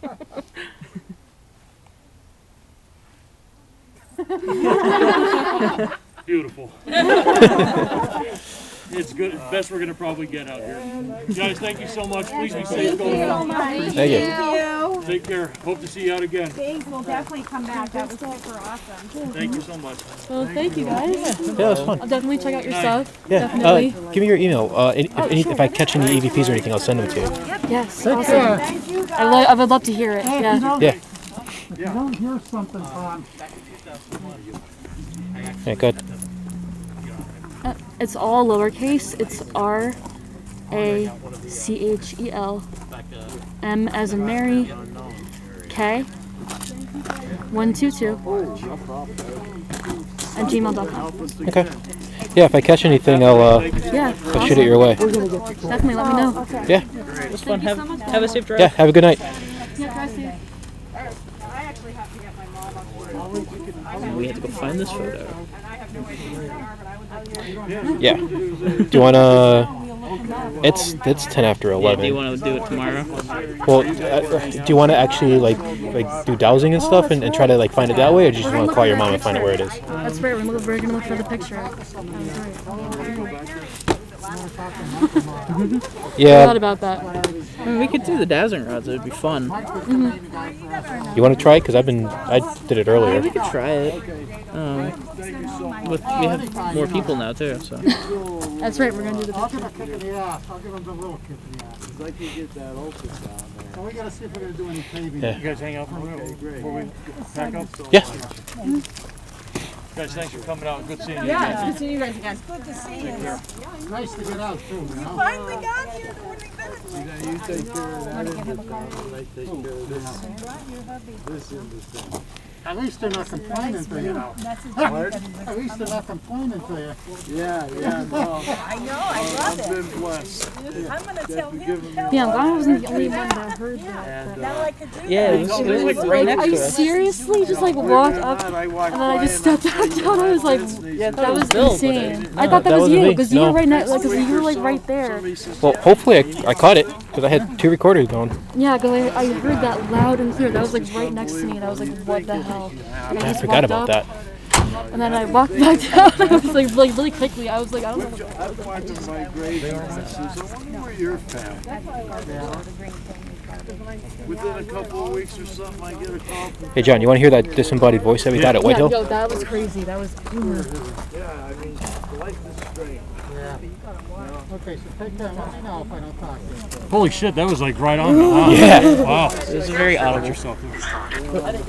Well, you don't even have to like, what? You know what I mean? You know, you don't even have to like wonder No. where it's at. Yeah, he. Yeah, and we had a camera pointing down that hallway, so there was no one in the hallway. I was in the back room, so I know I was the only one there, and everyone else was in that room, and they thought I said it because it came from the hallway. That's really cool. Yeah, that was a good time. I've been blessed for 50 years with the diabetes. Decent activity in here. It was okay. Yeah. Yeah. It was all right. It's the rod I could in the house. The more and more you do it, the more active I think things happen as we get too. So we'll be here probably every month now. We're in November, or beginning of November, I should say. Is this the first time you've been here this year? This year, yeah. See, I've never been here before. This is a new location for me. It seems like I keep coming to your first ones this year. Theater at North, Scranton Cultural Center, now here. Yeah. I was just saying, 'cause they were at the same ones that I was at too the first time, like the first nights. Like, Thanks. Hey, nice meeting you. Take care. Take care. Nice meeting you too. That was a lot of fun. Good. I'm glad you enjoyed it. Have a good night. Bye-bye.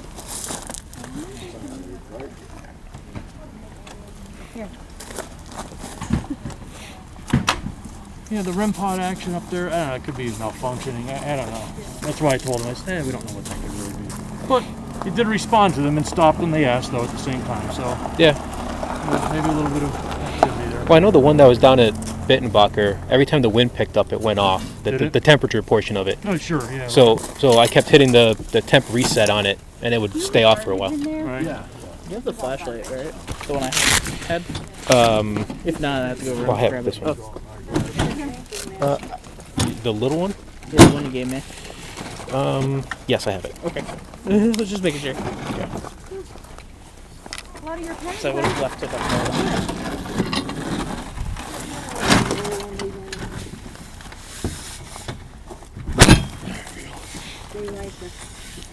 So are you guys going to hang out and try to find that picture? Or? For a little bit, yeah. Cool. And then if we don't, we'll just give up and call her. Yeah, find out where she put it. Yeah, where's it at? Because we don't want to leave it here. She's still working? Yeah, but she said she was gonna. She had to stay up at night. Yeah, she has Yeah, she had a full. Tommy, help them with those tables.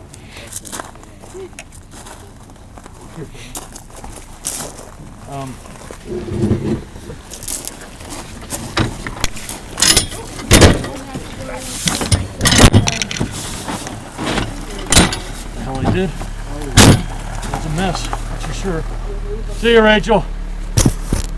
I'm gonna head out. All right, be safe. Early tomorrow. All right. Right. Find a picture. Thanks. Yeah, if I captured anything, I'll send it to you. Have a good night. Good night. Where's the ball with this? Okay, I'm gonna slide it right in behind that.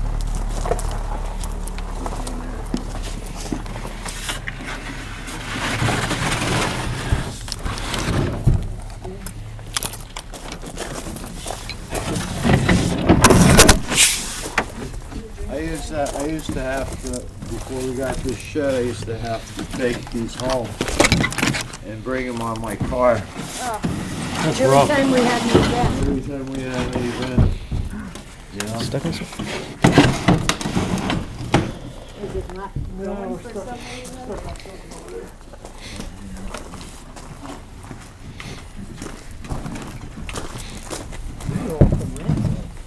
Oh, really?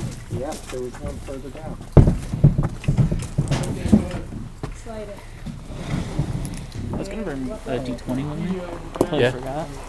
Oh, okay. Oh, we did bring the torches. Well, we didn't get all of them. We only got I was going to see. So I think I'm going to do that every time we go Yeah, to we like have to go down bank. to the well. Bring a D20 with me. Oh, see if they could like, predict the number or something. Yeah. It happened at the house. No, somebody It did, yeah. Roll a 20. Yeah, no, Roll a 20. You did what, 2 or 3 times in a row? That was pretty cool. Too. A little triangle thing down there. So we'll go get the other. So you guys don't have to like walk all over. Like, What, did you want to keep going? yeah. What all was down there? You don't have to go. Hey, we're just going to drive We're down gonna drive and down get and get them and put them in the back of the truck. it. Yeah, my back and everything is shot today, so I need to drive. I don't know what the hell I did. Unless you want to call her. You're good there? Do you want to call her? Just make it fast. Yes.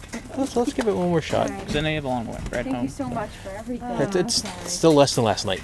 Or this morning, really. Yeah. Where are you, Tunkhannock or something? Yeah. It was, no, don't apologize. Yeah, we were in Warwick, New York at the So Mid we'll Orange see you on May Correctional 28th? until Yes. 4 a.m. Great. Oh, jeez. Yeah, we got back to my house at about It'll be here 6:30 before this you know morning it. and I then slept till know. noon. Okay, guys, we're gonna take off then. All right, have a good night. Thanks Good a night. lot, Good Lorraine. night. Good night. Thank you. And we'll see you guys on the 28th, I guess, then, right? Yeah, we'll be there all. Yeah. All right, thank you. You're gonna see Ruth on the 28th too. Thank you. See you, Lorraine. Oh, you guys are Bye. coming to Hanover Green one too? Okay. No, they're coming to investigate the Hanover Green. Oh, okay. Yep. All right, cool. It'll be a good time. We'll see you on the 15th, actually, next I time. guess I'll have to be there, won't I? Well, we'll see you. Good Lord willing, right? Yeah, you'll be all right. Yeah, we'll be on the 15th. We'll see you I then. don't know what I do with my mask. I don't know what I do with mine either. But yeah, we have to drive down there. We have to go get. Is it safe to drive down there to the last one? No, we'll get them. We'll get Well, we have a piece of equipment down there on that last one yeah, too. Yeah, the roads are good. Okay. Yeah. Oh yeah. The roads are good. All right. You sure you'll be able to find it? Yeah. Should, right? Do you have a light? Okay. Yeah, we got a couple. Okay.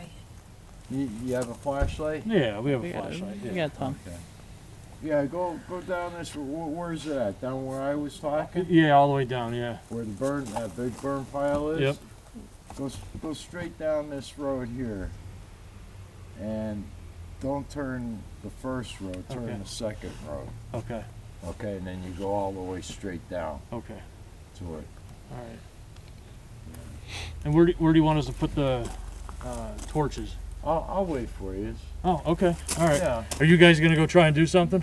Yeah, we're gonna walk out to the middle and see if we could get the dowsing rods to point to where that picture is. Okay. And if we could get it, great. Well, we're not gonna spend too much time. All right. And if we can't get it, we'll just call her and find out where it is. Yeah. Next, we don't want to leave it All here. right. Well, I'll see it back up here in a few minutes. Yep. All right. Anybody need a flashlight? No, we got some. Yeah, thank you though. Okay. No, I got more. Yeah, that once the wind died down. Oh, it was so damn cold last night. Really? Oh. Was it as cold as when we were at the mansion? Colder. Jeez. Oh my God, it was cold. It wasn't When that the wind stopped, it wasn't too bad. But as soon as that wind picked up, even when we were inside, it was cold. Here, I'm gonna put your camera in the truck. Okay.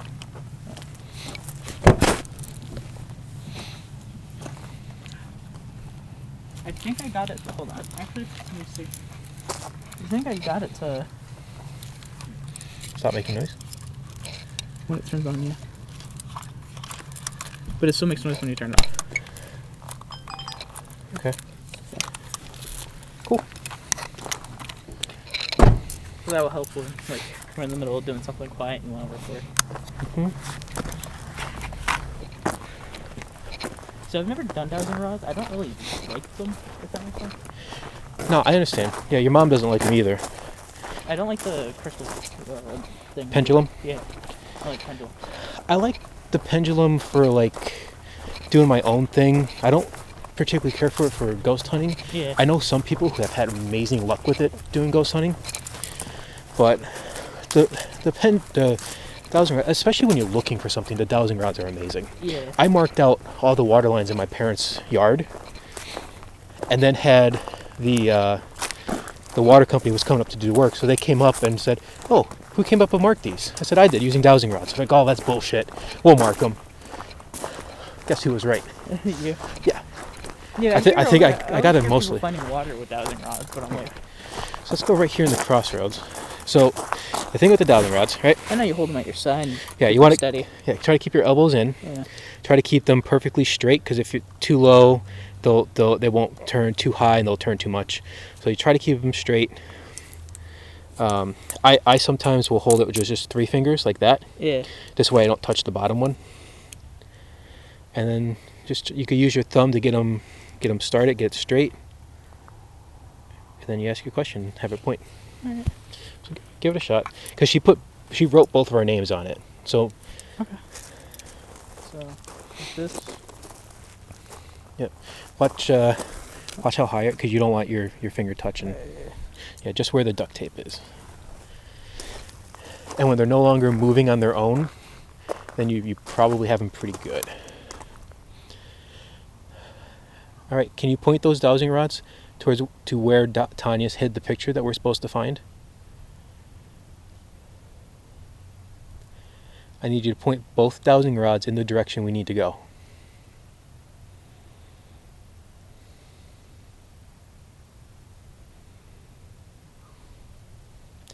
we need to leave soon, and we need to find this picture. I think it's pointing that way. Straight ahead. All right, let's walk down that way, about halfway down the road, and we'll try it again. Okay.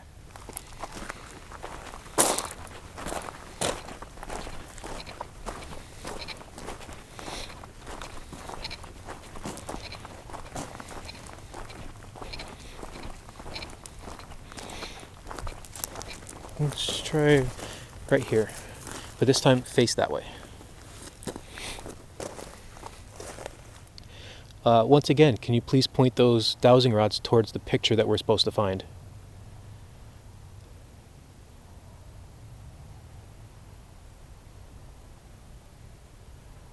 Both rods, please.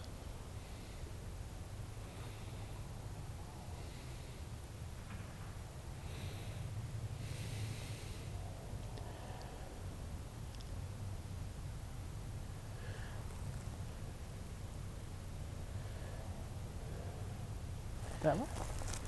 Yeah. Alright, so let's start walking down this way a little bit. Where is that other flashlight?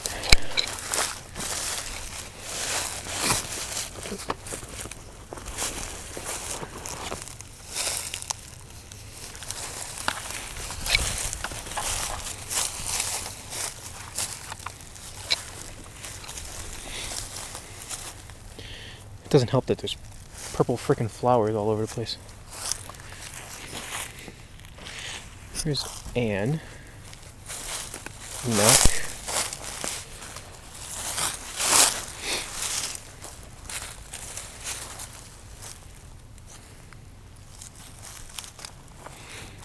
So we'll go a little ways and then check again.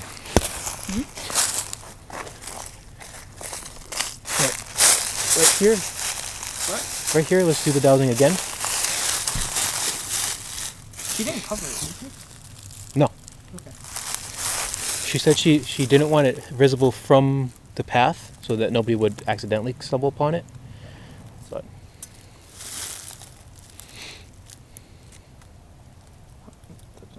yeah. All right, we're on the way to finding this picture. Keep pointing us in the right direction. Both rods, please.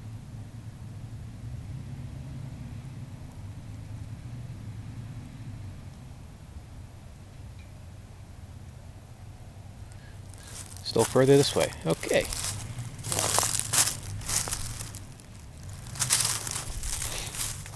This way.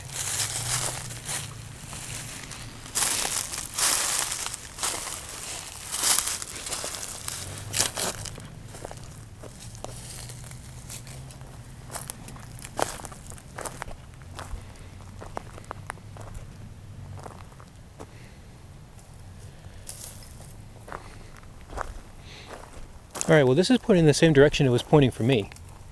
Down towards this way. So that's a good sign.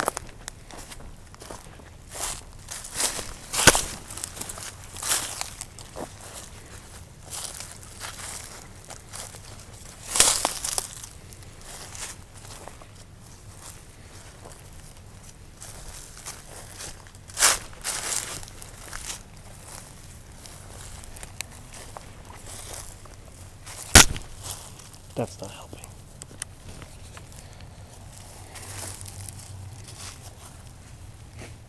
One more time. Yeah. And then we'll call her.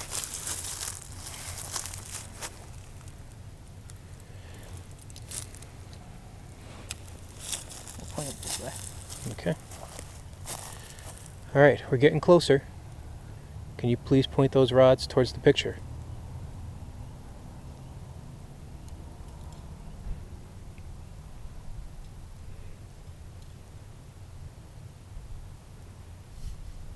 Both rods in the same direction towards the picture, please. Yeah, set them straight again. We'll ask one more time. And then I'll give her a call.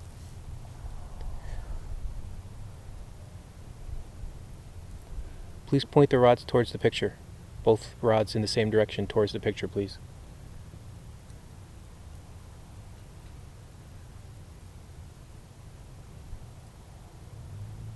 kind of think that might be straight ahead. Yeah.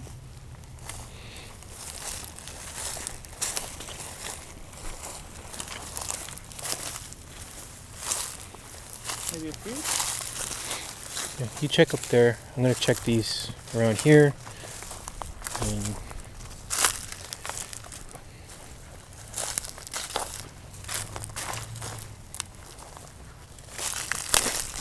you saw it, right? Before she... What? You saw it, right? Yeah. Okay.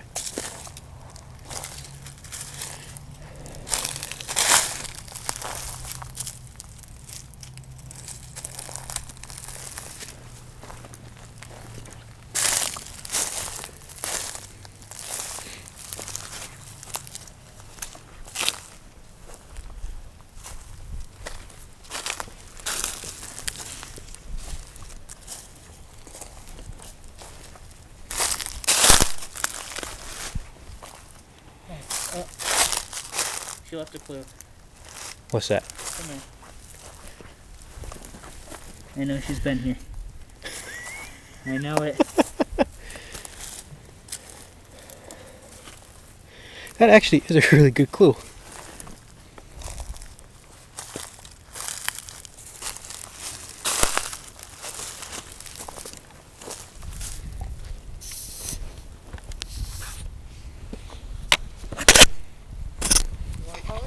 Yeah.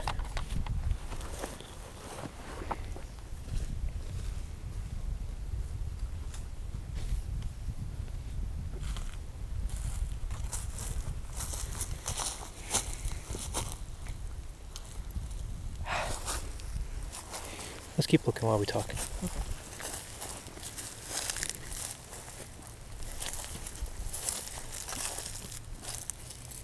Hey, sweetheart. So, where'd you hide the picture? No, we kind of got sent in an area, and we're looking for it, but we can't find it, and it's starting to get late. I don't know.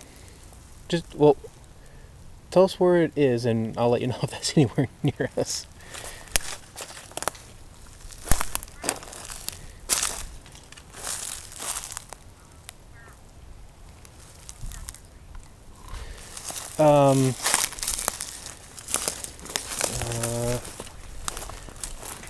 Let's see.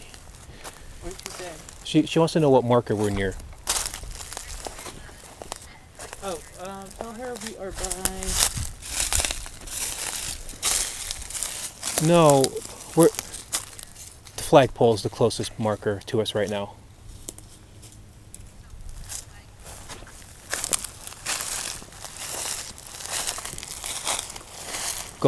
Well, facing the flagpole and going right, it changes depending on which way we're looking. Yeah, okay, so we're looking down towards Plymouth.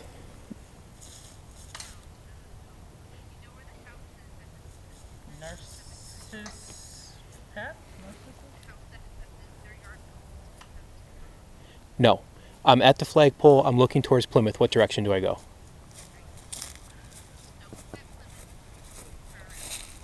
Okay, so we're looking at the woods. Okay. I knew it was up there. Okay. So the dowsing rods we're sending us in the completely wrong direction. Well, it's a good one to try again. Just because it failed once doesn't mean it'll fail every time.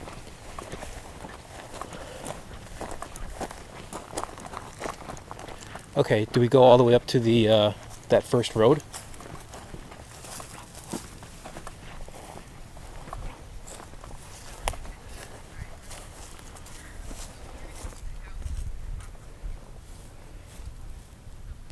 House at the bottom of the hill. I don't know what you're talking about. That one. That one. Over there. The house in the cemetery over there. Okay, that's the opposite direction you just told me to walk.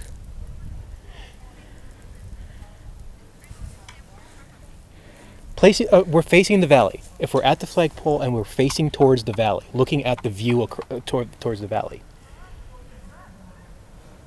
that's where Plymouth is. Down the mountain. It was taking us from No. No. We are facing. We are at the flagpole. We are facing the valley. The entrance to the memorial.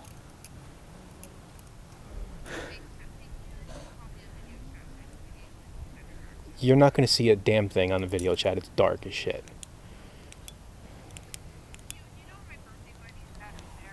Hold on, let me put any speaker. Your birthday buddy? Oh my god, no one fucking knows. Stop. Where do I always park when I go to that cemetery? Up there. You park like near the end over there. Do you know where I park every time I go to that cemetery? Yes. Go to there. Okay. This way. Tell me when you get there. This is the third different direction she sent us in. No, because I don't know where you guys are going. I can't see, and it's hard to, like, my directions are different from your directions. Well, that's why I said looking down towards the valley. This way we're, you know which way we're facing. The valley told me, like, I thought you were looking outwards towards the houses. No, that's not you can't where really see the valley from down there. You see the valley from up the hill. At the flagpole, you can see the valley. We were just there.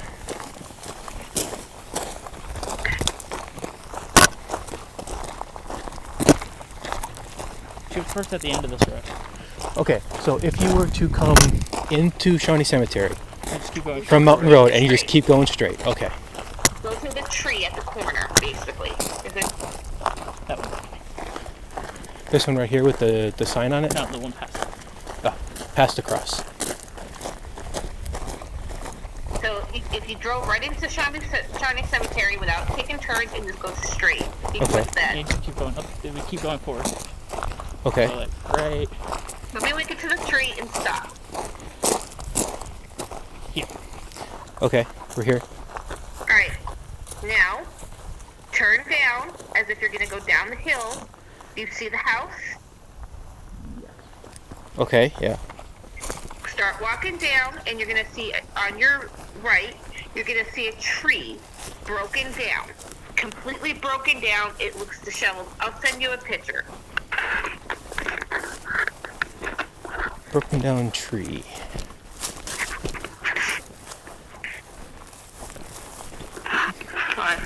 I'm sending you a picture because it's deep.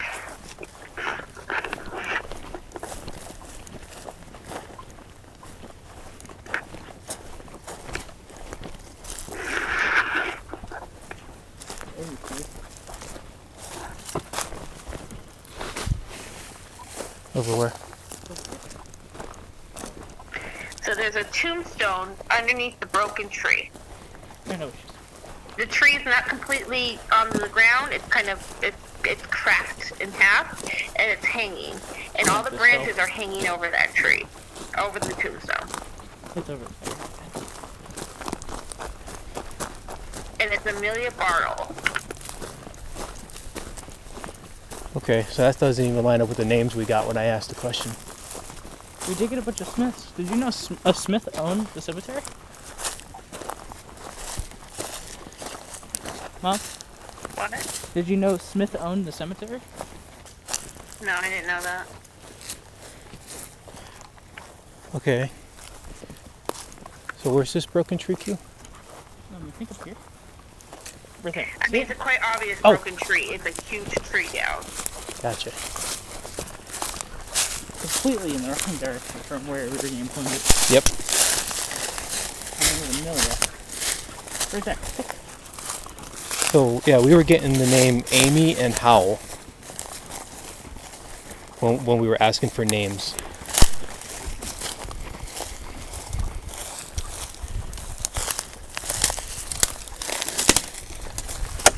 Okay, we're at Amelia Bartle. Is it behind the tombstone? Found it. All right. Well, Dowsing Russ did not send us in this direction. Actually, it's quite the opposite, actually. Spirits didn't help either. I think they were fucking with us. We did have one spirit mad at us and ask us to leave his tombstone alone. Take care. Finish up what you're doing and everything, and then call me when you're done. When they can drop you off so I can hear everything, okay? Yeah, we're gonna head back to the shed. John and Carrie Ann are waiting for us. They're stayed behind to see if we found it. Okay. So, all right. I love you. I love you too. I'll talk to you a bit. Oh, that's unfortunate. So we didn't find it? Yeah. And that your mom can't give directions.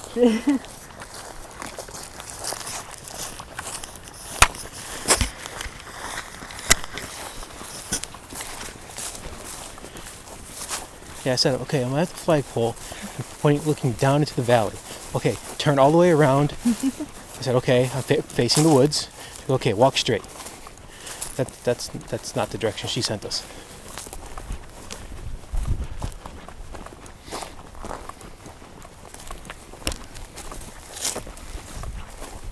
You see, I had an idea of where it was. Mm-hmm. But like, before we called it, Yeah. I knew it was somewhere up, like in this area. See, I thought it was going to be down in that area down there. Oh, we went too high up. Yeah, I thought we were going to be down in that area because when I came to pick her up yesterday, she came up from down there. Yeah. And so when I dropped her off today to go do it, and I came back to get her, I purposely like hid my eyes. What was the last name on that? Bartle? I knew it. What? Instead of honorably, it was like Barnable. Oh, yeah. Because you said Barnaby, Honorable, or... Yeah. Okay. Maybe we did get it then.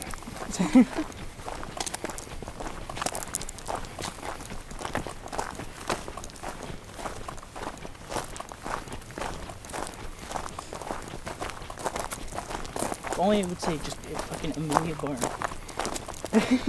So we got Amy. That's close to Amelia. I think people go by Amy. Amelia. Well, at least I got my quartz back. It was maybe spooky shadow creature snuck into it. Chilling in there, waiting for us to get home.